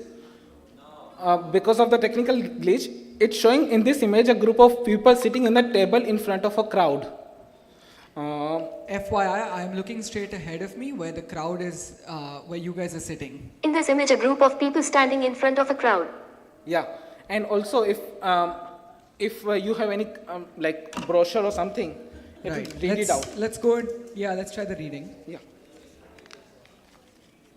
So, I am holding a brochure in front of the Pranav, and it will speak out. 1 second. Yeah. A Kadam or first annual conference on prevention and treatment of visual challenges and educating children and adults with blindness, scientific, educational and social frontiers. October 30 to 31, 2023, Shangri-La Hotel, 19 Ashoka Road, Connaught Place. As you can Featured see or speakers, hear Dr. actually, Yogi the Pranam, accuracy Chair, is... HMB. Yeah, so it's Stop that. Secretary of the Secretary General of Rajasthan. The accuracy of this is top notch with, at least I have not noticed any disparities in the text as compared to what it read out. All right. This can also detect currency apparently. Do we have some currency? Yeah, of course. Okay. Can we hold it up? So I'm showing a currency. 100 rupees. And also it will detect the colors. Dominant color is dark slate gray. Which is the color of the note? No. Oh, okay, the document, sorry. No, if you're saying... Dominant color lavender. Coin, it will be updated in next 1 month. Coin will be very easy, but we have not updated. But within 1 month, it will be updated, and we are doing lot of other innovation updates. I cannot tell you right now, but we are launching this on 3rd of December, World Disability Day. And this is not only one product. We have one more other product. Imagine, 1 second. Pranav, can I? Yes. Yeah. So imagine a Pranav is going to a library where more than 5,000 books are there. Okay? Is this accessible to Pranav? No. Because 5,000 books are into printed. And even in talk about the Braille. I'm not against the Braille, but a lot of content is not available in the Braille. Or if it is available, it's not accessible to a blind person to go out and read. So majorly newspaper is coming, it's not coming in a Braille. Whatever is coming, magazine, textbook, it is coming in a Gujarati, Hindi, Marathi, Tamil. So what Pranav can do in a library, he can wear a smart AI glass, go and read any title of a book he wants to read and come, and we have a desktop solution as well. With the desktop solution, like my friends who cannot see, I can describe you what is in my hand. There is a portable scanner which is you can put on the table and it will read out what is below the camera. So it will read out any magazine, it will read out any text, anything. So a blind person or visually impaired friend can go out and have access to vast variety of content which is available in any form of like printed text. So this is innovation which we are doing. So why it is not going next slide?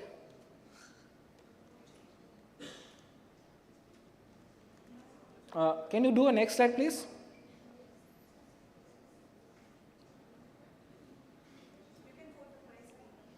Sorry? For the? So this is, as I told you, this tortured means affordability. Our glasses will be 5,000 to 6,000 rupees only. Sorry, ma'am? Yeah? Of course, ma'am, why not? If it can read Tamil, Marathi, French, German, why not Sanskrit? We have already developed ready. It is right now in online mode, but in offline mode, it will take some time. Yeah, of course, you can come to our stall and like enjoy these glasses. So this Jyoti AI Read will do a OCR thing, which is offline and very accurate, as you can see right now only. And the main part, this Jyoti AI Reader can connect with any smartphone, any computer, any kind of desktop computer you have. And also, it has an offline capability and it also has a translate capability. So if you want to read any book in French, which might not accessible for me as well, so I can translate French into the English or Hindi or even Gujarati. I can read it out of French magazine. So this is the power of technology which we are providing, not only for the visually impaired, but for everyone. Even if I want to read any French document or German document, I can read. So, not right now, but within next 5 months.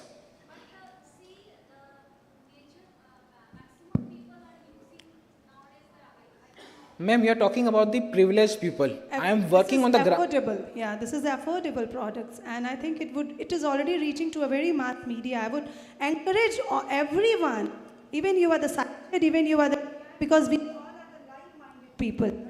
We are sharing the same vibes and same energy. I would request all of you to please go and check his booth. So because we are running with the time, I'm so much sorry. Please. So your all questions can be on him, on his booth. And see, he's such a young founder, a young entrepreneur. So, you know, you all can. Thank you. Pradam, want to say something? Yeah, no, I just wanted to add that I have witnessed a lot of solutions, especially in terms of text recognition and other aspects over the years. And very seldom or very few of them have been accurate to this degree. Just FYI, I have not been paid or promoted to advertise this product. I actually did it off will because I was baffled at you know where the profit margins are coming from at this level of accuracy for such a low price. So here's my word on it. He's such a smart marketer. He got even the brand ambassador. Thank you so much, Pranav. Thank you. So I will take one more minute for you guys. So we have recently launched Enable Mart, which is all-in-one hub for assistive solutions in Ahmedabad. And soon we are coming into the Delhi, Jaipur and Chennai. And at Enable Mart, we have all the solutions. Solutions for visual impaired, solution for locomotive, solution for hearing impaired, even solution for children with special needs. And we have more than 400 plus assistive solutions under one roof. And this is for the PWD and by the PWD. Yes. A blind person along with a sighted locomotive impaired person is running the entire Enable Mart in Ahmedabad. So this is for PWD and by PWD, and we will employ more than 200 persons with disability in next 2 years through Enable Mart. So yeah, this is our impact. Like we have more than 100 plus visual impaired trainers. We have with our assistive aid Sarthi, we have empowered 12,000 blind person into the job, and we have provided 150,000 Sarthi devices to a blind person in 40 plus countries. And these are our partners, promoters or supporters who have helped us. And I would love to mention one thing. This Jyoti AI glasses, which we got funding from BIREC, and Dr. Suraj from AIMS is sitting here. He is our first mentor for Jyoti AI glasses. Big round of applause for Dr. Suraj. So, and I'm happy to share, like at Torchit, we have more than 17 patents. We are an innovation company, and we have made 40 plus innovative games for it's an inclusive game. I cannot say it's for PWD. It's for even sighted person. A blind person or visually impaired person or even a children with special need person can play with any other person in the earth. So this is the what kind of inclusion which we are trying to create. This is the truly inclusion which we are trying to create. So today morning only, Bansal sir from Delhi, he was playing tic-tac-toe, a tactile tic-tac-toe with a sighted person from Piramal Foundation. So a blind person can think, I can beat the sighted person. So this is kind of development which we are trying to make. Barriers break. Okay, thank you so much, guys. Have a colorful day. Thank you. Thank you so much, Pranav.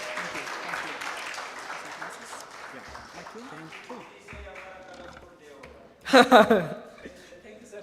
If you have any other questions, please feel free to ask. Otherwise, we have a stall here. Yes, Honey will be at the booth, and please go visit the booth and try the product and ask your questions. Thank you so much, Honey, and thank you, Pranav, for participating. It was definitely a great experiential session. Thank you so much.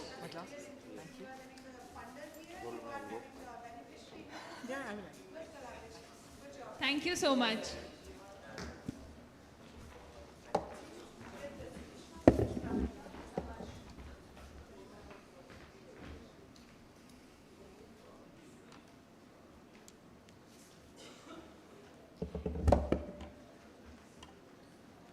In continuation of the discussion that we are having since morning, we have arrived to a very important topic of prevention measures to eliminate blindness.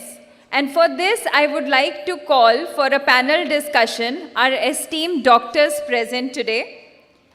Dr. Rohit Saxena, Dr. Praveen Vashisht, Professor Suraj Singh, please join us on stage. As you settle, I would like to introduce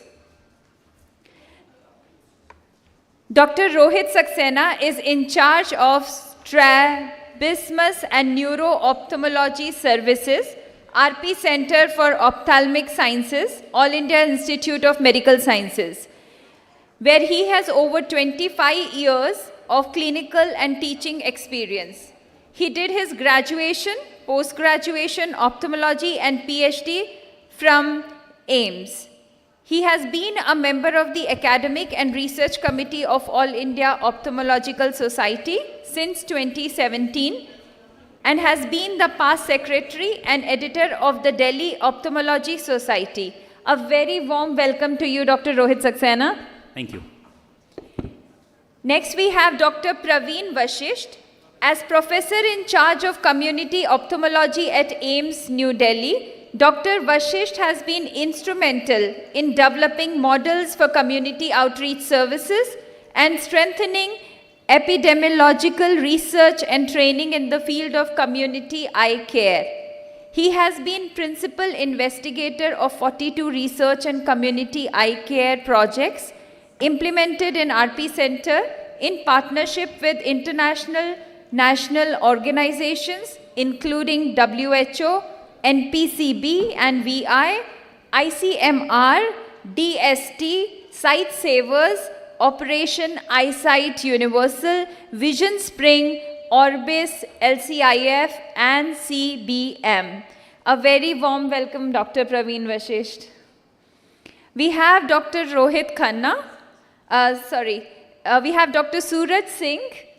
Dr. Senjam is a professor working currently in community ophthalmology by Dr. RP Center for Ophthalmic Sciences. He has done his post-graduation in community medicine from PGIMER, Chandigarh, and completed a master's degree in public health for eye care, London School of Hygiene and Tropical Medicine, London. I give you a very warm welcome, Dr. Suraj. And pardon me for any pronunciation mistakes if I have done. This is... You can arrange one more chair. Yes, Dr. Rohit Khanna, can we please have your presence on stage? Thank you. It's a privilege to meet you, Dr. Khanna. Please join us on stage. Dr. Rohit Khanna is the Network Director for Public Health Unit of LV Prasad Eye Institute, the Gullapalli Pratibha Rao International Center for Advancement of Rural Eye Care.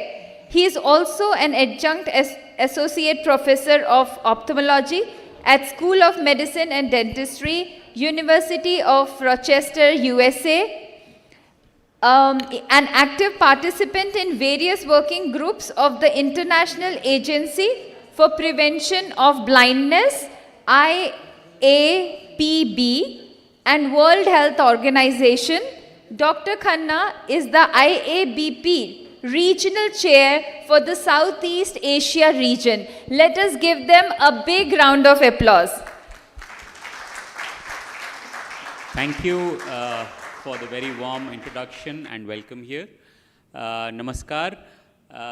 ये थोड़ा सा हटके अब ये session चलेगा. हम सब यहाँ पे मेडिकल प्रोफेशनल्स हैं, डॉक्टर्स हैं, जिनका एक सबसे बड़ा चैलेंज है कि हम किस तरह से स्पेशली बच्चों को, पर हर एक को अपनी नज़र, अपनी दृष्टि खोने से रोक सकें, और अगर काफ़ी एडवांस्ड विजन लॉस है और काफ़ी एडवांस्ड नुक्स है आँख में, किस तरह हम उन लोगों को वापस सोसाइटी की तरफ हेल्प कर सकें, असिस्ट कर सकें. और यहाँ पे जितने सारे NGOs, टेक्नोलॉजी के एक्सपर्ट्स हैं जो हम लोगों के साथ काम करके इसको हम अंजाम दे सकें, उस कारण से ये जो आज मीटिंग है और डॉक्टर त्रिपाठी जिन्होंने हमें इस मंच पे आने का एक मौका दिया, आप लोगों के साथ इंटरैक्ट करने का एक अवसर दिया, इतने जैसे अभी हमने बाहर बूथ में देखा, इतनी एक्सपर्ट टेक्नोलॉजी अवेलेबल है और उसको किस तरीके से हम जिनको ज़रूरत है, स्कूल्स में हमारे पास जो मरीज़ आते हैं ऑल ओवर द कंट्री से, उनको हम कैसे एक आमने सामने कर सकें और सबका इससे फ़ायदा हो, उसके लिए we are all from here very very grateful to doctor Tripathi for organizing this and ensuring that the best in the field are here and are able to access this. So thank you very much. I think he deserves an applause for getting all of us here. Thank you, sir. Thank you very much. In fact, we are thankful to the organization Ek Kadam or Foundation. It's really nice to see. Till now, the speakers were talking about a kind of prevention which is taken as tertiary prevention. एक बार blind हो गए हैं उसके बाद उनको rehabilitation के लिए क्या क्या काम करना है, but prevention is very broad.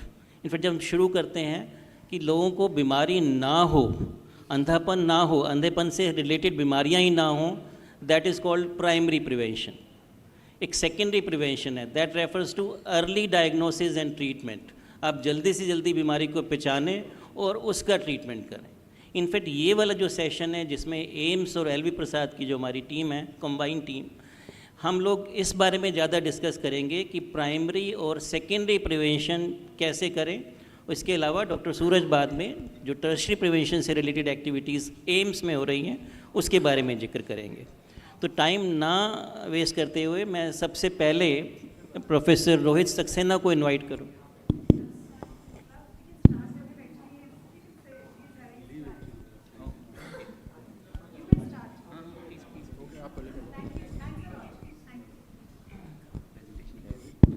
In fact, first presentation is by Dr. Rohit Khanna. Dr. Rohit Khanna also represents International Agency for Prevention of Blindness. He is a regional president which represents 11, am I right, 11 countries. So Dr. Rohit Khanna will be talking about the role of IAPB in prevention treatment and especially related to... Pointer is there? Yeah. Can we have the slides? In fact, WHO has started one strategy called Integrated People-Centered Eye Care. And Dr. Rohit will be talking about that strategy, how we have adopted and implemented this strategy in this region of the world. Dr. Rohit. Thanks Praveen. And before I start, I would like to thank Satish for his generous invitation. And it was really a pleasure to be here. And I happened to meet Satish when I was in Boston. Actually, I just went for a visit to Boston, and he changed his travel plans to come and meet me in Boston. That was very kind of him. And the kind of work he is doing and the kind of selflessly he is doing, I think really appreciative, because the kind of beneficiaries I am seeing, the kind of beneficiaries I am talking, I think speaking to, I really commend your work, Satish. I think you're doing a tremendously great job actually. So I would be talking about integrated people-centered eye care. क्या होता है कि what you see is people at the center of care. So anything you do, you keep people at the center of care. So अगर कोई भी decision लेना है, so finally you have to be keeping the patient at the center or people at the center, because ultimately we are because of patients, we are because of people. अगर आप लोग नहीं हैं तो हम लोग भी नहीं हैं. So that's why there is a new strategy which has come up called as integrated people-centered eye care. So it is integrated and with people at the center. Integrated means you can have a holistic eye care. It's not only eye care but also other health care. Can we have the slides?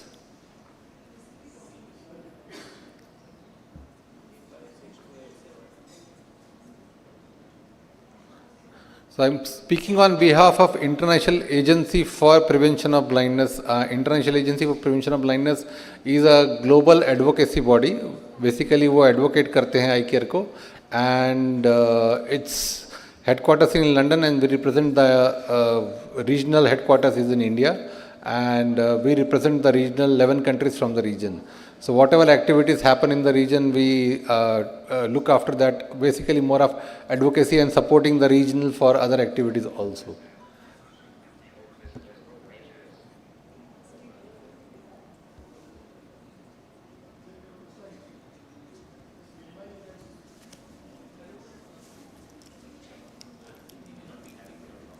I don't know.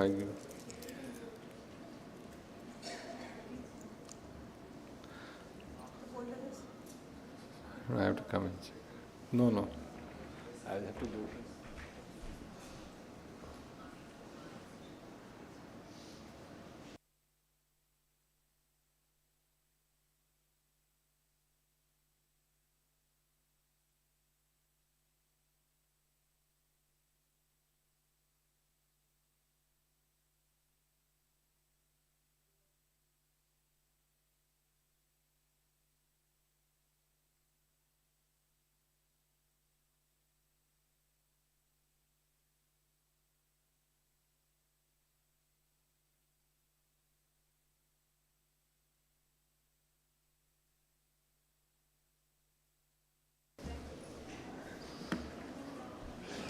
So, in the recent past, there were a number of documents which came out from the global bodies like UN, WHO, IPP and all. And we were instrumental in many of these documents, which are basically leading to the road of integrated people-centered eye care. These are the countries in the region, and these are the data for prevalence of blindness, what Praveen was talking about that we look at epidemiological data on the number of blind people, number of visually impaired. So in terms of people who are disabled or visually challenged, the percentage what we found in our surveys are like 1 to 2% approximately. But if you look at overall disability is around 8 to 10% we found actually, like in different 2 surveys we did, which was like it's all disability inclusive, and we published one of the paper, and we found that disability related to vision was 1 to 2%, but other disability combined together was around 8 to 10. And now we are incorporating, there is a Washington disability score which comes, we are incorporating in all our data collection forms, even in our outpatient department also. So this was the based on all the documents. Last year we came up with the regional action plan. So this regional action plan was in collaboration with WHO. So all the collaborating centers, Praveen Vashish represent RP Center, All India Institute of Medical Science, L.V. Prasad, then Shankar Netra, Arvind Eye Hospital, and Tilganga Eye Hospital, 4 hospitals which are the regional center, and other stakeholders worked with WHO to develop the regional action plan.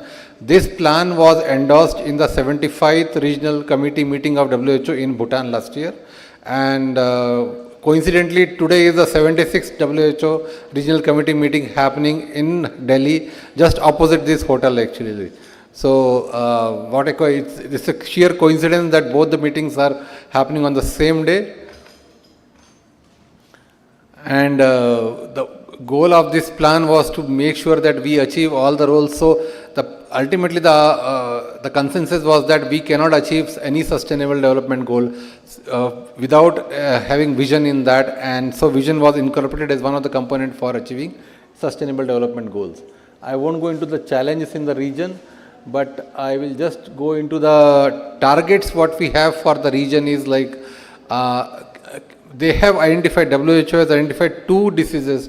One is cataract and one is uncorrected refractive error, and which are very easy to treat, and there are very cost-effective measures available as the indicator for achieving universal health coverage, and we have been monitoring that.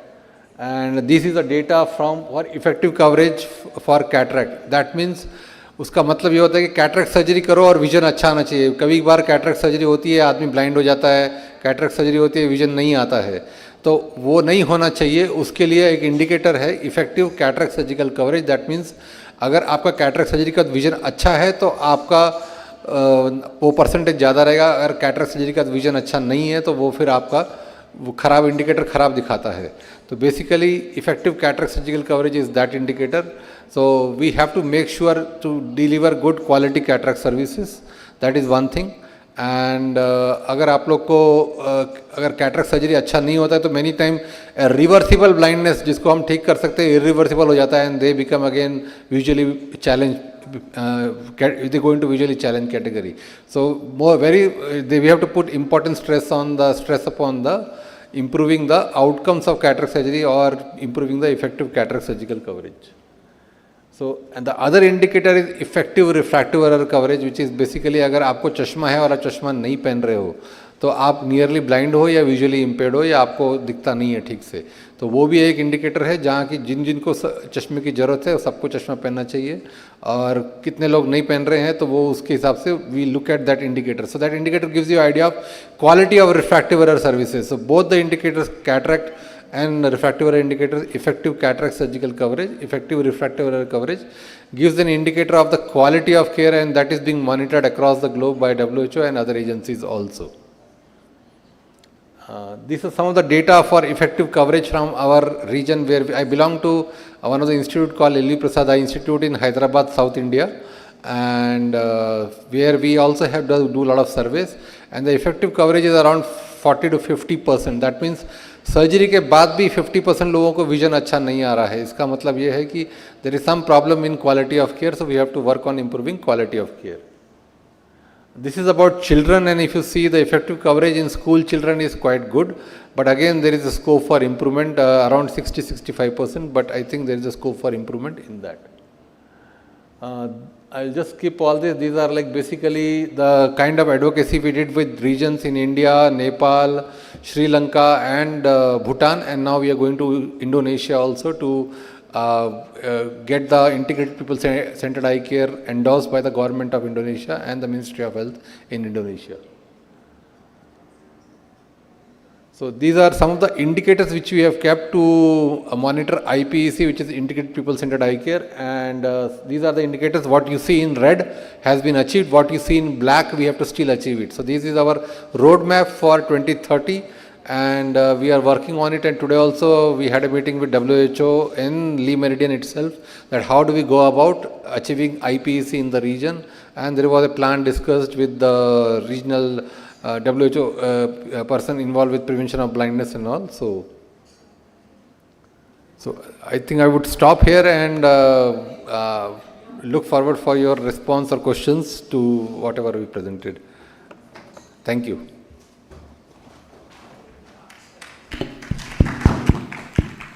Thank you. Thank you, Dr. Rohit. In fact, as you can see, that the most important priority in our country is basically two diseases which are related to eye care. One is cataract, which is the leading cause of blindness in our country, and second is refractive error, which is the leading cause of visual impairment. And believe me, the coverage for both the disease, both are very much avoidable disease, and coverage for both diseases is quite poor in our country. We can't think of achieving universal eye health coverage by the year 2030.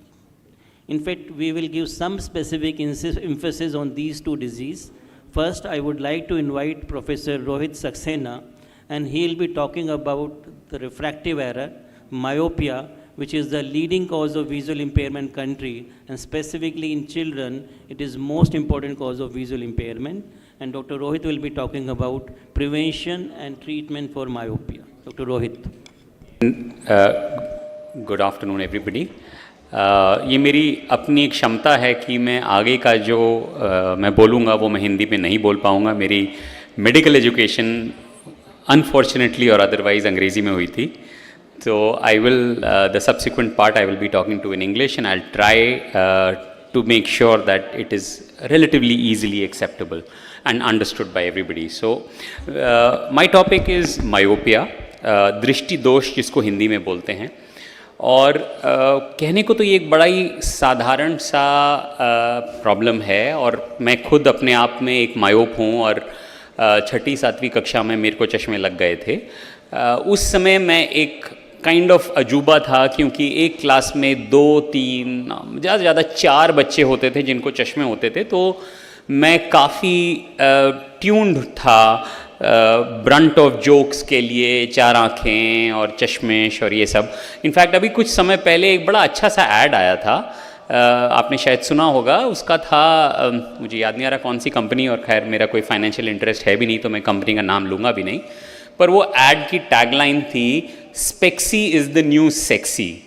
सो मुझे वो बहुत सुन के बड़ा चैन पड़ा, और मुझे छाती पे ठंडक मिली कि चलो जो इतने सालों से मैंने कष्ट भोगे थे उनका शायद अब आगे भावी बच्चों को ये इस कष्ट नहीं भोगने पड़ेंगे. सो बट अनफॉर्चुनेटली एक downside of the whole thing, or why specs and chashme have become such an important issue, as Dr. Praveen was just talking about, it has now become a very, very big problem. If you actually realize, और अगर आपको पता लगे कि एक 50 बच्चों की class में 40 बच्चे चश्मे पहन रहे हैं, तो आपको बहुत अद्भुत लगेगा, पर ये हकीकत है. In east part of the world, eastern Asian part of the world, Taiwan, Singapore, coastal China, वहाँ पे almost 80 to 90% of school going children, which is between 5 to 15, 5 से 15 साल के बच्चों में लगभग 80 से 90% बच्चे चश्मे पहन रहे हैं. अगेन, चश्मे पहनना कोई ऐसी बहुत बड़ी चीज़ नहीं है. पहन रहे हम जूते भी पहनते हैं तो सुबह उठ के मैं चश्मे भी पहनता हूँ. So that's no big deal. But एक तो ये अनुमान है कि अगले की 2050 तक लगभग 50% पॉपुलेशन, आबादी जो है इंडिया की, वर्ल्ड की, वो मायोपिक हो जाएगी, उनको दृष्टि दोष हो जाएगा, उन्हें चश्मे लगाने पड़ेंगे. जो चश्मे लगा रहे हैं उसमें से 10% ऐसे लोग होंगे जिन्हें हाई मायोपिया होगा, जो अपने आप में बहुत डेंजरस है और ऐसी चीज़ों को लीड कर सकता है. It can result in those conditions that are irreversibly blinding. So as we were talking about, our aim is to talk about prevention. Up till some time back, कुछ समय पहले, again myopia in India was not considered a very major problem. We never thought it's a very major issue. But many of our studies and studies that have been done all over the country have shown that myopia in India is also increasing and may become a major health problem in our country. And in fact, एक ख्याल था कि rural areas में ये कितनी बड़ी problem नहीं होगी, बट एक हमने मेटा एनालिसिस पिछले 40 साल के सारे रिपोर्टेड पब्लिकेशन से किया था, and we realized that rural myopia is increasing at a faster rate than even urban myopia, and that can be a major cause for concern.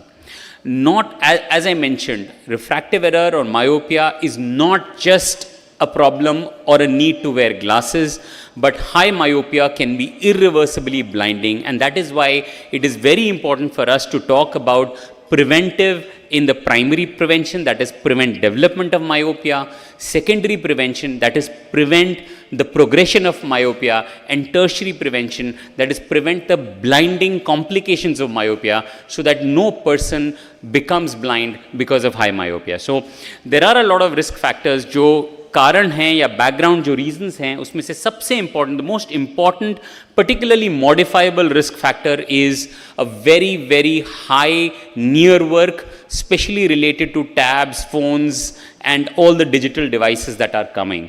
And the second one is the lack of outdoor activity. आजकल के बच्चे बाहर घूमने जाते ही नहीं हैं, खेलते ही नहीं हैं. So that are the two major factors that are modifiable and that can help us to reduce. So as I talked about preventive strategies, the primary prevention is to prevent myopia from developing in any child. The most important way of achieving that is to encourage more outdoor activity and to reduce or to ration the amount of time spent by small children on tabs and phones. Increased outdoor activity, decreased near work, these are key areas which we have to work on. In fact, I tell all the parents of children who come to me with myopia or the fear of myopia that phones are only for talking. For children less than 15 years, they should be given the old Nokia phone which does not have a smart screen, so that they can talk. That is the only purpose of a phone. Beyond that, they should do activities on digital devices, on larger devices like a desktop or a laptop or a television screen. In fact, there are a lot of changes world over that have been done in classrooms, like making them brighter, having larger windows, ensuring that children go out so that we can prevent the development of myopia. And there is very clear relationship between time spent outdoors with the prevalence of myopia and the risk of myopia among children. Again, a lot of community-based activities have now been encouraged, like sports in school, spending the recess outdoors, having large glass-built classrooms that are going to prevent the development of myopia. And again, these are important rules. Very recently, China has implemented limited times for the use of digital devices. That is, again, essentially aimed at preventing children from becoming myope, because that is a major problem in China. Secondary prevention, or preventing children from developing progressive myopia and becoming high myopes, are of course one, again, outdoor activity which has modest influence, and other intervention mechanisms to reduce myopia, like special glasses, like medicines and drugs that have been shown to reduce the rate of progression of myopia. Again, very special lenses, which are unfortunately a little expensive, are now available to prevent the progression of myopia, but then they are essential to ensure that these children do not become high myopic over the long period of time. And finally, tertiary prevention essentially means that we prevent the development of high myopia that can lead to visually disabling and visually blinding conditions like cataract, glaucoma, retinal detachment, retinal degenerations, and damage to the retina, which prevent the eye from seeing, which are irreversible and cannot be managed by easily or routine procedures, and may require very high surgeries, very difficult surgeries, many of which may not be very successful. So it's very, very important for us to identify the important risk factors, make the children, the parents, the caregivers of these children understand the risk factors and the importance of identifying myopes, giving them appropriate therapy, ensuring that myopia progression can be prevented, and if they have myopia, try and avoid the visually disabling and the visually damaging complications that they may have. Thank you very much for the opportunity.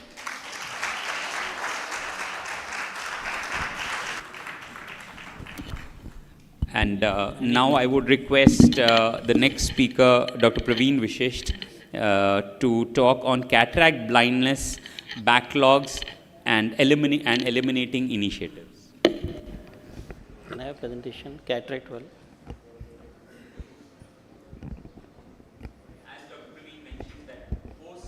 Other than refractive errors, the next most important cause of visual impairment in India is cataract. So we hear Dr. Praveen on how to make India cataract backlog free.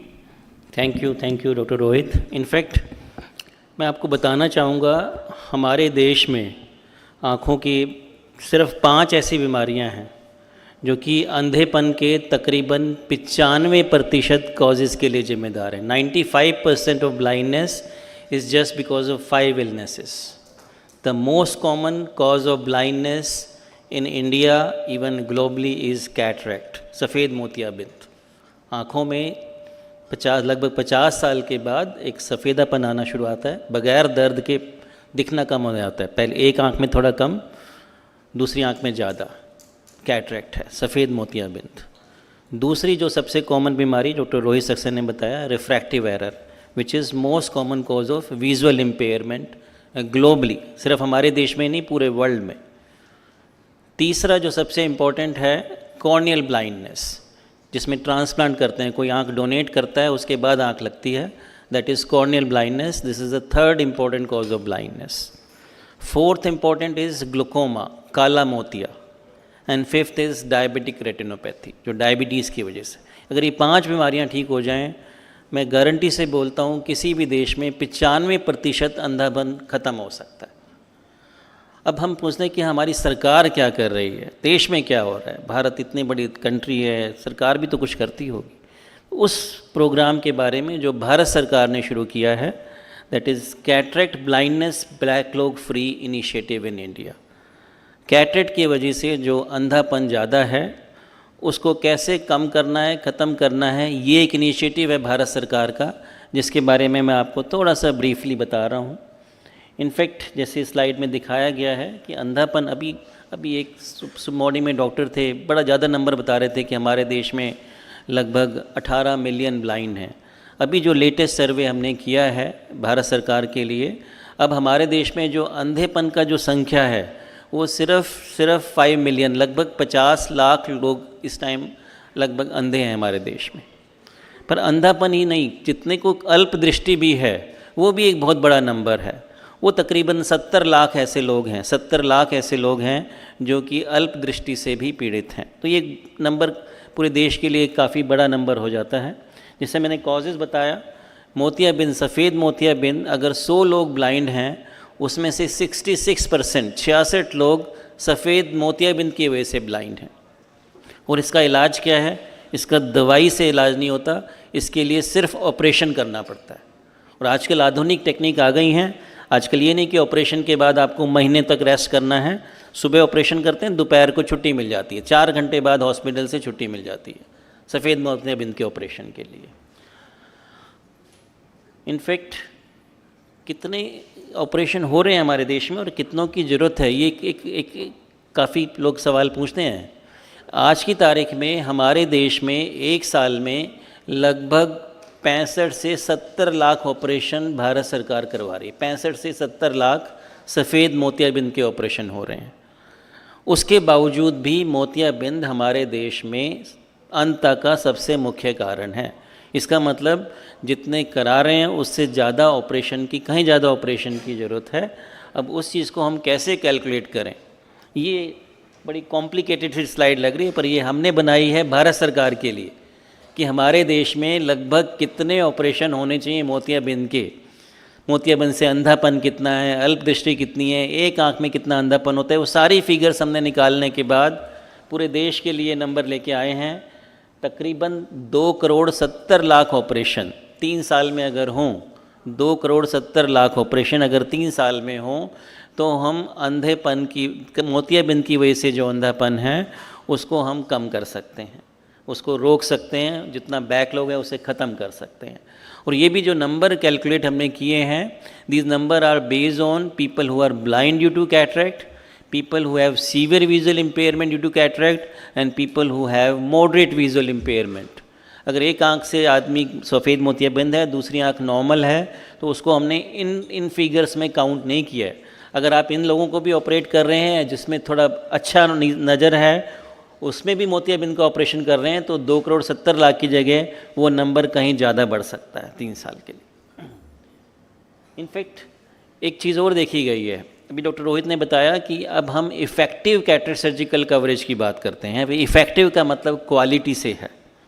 हमारे देश में ये सर्वे हमने किया है, जितने भी लोग मोतियाबिंद का ऑपरेशन करा रहे हैं उसमें से 10.9%, 10.9% ऐसे लोग हैं जो मोतियाबिंद के ऑपरेशन कराने के बाद भी, चाहे कोई भी वजह हो, चाहे ऑपरेशन ठीक नहीं हुआ या लॉन्ग टर्म कॉम्प्लिकेशन है या उसने चश्मा ही नहीं बनवाया उसके बाद, 10.9% लोग, उनका विज़न 6/60 से कम, मतलब वो अंधापन रह जाता है उसमें 10% लोगों में।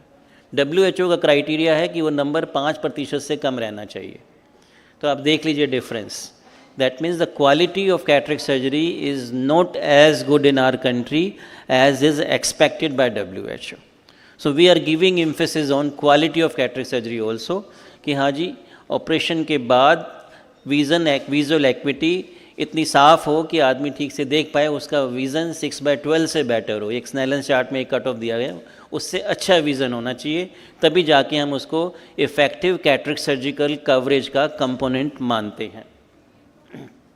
इनफैक्ट ये प्रोग्राम शुरू हुआ है भारत सरकार का, उसने बोला अगर इतनी सारी सर्जरी करनी है, 2 करोड़ 70 लाख ऑपरेशन 3 साल में, तो ये सिर्फ एक ही तरीके से हो सकता है कि अगर हम पूरे प्रोग्राम को मिशन मोड में लें। और मिशन मोड में भी सबसे इम्पोर्टेंट चीज़ है कि सबसे पहले जो है हम लोग जो कम्युनिटी में रिक्वायरमेंट है, जो आशा वर्कर काम कर रहे हैं।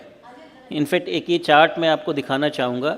इस चार्ट को हमने इस तरह से बनाया है कि पूरे देश में आई केयर फैसिलिटीज़ कैसे प्रोवाइड की जाती हैं।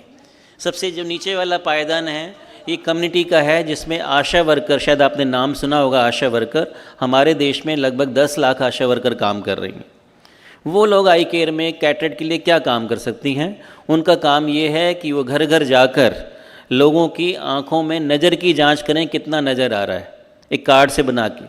और जो भी लोग जिसमें विज़न इम्पेयरमेंट है, उन सभी लोगों को वो आगे उसके ऊपर वाले पायदान में, जिसको हम विज़न सेंटर बोलते हैं, जो हर 50,000 पॉपुलेशन में एक बनाने का टारगेट है, जहाँ पे एक आई स्पेशलिस्ट, एक पैरामेडिकल ऑफ्थेल्मिक असिस्टेंट होता है, उसके पास रेफ़र करें आशा worker.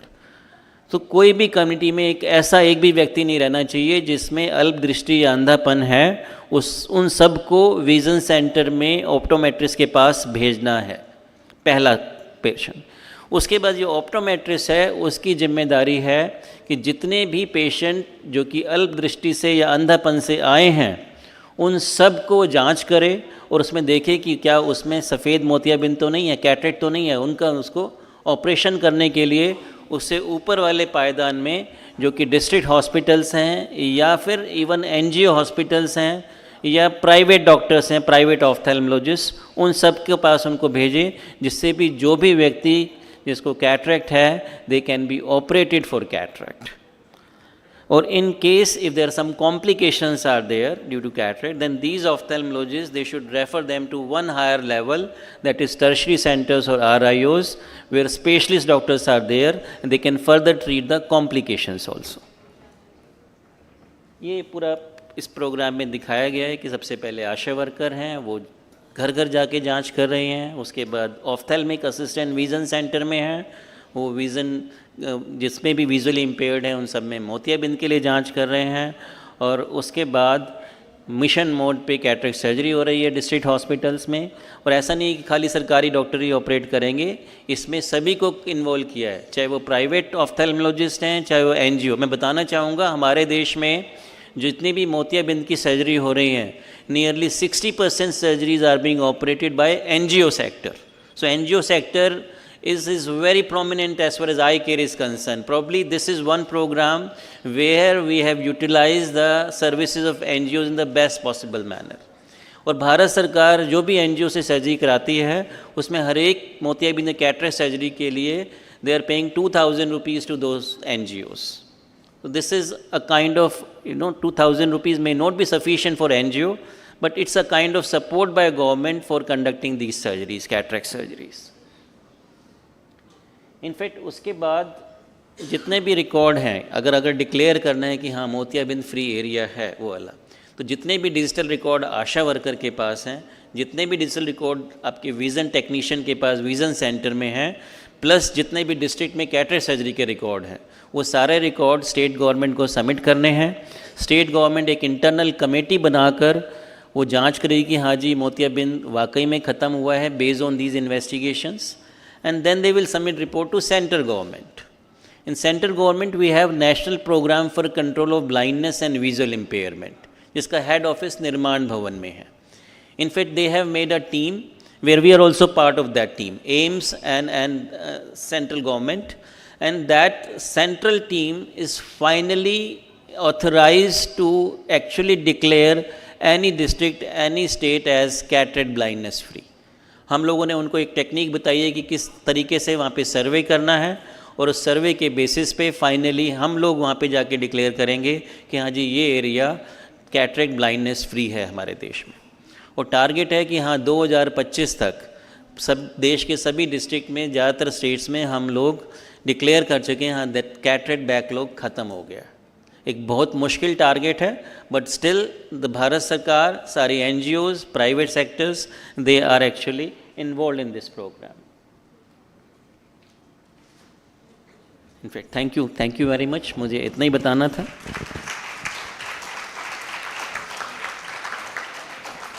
Now we are going to the third part where Dr. Suraj will be talking about the special role of a tertiary care institute like RP Center, how we can help in providing assistive technology to blind and visually impaired in country. Dr. Suraj.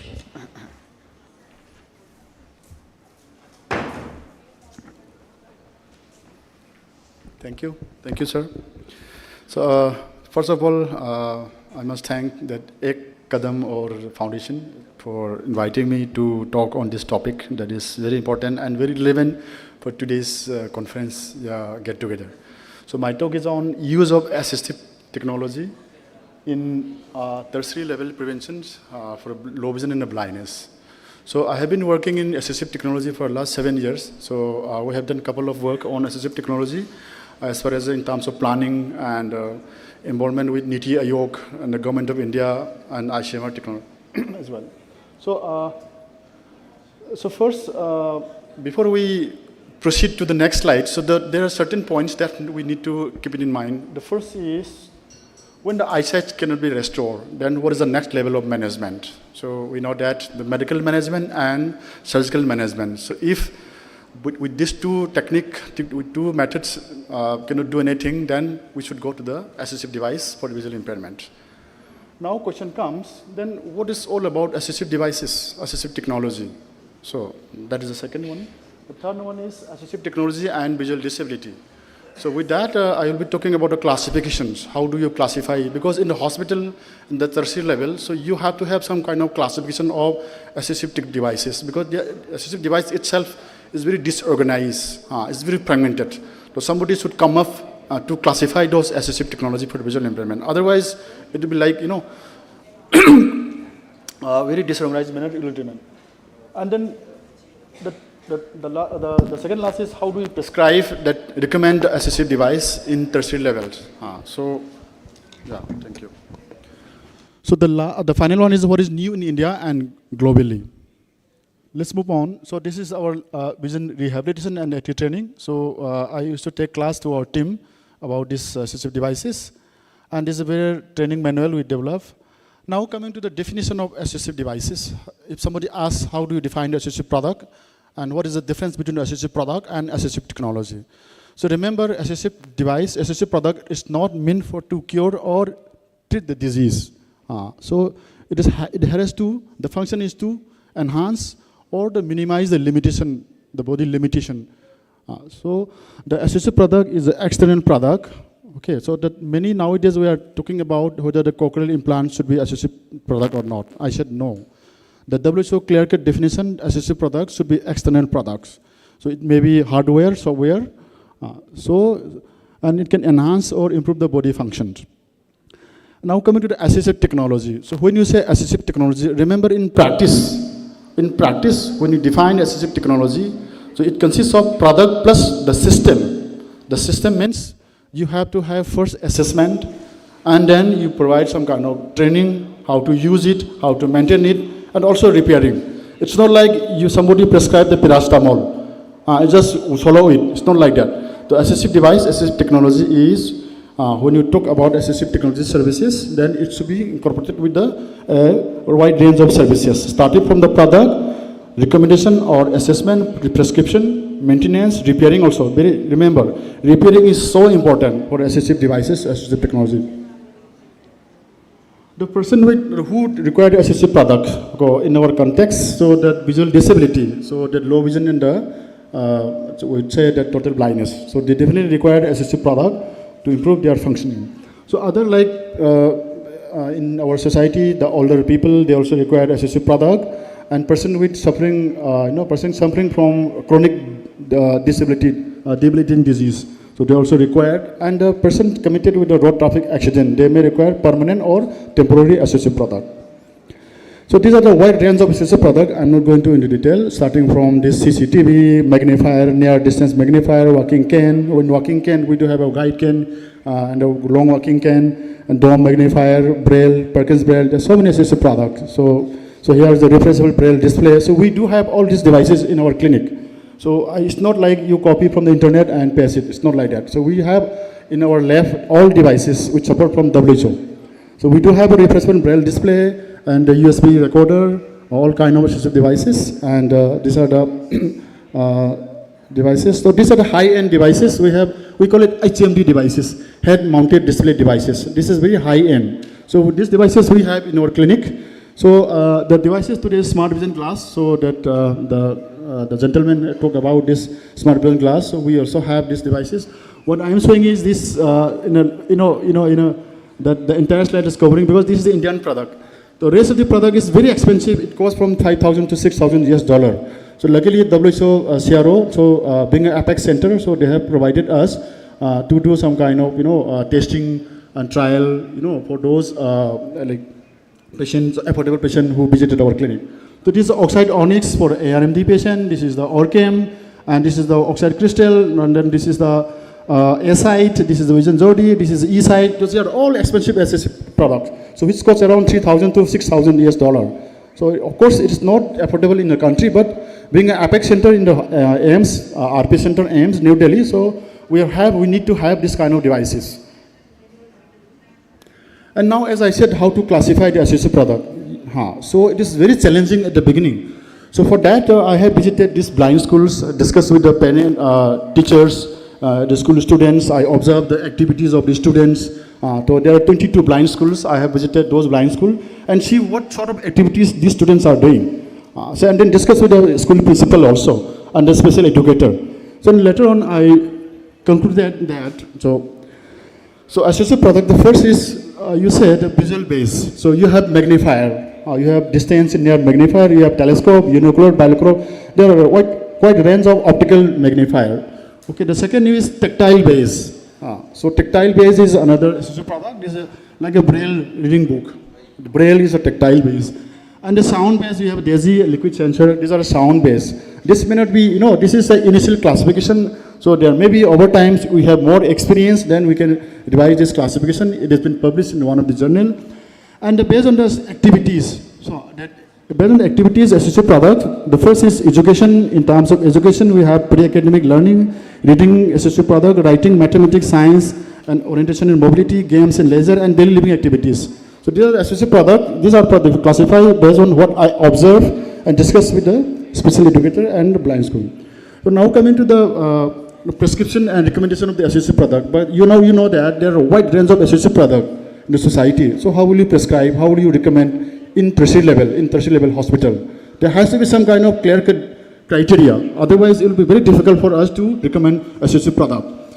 So these are the first row is the visual loss range, starting from less than 618 up to NLP. NLP is nil light perception. So you have low vision. Low vision is classified technically is vision BCVA best corrected vision acuity less than 618 to up to 360, and this is the blindness is less than 360 in the better eye.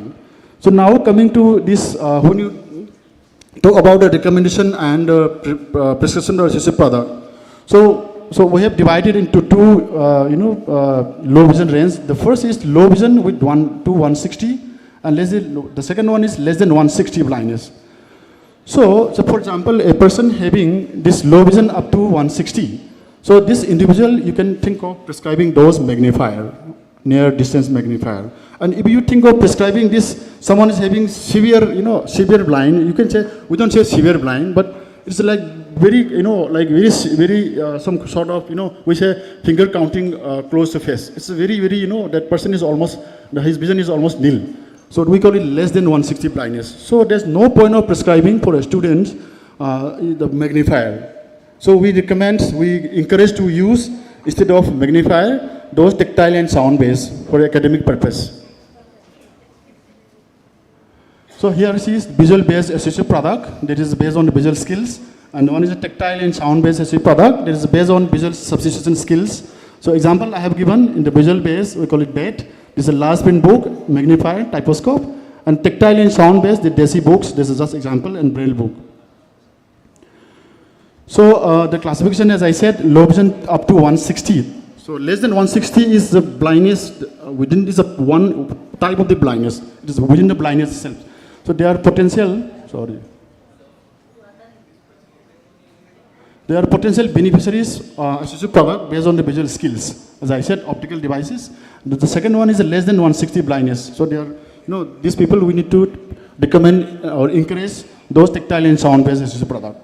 This is the triage system we use. For example, you have a patient here, and we categorize in category 1 and 2. Category 1 is less than 618 to 160. So in this context, we can think of recommending those optical magnifier. And someone is having less than 160 blindness. So if we recommend magnifier, it's no use for them to use productively and efficiently. And for example, category 1, so we recommend to use a guide cane. Guide cane is a very short cane, foldable. Whenever patient require, you can use the guide cane. And that category 2, of course, we need to think of increasing those walking cane. There are some of the resources. If anybody wants to see that what is happening in the schools for the blind in Delhi, so you can find how many associative products are present in the schools. So you can see here. And this is another study in school. So here in our clinics, this smartphone is nowadays becoming omnipresent. So smartphone is very important, becomes a kind of human eye. We know that there are so many accessible apps. We call it third-party accessible apps. And we have the screen reader as well. So using smartphones, so we always think that we need a good vision function, but it's not like that. So this fellow, so he used smartphone without looking at it. So he doesn't have to see it at the smartphone. So I think most of you present here, so you will be knowing those accessible apps. I'm not going to detail. So these are some research paper we published. There are so many activities starting from the communication, health consultation, information on COVID-19, Google Pay, payment, everything, all range of daily activities can be done with the help of smartphones. So this information we obtained from 2 case study that they have experience using smartphone the last almost 6 to 7 years. The one is an employee in the bank manager. The second one is a college teacher. So we collect this information. And this is the RP Center study. So we just wanted to know how many patients visiting our clinic, they are aware of this associative product. So we included 42 associative products in the question itself. And then out of this 42, only 2 associative products, that is optical magnifier and working long lens.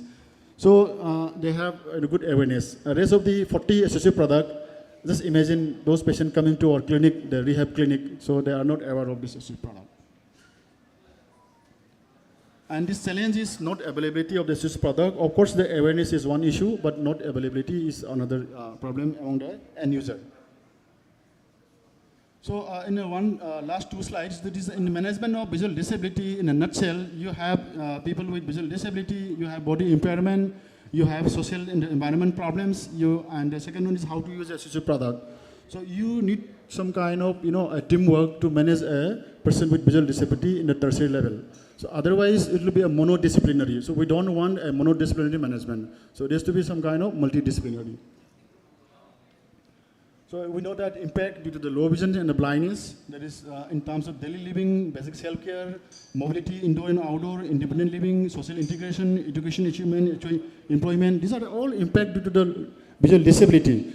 So with the help of associative product, if we recommend, prescribe, and at the same time provide appropriate training how to use it, and then the impact will be minimized.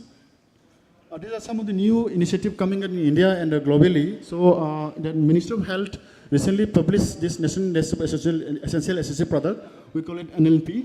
So here there are 21 associative products. So in 21 associative products, 6 associative products belongs to visual impairment. So remember, that means when you say associative product, so that visual impairment, ophthalmic product, those associative products related to the vision science, it contributes to the huge amount. And if you want to see that what is the country, in terms of need, unmet need, barrier to access to associative products, so you will find one of the research paper that we have published recently in Lancet.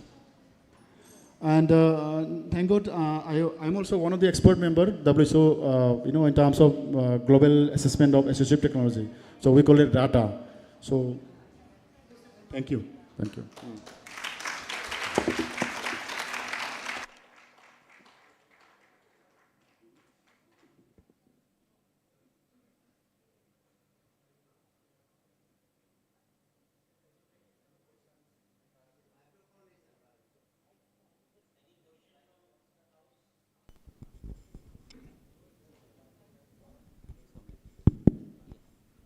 Yeah, house is open for any questions if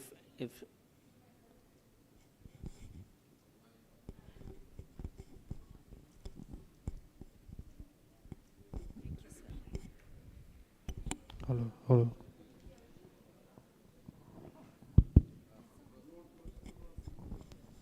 नमस्कार, मैं Yusuf Kapadia from Dahod Gujarat. मेरा question मोतियाबिंद से है।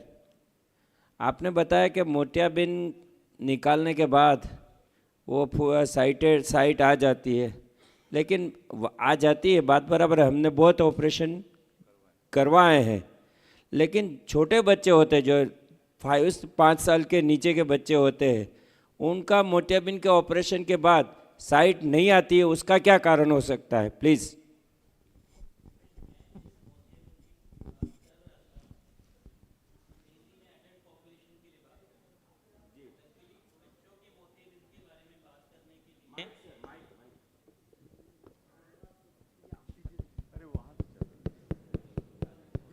Hello is it in fact मैं जिस मोतियाबिंद के बारे में बात कर रहा था, ज़्यादातर मोतियाबिंद बुजुर्ग लोगों को होता है 50 साल से ज़्यादा की उम्र में, और उसमें मोतियाबिंद के रिजल्ट काफ़ी अच्छे होते हैं। बट मैंने ये भी बताया था लगभग 10% लोगों में नज़र कम है।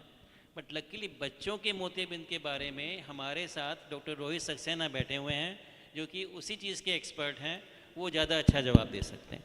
रोहित। Thank you. आपका सवाल बिल्कुल दुरुस्त है।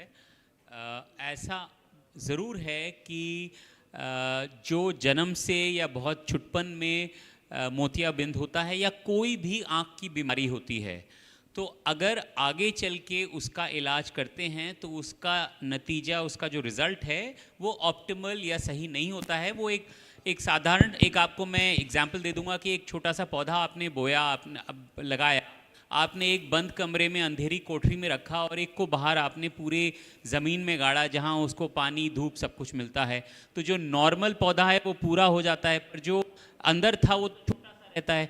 अब आप उसको ट्रांसप्लांट करके वापस 5-6 साल बाद ज़मीन पे गाड़ेंगे तो ज़रूरी नहीं है कि वो नॉर्मल हो। तो 6-7 साल तक हमारी जो नज़र है वो डेवलप हो रही होती है, और डेवलपमेंट के लिए सबसे ज़रूरी चीज़ जो चाहिए होती है वो एक अच्छी इमेज जो आँख से दिमाग को जाए और उस रास्ते को स्टिमुलेट करे।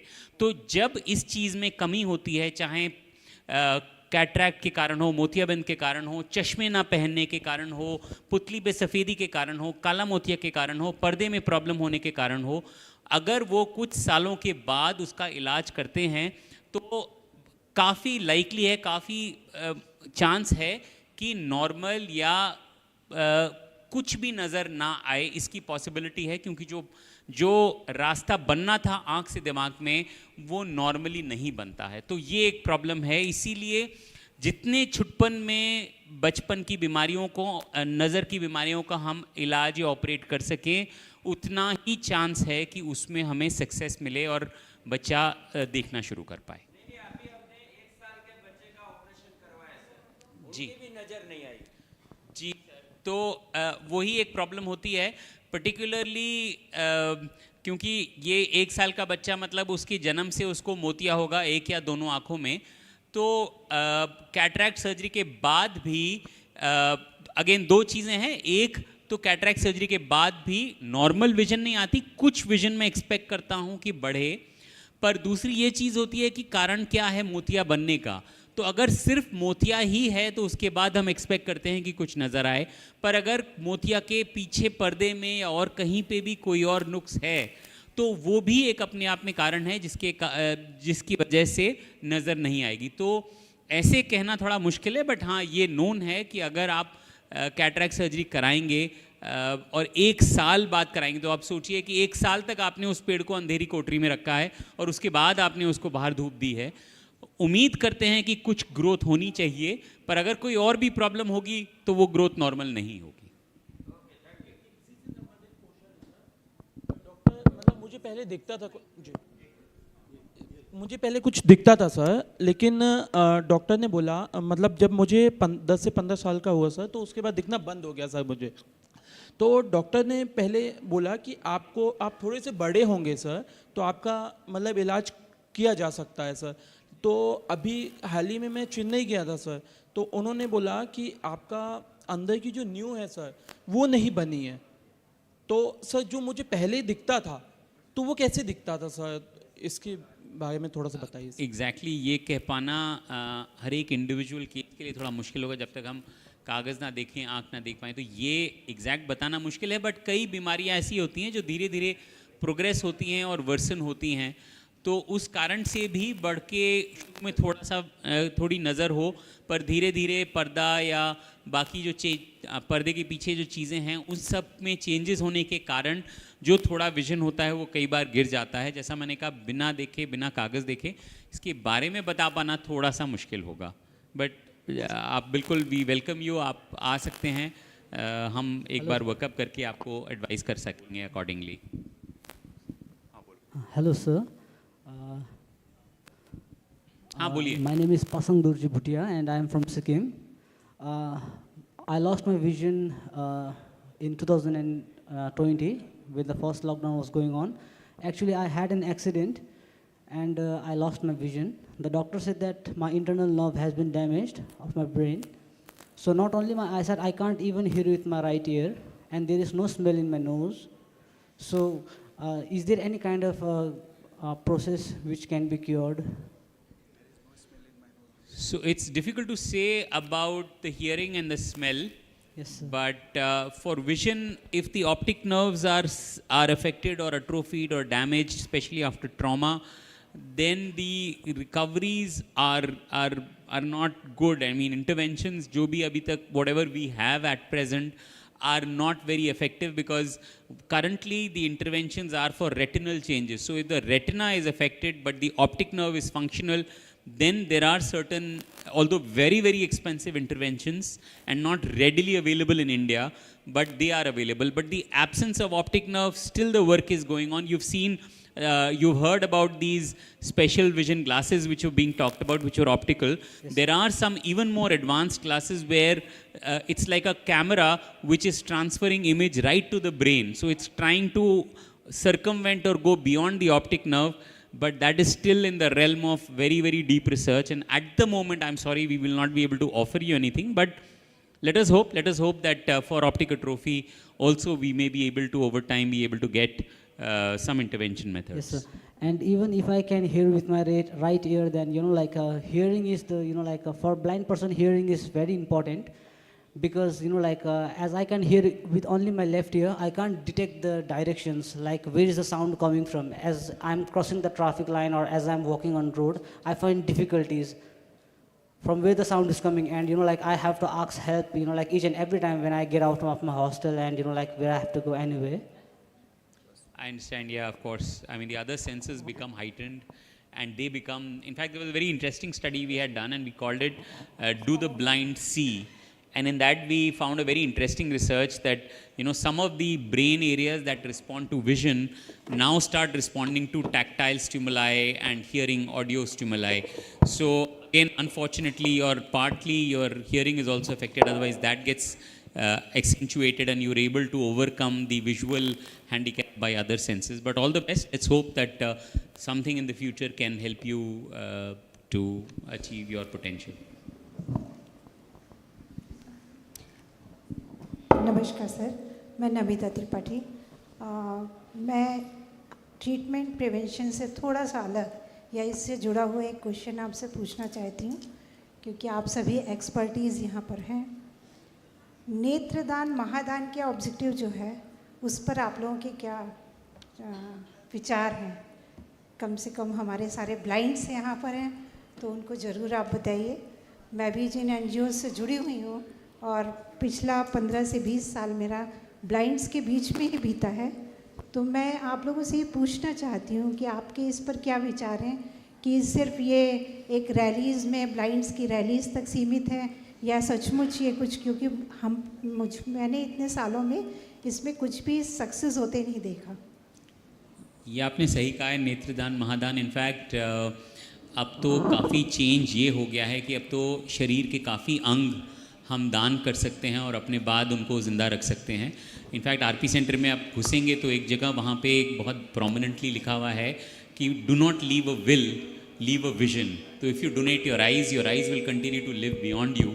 So that is a very, very one of the greatest gifts that we can give to humanity, to the human race, is give up organs so that another person can live or be a fulfilled life. In India, it has been a very major challenge to get corneal donations and get it as a mass movement. I must tell you that there are countries like Sri Lanka which are actually exporting corneas because it was their religious leaders who took it upon them to make it into a mass movement. And India imports corneas from Sri Lanka. And as medical professionals, I'll ask Dr. Praveen also as a community ophthalmologist to give us some insights. But yes, we can only request, and it's entirely, it is, I think, contributions of NGOs and people like you which has to get the movement forward, that it's extremely important because everything else technology can provide, but human tissues still only humans can create and nobody else. In fact मैं ये बताना चाहता हूँ कि काफ़ी लोग सोचते हैं नेत्रदान मतलब आँखों की सभी बीमारियों से ठीक हो जाएंगी। एक जनरल कंसेप्ट है लोगों के बीच में।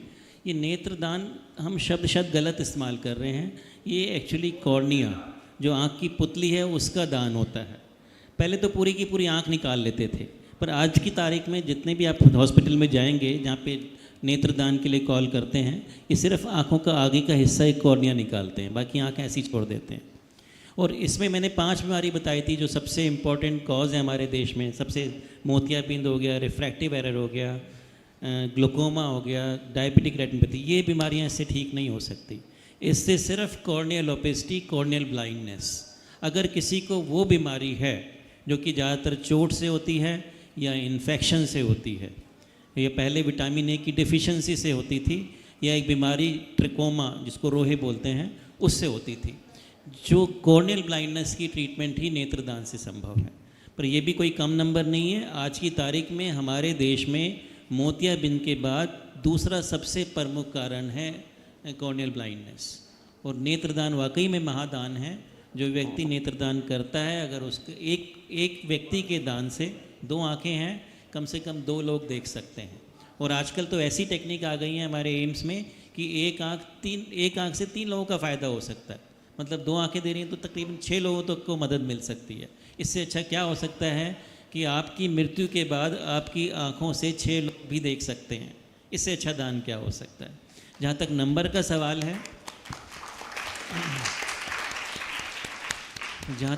का सवाल है, हमारे देश में हमारा एस्टीमेट है लगभग 2 लाख कॉर्नियास की हर साल ज़रूरत है। 2 लाख कॉर्निया की हम लोग जो कलेक्ट कर रहे हैं, जो भारत सरकार का प्रोग्राम है उसके अंतर्गत तकरीबन 70,000 कॉर्निया कलेक्ट कर पा रहे हैं। इसका मतलब है 1,30,000 कॉर्निया हमारे हर साल कम रह जाते हैं।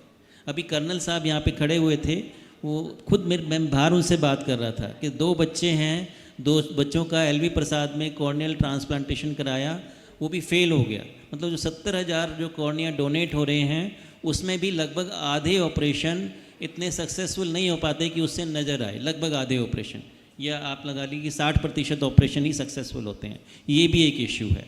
मगर आपने बिल्कुल सही कहा, अगर हमारे देश के लोग जिनकी मृत्यु हो रही है, अगर ये आज प्लेज करें कि हम कॉर्निया डोनेट करेंगे, तो एक ये देश में जो अंधेपन का जो दूसरा सबसे मुख्य कारण है कॉर्नियल ब्लाइंडनेस, वो पूरी तरह से काफ़ी हद तक ख़त्म या कम हो सकता है।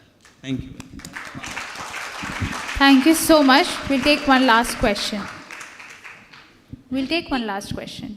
Good evening to all respected doctors. This question is about myself only.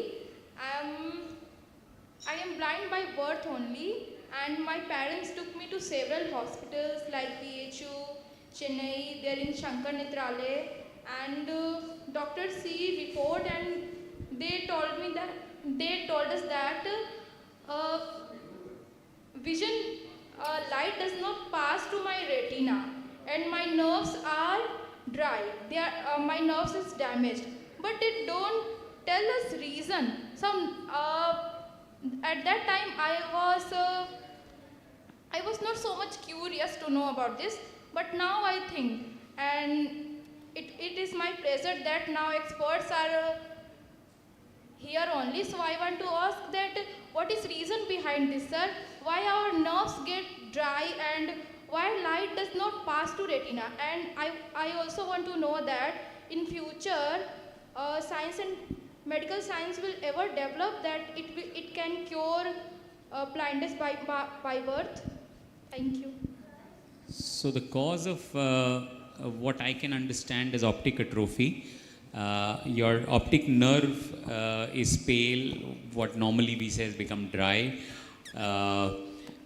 By birth, there can be multiple causes. There can be genetic disorders. So it's exactly difficult to pinpoint or give you a clear reason without, of course, examining or saying anything. But optic atrophy can be there since birth, either as a genetic problem or as a birth insult. So a damage during birth, if there is birth asphyxia or the child cries later than normal, then there is a period of absence of oxygen to the brain that can cause most commonly damage to the optic nerves.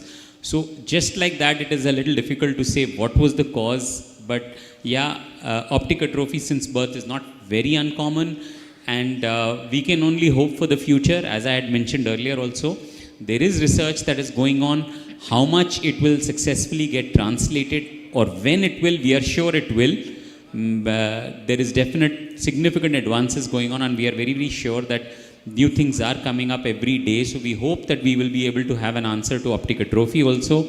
And it's just a question of when. And I just wish you all the best. And I hope that we will be able to provide some results and some research that is clinically useful to everybody as soon as possible. Thank you and all the best. Thank you so much. Thank you so much, Dr. Rohit Saxena, Dr. Praveen Vashisht, Dr. Rohit Khanna, who I think he just left, and as well as Dr. Suraj Singh. Thank you for your time and also for sharing with us a very different perspective and for answering the questions of all our friends so wonderfully. Thank you so much for being here with us. Let's all clap for him. Thank you.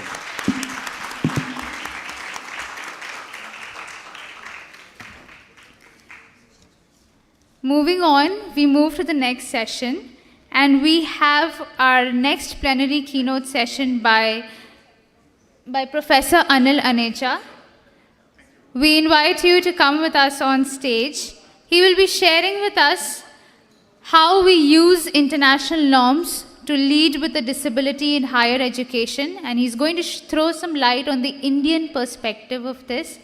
We welcome you, Dr. Anil, and to let you all know, he serves as the professor under the Department of English at Delhi University.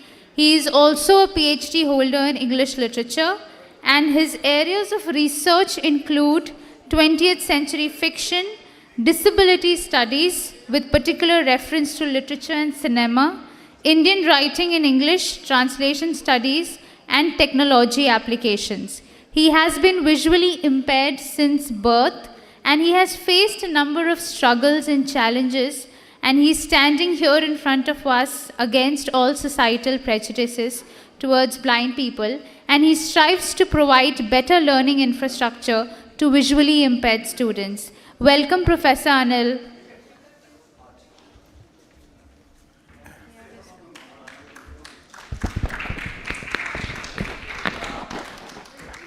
Thank you very much for that very generous introduction, and good evening, ladies and gentlemen. At the outset, I am deeply grateful to Ek Kadam Aur, particularly Dr. Tripathi and his friends, for not just giving me this platform to share some of my thoughts with you, but also more importantly, for organizing this very relevant, timely, useful event at New Delhi today.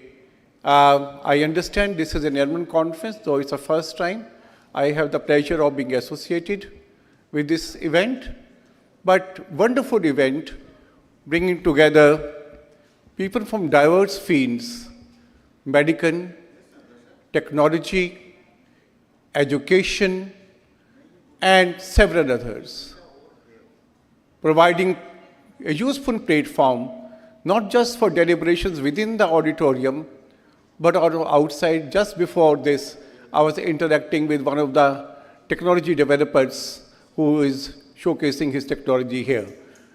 Great opportunity. Thank you very much, Dr. Tripathi. I don't know whether you're in the hall, but if not, please convey my gratitude to him. I've been told that I have 15 minutes to speak. A very difficult task to give to a professor whose profession is only to speak. And to time bound him to 15 minutes, rather difficult, but I try to maintain discipline because I know you have many eminent speakers coming up and it's already late evening. So many of you may be wanting to go home and my statements may not be of much interest to you. Because already very late in the evening is a bad time. At one time in cricket, they used to say that night watchman, when the last wicket, some batsman was out, they to send a tail-ender, a very weak player, to bat. Even if he got out in the evening, doesn't matter. Only task was to carry to next morning. So I feel very much like a night watchman who's here playing the last bond perhaps or the last over in the evening today. But that be as it is. But I think you have a concert performance coming up also. I saw the program, if it's still on. So coming straight to the topic now, using international norms to need with a disability in higher education. I would begin by saying that I'm a positivist. Though being positive during last few years it became a bad thing, the moment you said I was positive, people used to run away from you. This was not the case before 2020, but after 2020, one has to be very careful using the word positive. Often it's identified with COVID positive. But not referring to that, I would say I'm a positivist and like to begin on an optimistic note by saying that the domain of higher education today in India presents a kind of contradictory duality. On one hand, there are huge gaps which need to be filled in, and I'm so happy that Kadam has chosen this topic of higher education because while our government is doing a lot, reading a lot in terms of policies and implementation at the school level, and also to an extent in the employment level sector, as far as the area of higher education is concerned, it often remains neglected. And to me, the word of higher education is a very important bridge to empower visually impaired persons. If whatever good work is being done by the government and the NGOs at the school level, if that is not strengthened at the higher education level, the critical crossing bridge, then the good work done with the visually impaired goes virtually waste. Because by the time he or she reaches the employment sector, the critical development which should have taken place at the higher education level has not been done. And therefore, this is one area which requires critical attention. I would urge Kadam not just to limit their engagement and concern only to this session, this plenary session, but do more to support and strengthen higher education in India. Having said that, I would now make the contradictory statement, and that is the condition of the visually impaired in higher education is much better today than it was, say, 40 or 50 years ago. Today you see a number of visually impaired persons. I have been the nodal officer, persons with disabilities in Delhi University for 7.5 years. And now I serve also, among my other responsibilities, as the Director, Center for Disability Studies, University of Delhi, along with being the head of department of English, which is one of the top 150 departments, English departments of the world in the as per QS rankings. Not a small achievement, I don't like to boast, but it is only facts. By any standard, by a visually impaired person in all humanity. At the same time, I would say, this is not a very common scenario, but at the same time, you also have hundreds of visually impaired persons now are serving as professors, associate professor, assistant professor, even within Delhi University and its colleges across the country. You have thousands of visually impaired students studying at higher education level. My submission to you is, all this is a scenario today, but 50 years ago, things were very different. 50 years ago, a visually impaired person from Agra University got a gold medal at the master's level in philosophy, but when he applied to the same university for a job, he was declined. And it was said that while it was good for a visually impaired person to study and he could excel and get a first class first, he could not teach. At another university, somebody who got a gold medal in English literature was monitored for 15 days in the college before he was given an appointment letter because they were not sure whether a visually impaired person could study. In my own case, the principal of a college refused to interview me for an ad hoc appointment, saying that, well, I don't have to appoint a visually impaired person. Why should I interview him? This was the scenario 50 years ago. From that to today's stage, when I became the nodal officer for persons with disabilities at University of Delhi, every principal of every college had to report to me for advertising any vacancy, because no vacancy could be advertised without my clearing the advertisement and roster and showing reservation for persons with disabilities. So this is the change that has come about when we talk about reading in the area of higher education. I strongly argue that this change has come about only because of various international norms. But when we use the term international norms in the context of India, let us not forget the fact that the international norms are also prompted by something called the human norms. I wonder whether anyone can point out where was the first important international norm which impacted human rights. There were many, of course, over hundreds of years. But particularly in the 20th century, the document that started a new era in the area of international norms in social sector was the Universal Declaration of Human Rights in 1948 after the Second World War. To me, that is the document that for the first time after the Second World War, both put forward the principle of dignity, equality, human rights, and social empowerment for any other kind of empowerment.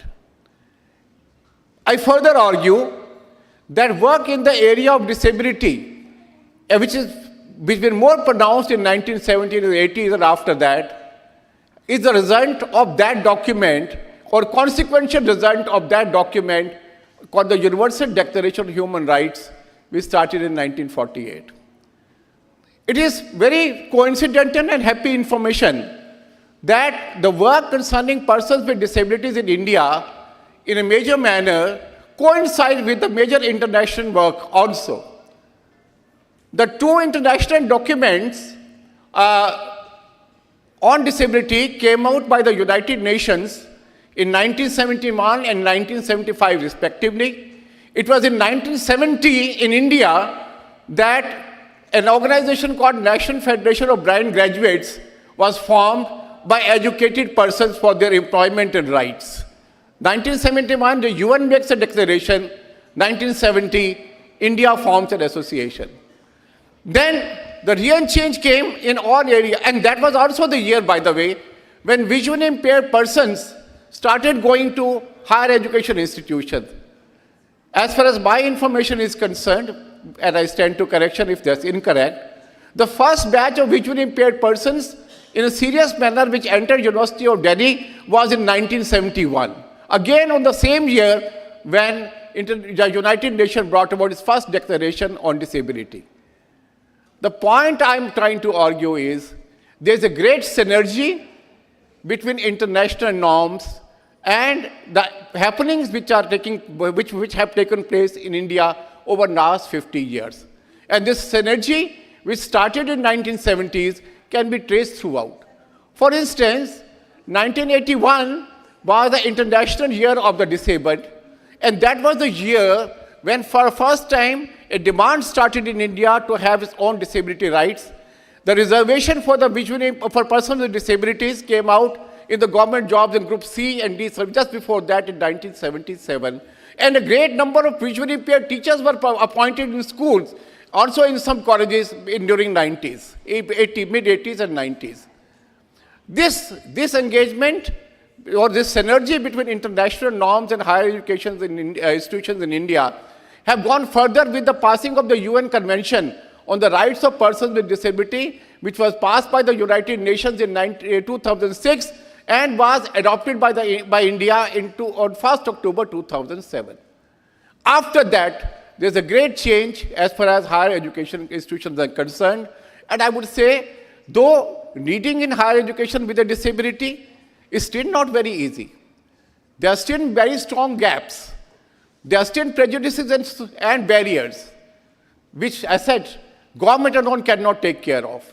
The system doesn't allow budgets to take care of. This is where we appeal to the international organizations and national organizations such as Ek Kadam Aur and friends from other organizations who are present in this gathering today to come forward and support higher education systems for visually impaired, because the cost of accessibility for visual impairment is very high. You see, for orthopedically impaired, I don't want to undermine any disability, and I must say that every disability has its own challenges, which are unique and must be respected. Having said that, I would further say that as far as visual impairment is concerned, the cost is recurring. Because every year when a student goes to a higher class, accessible books need to be provided. Technology needs to be provided. And these days, the accessible technology for the visually impaired is laptops and mobile phones. Books have to be made in accessible format. The internal environment needs to be more accessible, for which we have internet-based and software-based solutions available now. Whereas for some other disabilities, if you provide a ramp and a lift one time, accessibility needs are taken care of. There's a one-time investment, whereas for persons with visual impairment, it's a recurring investment.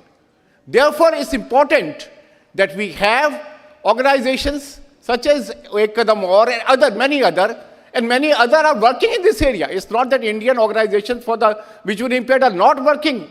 I am myself the president of a major national organization of the visually impaired, All India Confederation of the Blind, which is a 43-year, 3-time national award winner organization. We are doing a lot in the area of higher education in various parts of the country, but there's need to do more.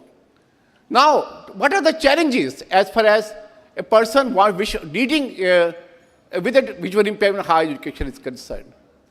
One, your visual impairment is also not taken note, often not taken note of when you achieve a leadership position, which is the irony. First of all, there are barriers created for you to reach a leadership position. The path to where I may be today has not been easy. I remember when I was a student at St. Stephen's College, one of the best institutions of the country, there were no braille books for me. International institutions came forward to support the Library of Congress and Recording for the Blind and the Dyslexics. When there was issue of employment, I already told you there were challenges. Even after employment, when performance more than others is required, no facilities are given. At every stage, you are not seen as visually impaired when it comes to performance and delivery, but you are seen as visually impaired when it comes to opportunities. This is not a happy scenario. But even when you reach a certain position, despite such barriers, then your visual impairment becomes your negativity, because people are not able to accept that despite your visual impairment, you have been able to achieve so much. First, there was an attempt to stop by the system, and now there is an attempt to negate by the system. But as I said, I'm a positivist. And these issues may be there, but if we want to surmount these and create a path for the visually impaired in higher education institutions, it can only by our own positive attitude, reaching out rather than waiting, taking initiatives rather than being passive expectants of facilities and services, and at the same time, by our own performance, we change mindsets. You may have policies which are already in place, of course. You may have equipments which are already perhaps in place in many places. But unless you change people's attitude and social mindsets, no empowerment of the visually impaired in higher education institutions or in any other sector is possible. So friends, let us provide all technology, all medical care. Let us also work to change social mindsets and prejudices and motivate persons with visual themselves that if a path has to be made for them, it will have to be made only by them, nothing for us, without us. That is the way to move forward in the area of higher education institutions. I would say the future of the visually impaired higher education is high. If they are given all possible support, there is no area in which they can't perform better than others, as many have shown. Many have shown even without technology. Many have shown even without policies, and more would show such examples, demonstrate such examples if support is provided. But the need is who is going to provide that support? Not the government, not anybody else, not society alone, but all together. There's a need through international norms such as the Marrakesh Treaty, the UN CRPD, United Nations Convention on the Rights of Persons with Disabilities, and other instruments to ensure that books are available for visually impaired in higher education institutions. There's need to ensure that equipments are available for them.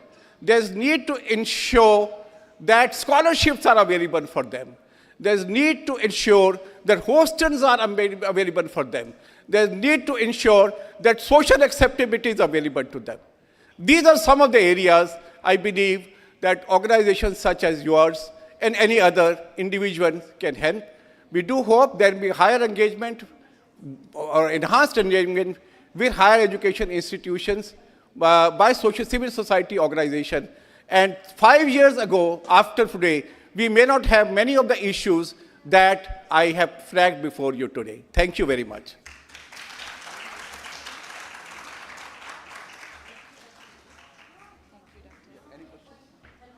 Thank you, Professor Anil Aneja. That has been a really thought-provoking insight to how inclusive we can be and how hopeful we are for the future to see what envisions us 5 years from now. We want to see a better place where all needs are met, and that begins with us, the inclusivity that we are showing as a community, involving and appreciating each other in every way. I really thank you, Professor Anil Aneja, for bringing this topic in light and enlightening us, and we would encourage all of you to ask your questions later when we are in the networking time.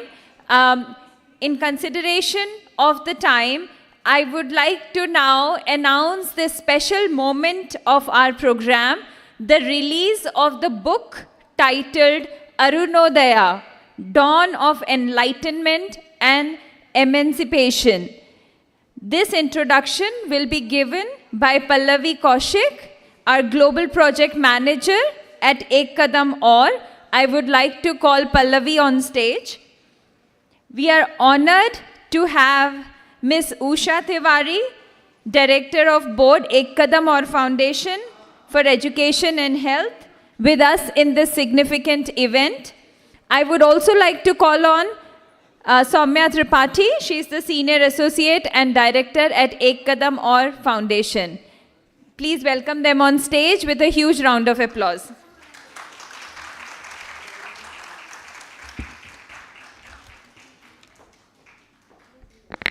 Thank you, Anna. Good evening, everyone. I am delighted to be here in front of all of you to introduce the Arunodaya booklet.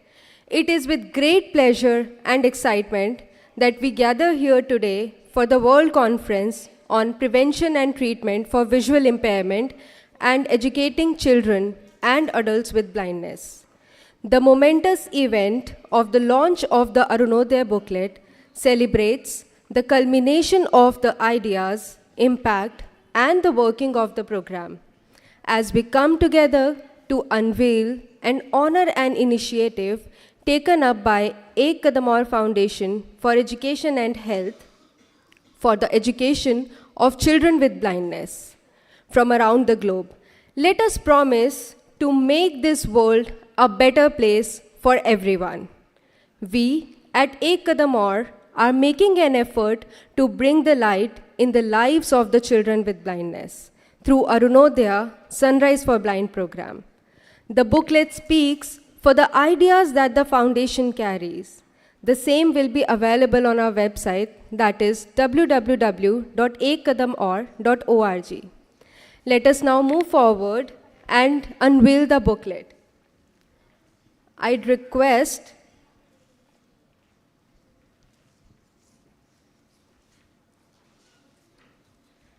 Ms. Soumya Tripathi, Senior Associate Director, Ek Kadam Aur Foundation, and Ms. Usha Tiwari, a member of Board of Directors, Ek Kadam Aur Foundation, to be here on the stage and do the honor of launching the booklet.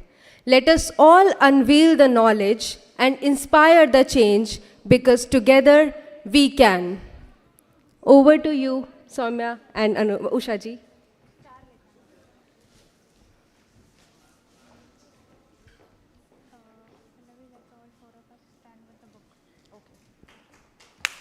Let us have a huge round of applause.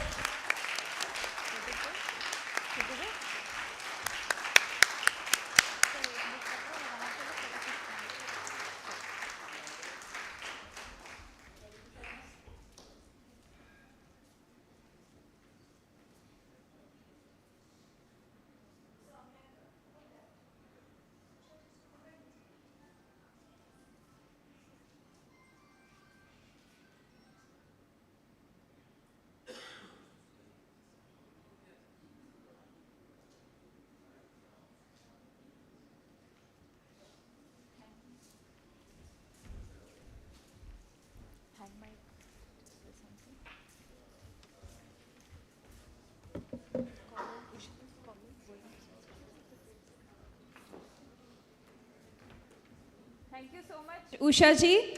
Thank you so much, Soumya.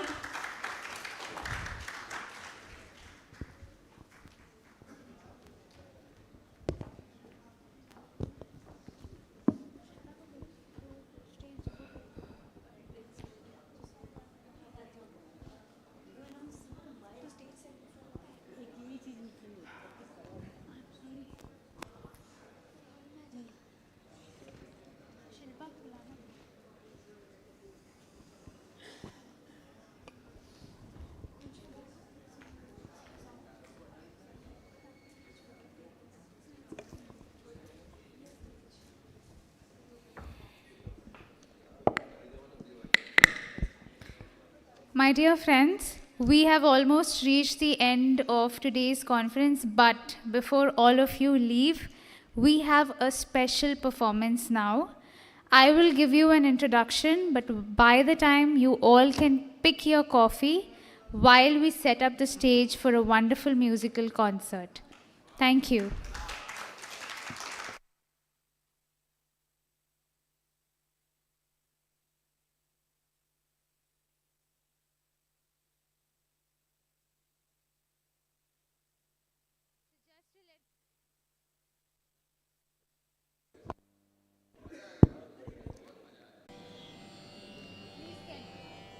Please get ready to be seated. I would request the volunteers to ask all your friends who are outside to come inside and settle down. In fact, we can also request our friends in the booth that they can come and be here for some time.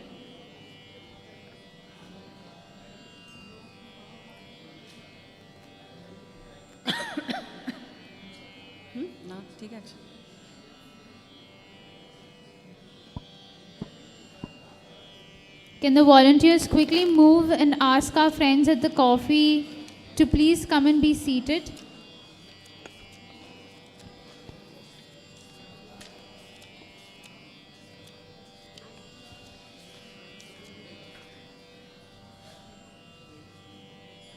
You can request everyone outside as well.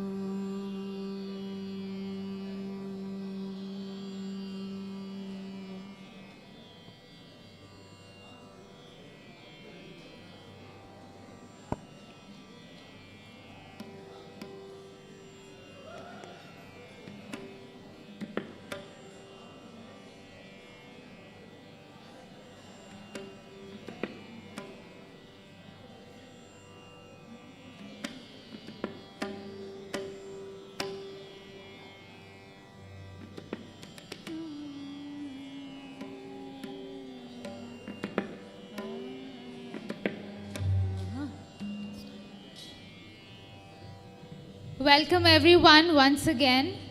All my dear friends, let me tell you, we are all in for a truly special treat.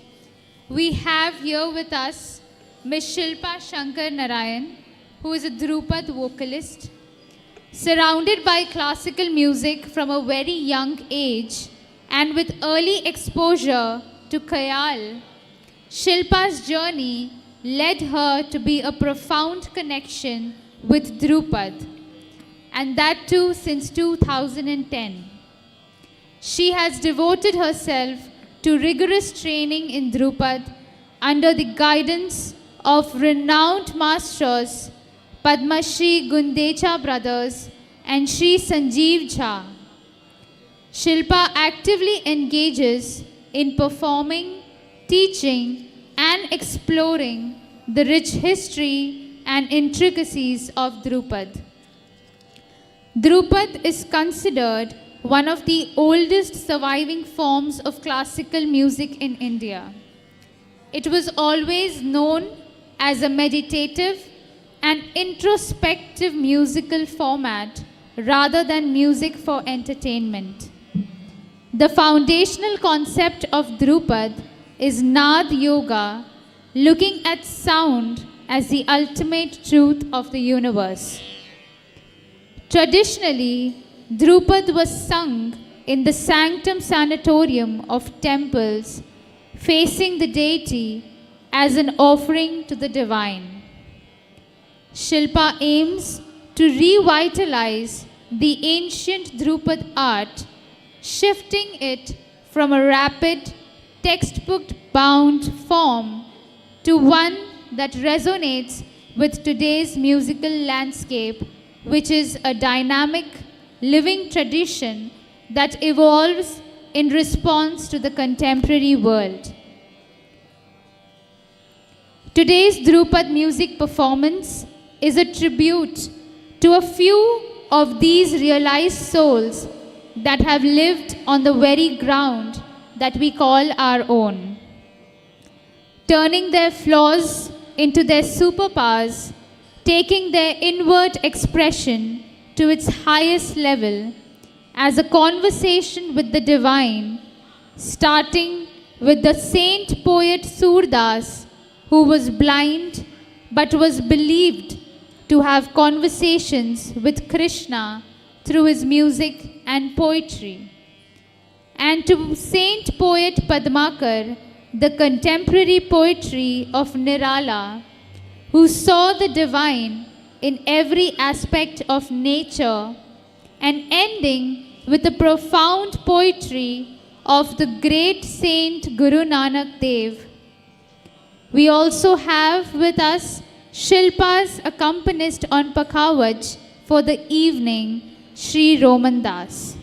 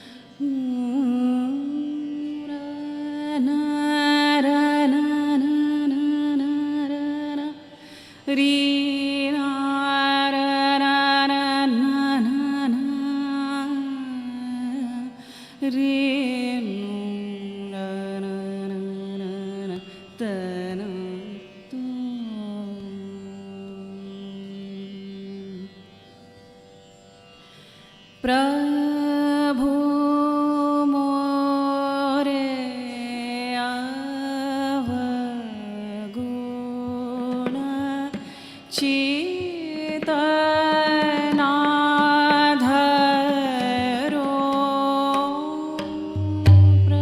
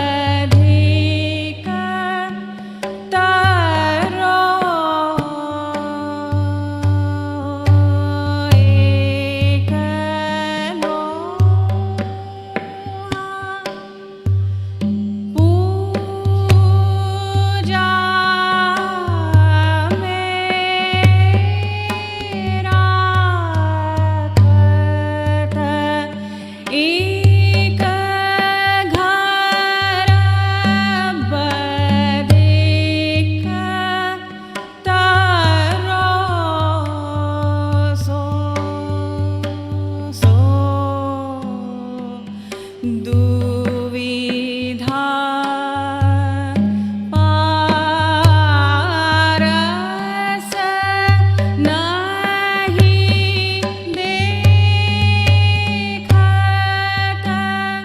कंचन करत खरो प्रभु मोरे अवगुण चेतना धरो प्रभु मोरे अवगुण चेतना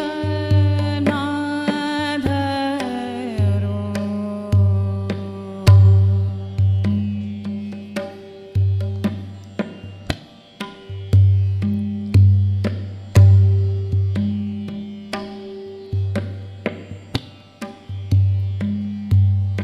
एक नदिया एक नाल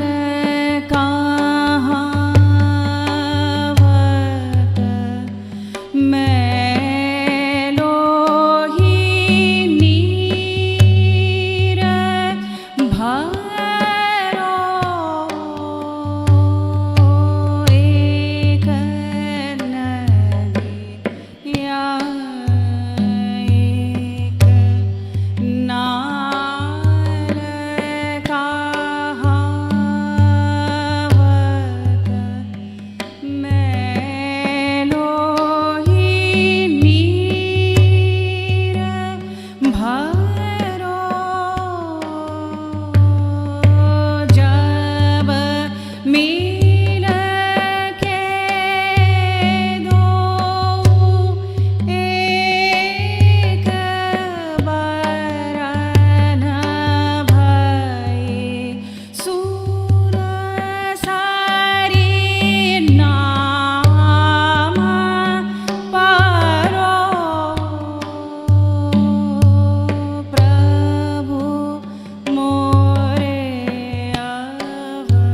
अवगुण चेतना धरो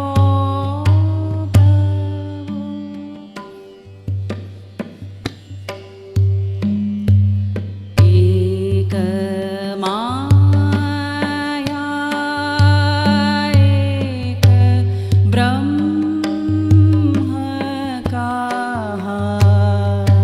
कहावत सूर श्याम झगरो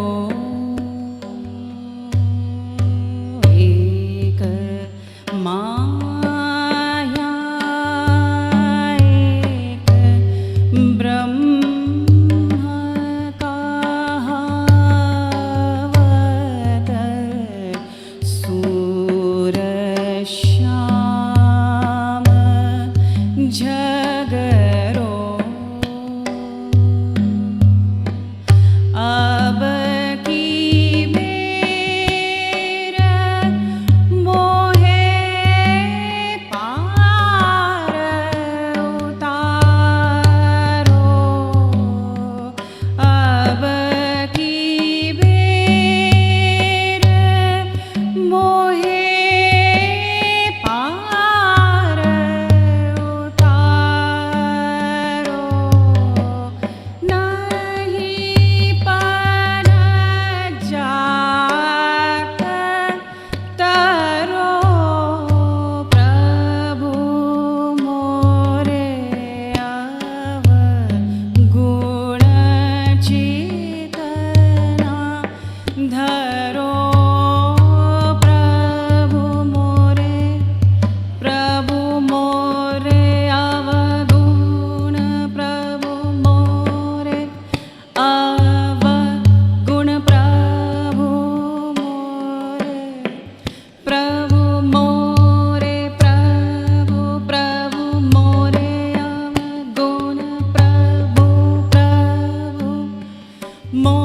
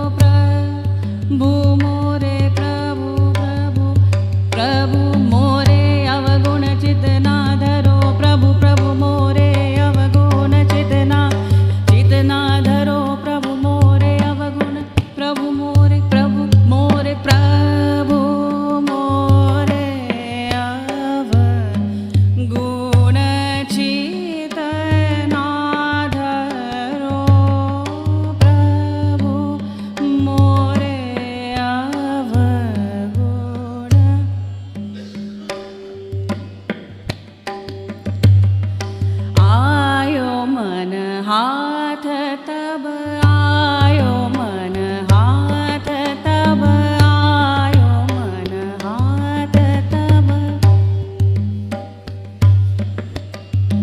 आयो मन हाथ तब आयो मन हाथ तब आयो मन हाथ तब आयो मन हाथ तब पाइबो न रयो कछु पायो गुरु ज्ञान फेरी पायो गुरु ज्ञान फेरी पाइबो कहाँ रयो आयो मन हाथ तब आयो मन हाथ तब पाइबो न रयो कछु पायो गुरु ज्ञान फेरी पायो गुरु ज्ञान फेरी पाइबो कहाँ रयो आयो मन हाथ तब कहे पद्मा कर सुगंध की तरंग जैसे कहे पद्मा कर सुगंध की तरंग जैसे पायो सतसंग फेरी पायो सतसंग फेरी पाइबो कहाँ रयो आयो मन हाथ तब दान बल बाण बल विविध विधान बल दान बल दान बल बाण बल दान दान बल बाण बल विविध विधान बल दान बल बाण बल दान दान बल बाण बल दान बल बाण बल विविध विधान बल दान बल बाण बल पायो जस कुंज फेरी पायो जस कुंज फेरी पाइबो कहाँ रयो आयो मन हाथ तब आयो मन मन आयो मन हाथ तब आयो मन मन हाथ तब मन मन हाथ तब आयो आयो आयो आयो मन हाथ तब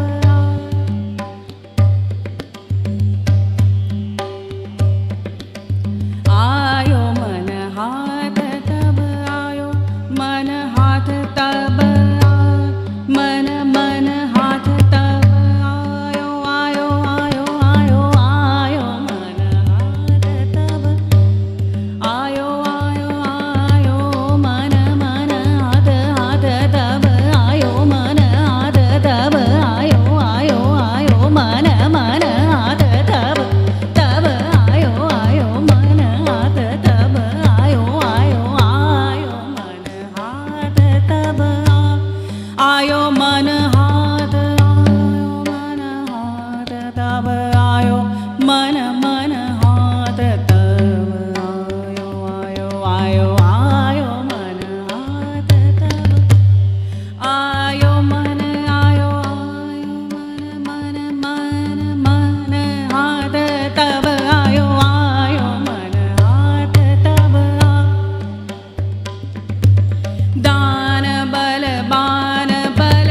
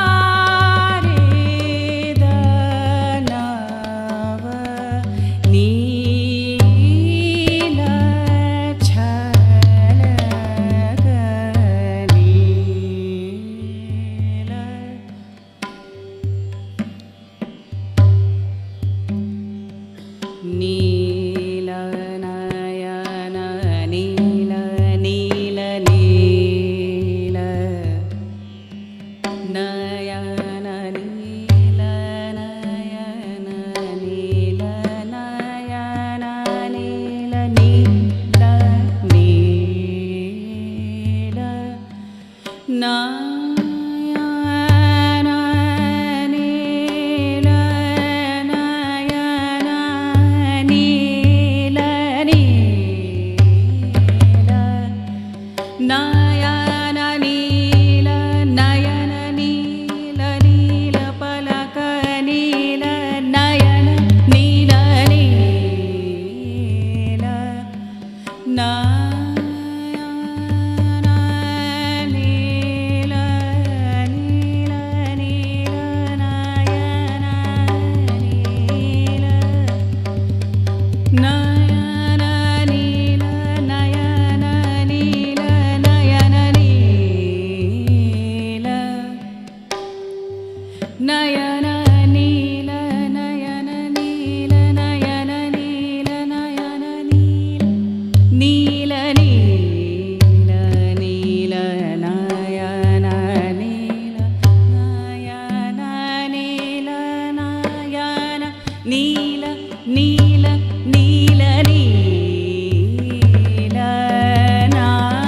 नयन नील पलक नील बदन नील झलक नील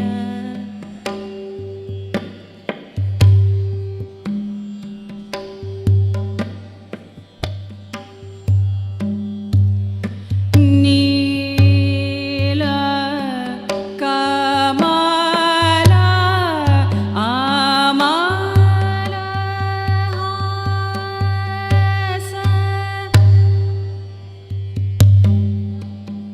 कमल आमल हास नील नील नील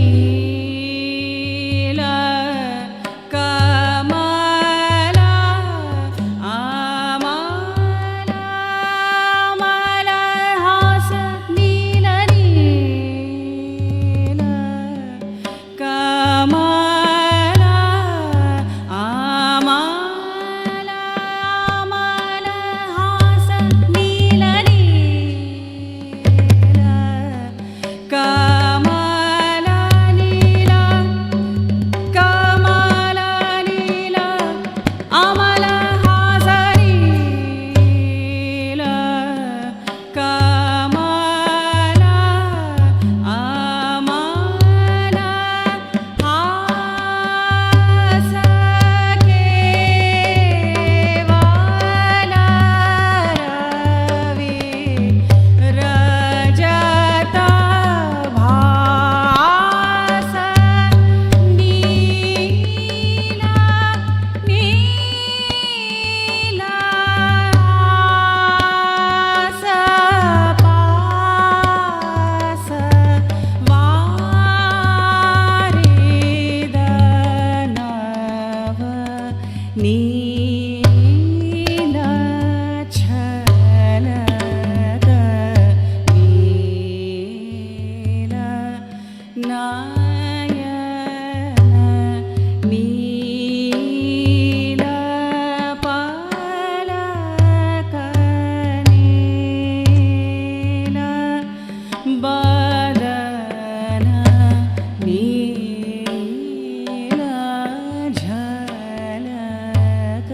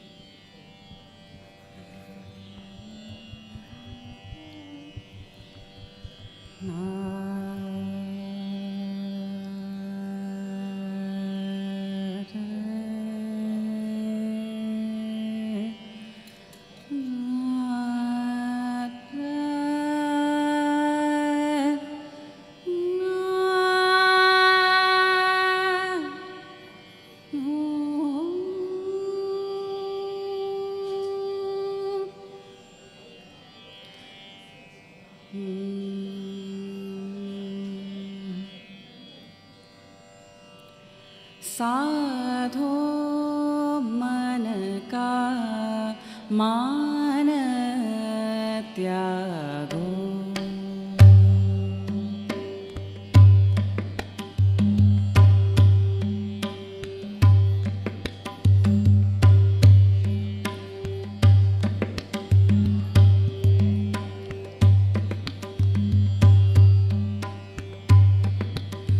साधो मन का मान त्यागो साधो मन का मान त्यागो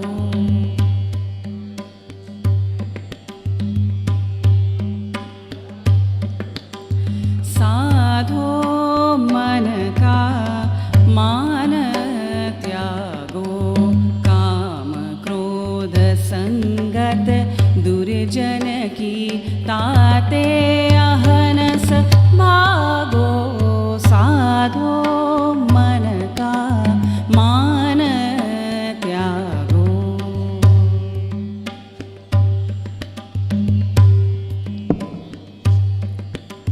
साधो मन का मान त्यागो साधो मन का मान त्यागो काम क्रोध संगत दुर्जन की ताते अहनस भागो साधो मन का मान त्यागो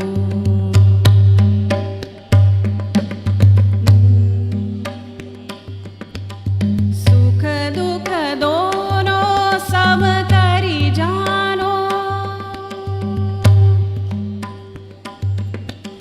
सुख दुख दोनों सम करी जानो और मान अपमाना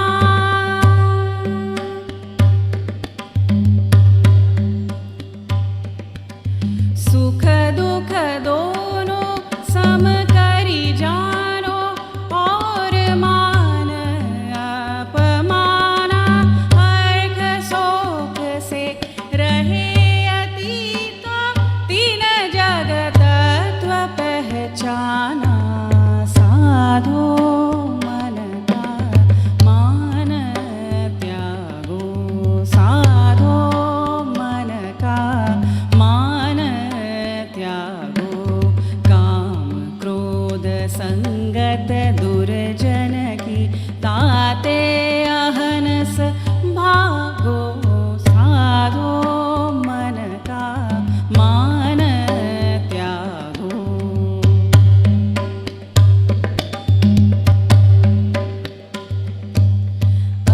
स्तुति निंदा दो जाने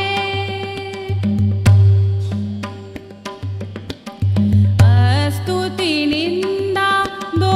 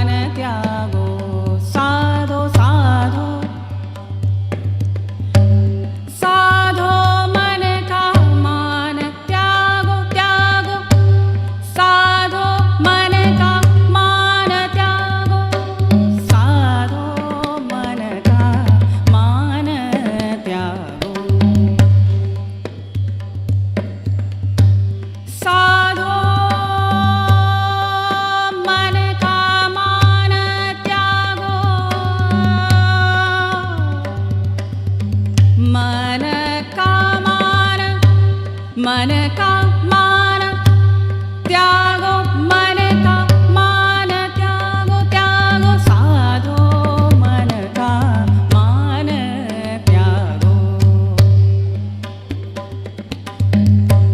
साधो मन का मान त्यागो, त्यागो साधो मन का मान त्यागो, साधो मन का, साधो मन का मान, साधो मन का मान त्यागो, त्यागो साधो मन का मान त्यागो, साधो,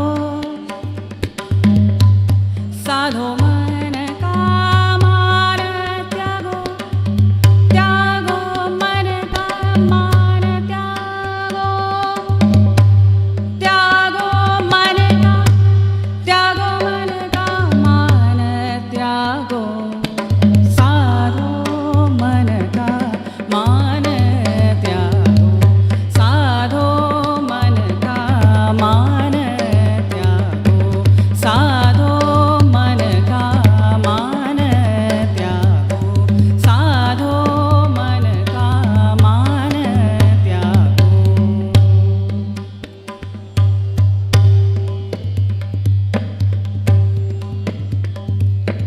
सुख दुख दोनों, सुख दुख दोनों, सुख दुख, सुख दुख दोनों, सुख दुख दोनों, सुख दुख दोनों, सुख दुख दोनों, सुख दुख दोनों, सुख दुख दोनों, सुख सुख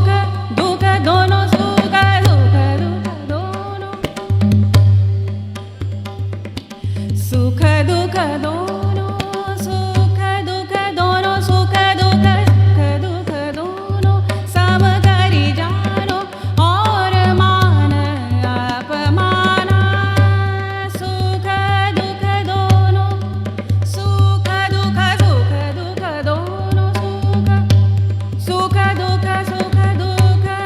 दोनों, सुख दुख दोनों,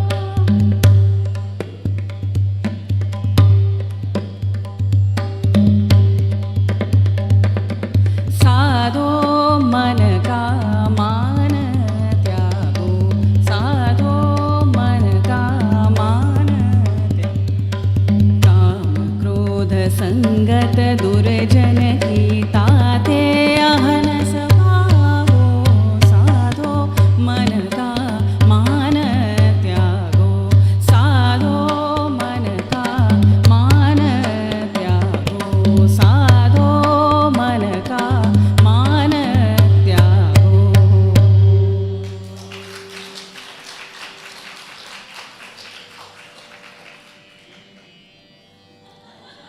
Thank you so much for listening.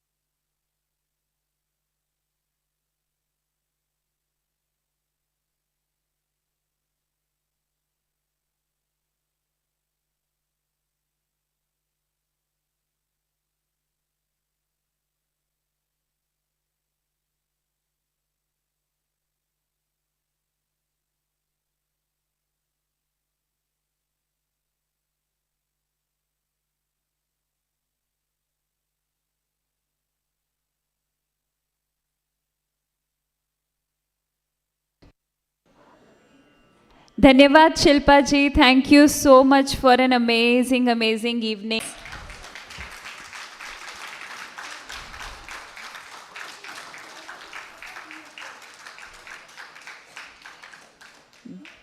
The beautiful day has been so beautifully, coming to a close with her mesmerizing voice and the amazing energy that she has set for the day. And I wouldn't say that this is an end, but I would say this is a beginning for many more new changes to come. Thank you so much, and we wish you all the very best.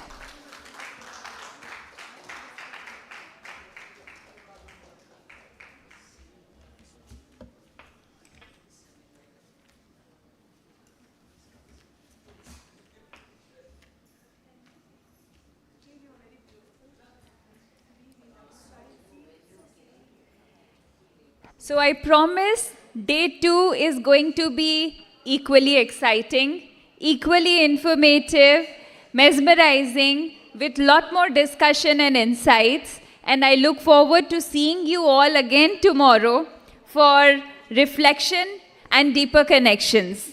So please take some time to relax, rejuvenate, and come back again to bring this positive change for the future. Any last thoughts, anybody who would like to share?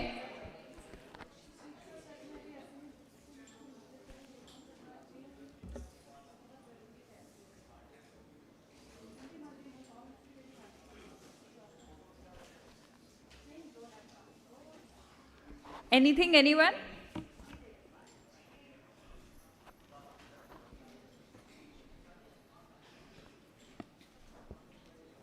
देखने मिली, बस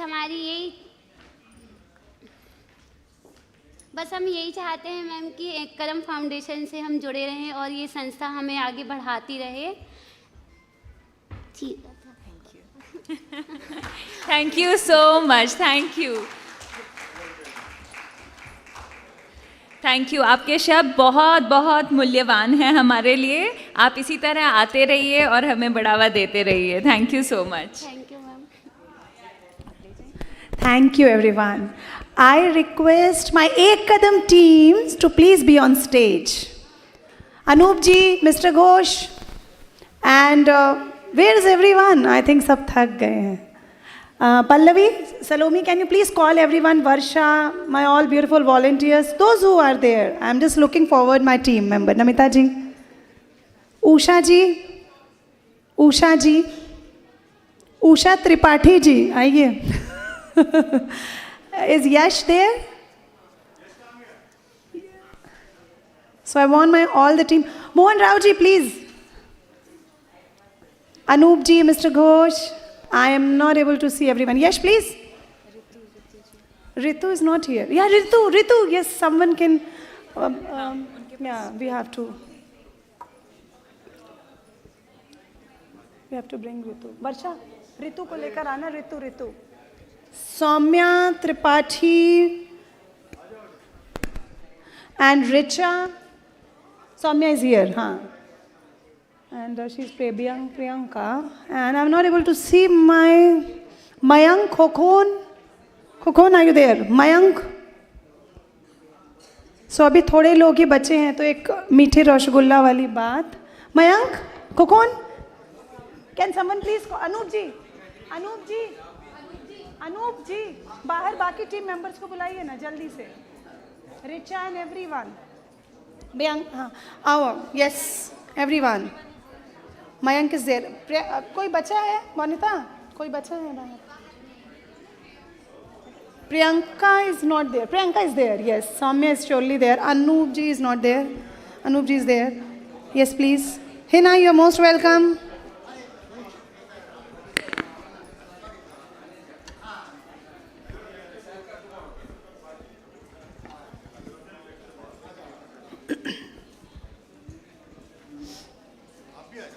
Yes. सब आ गए?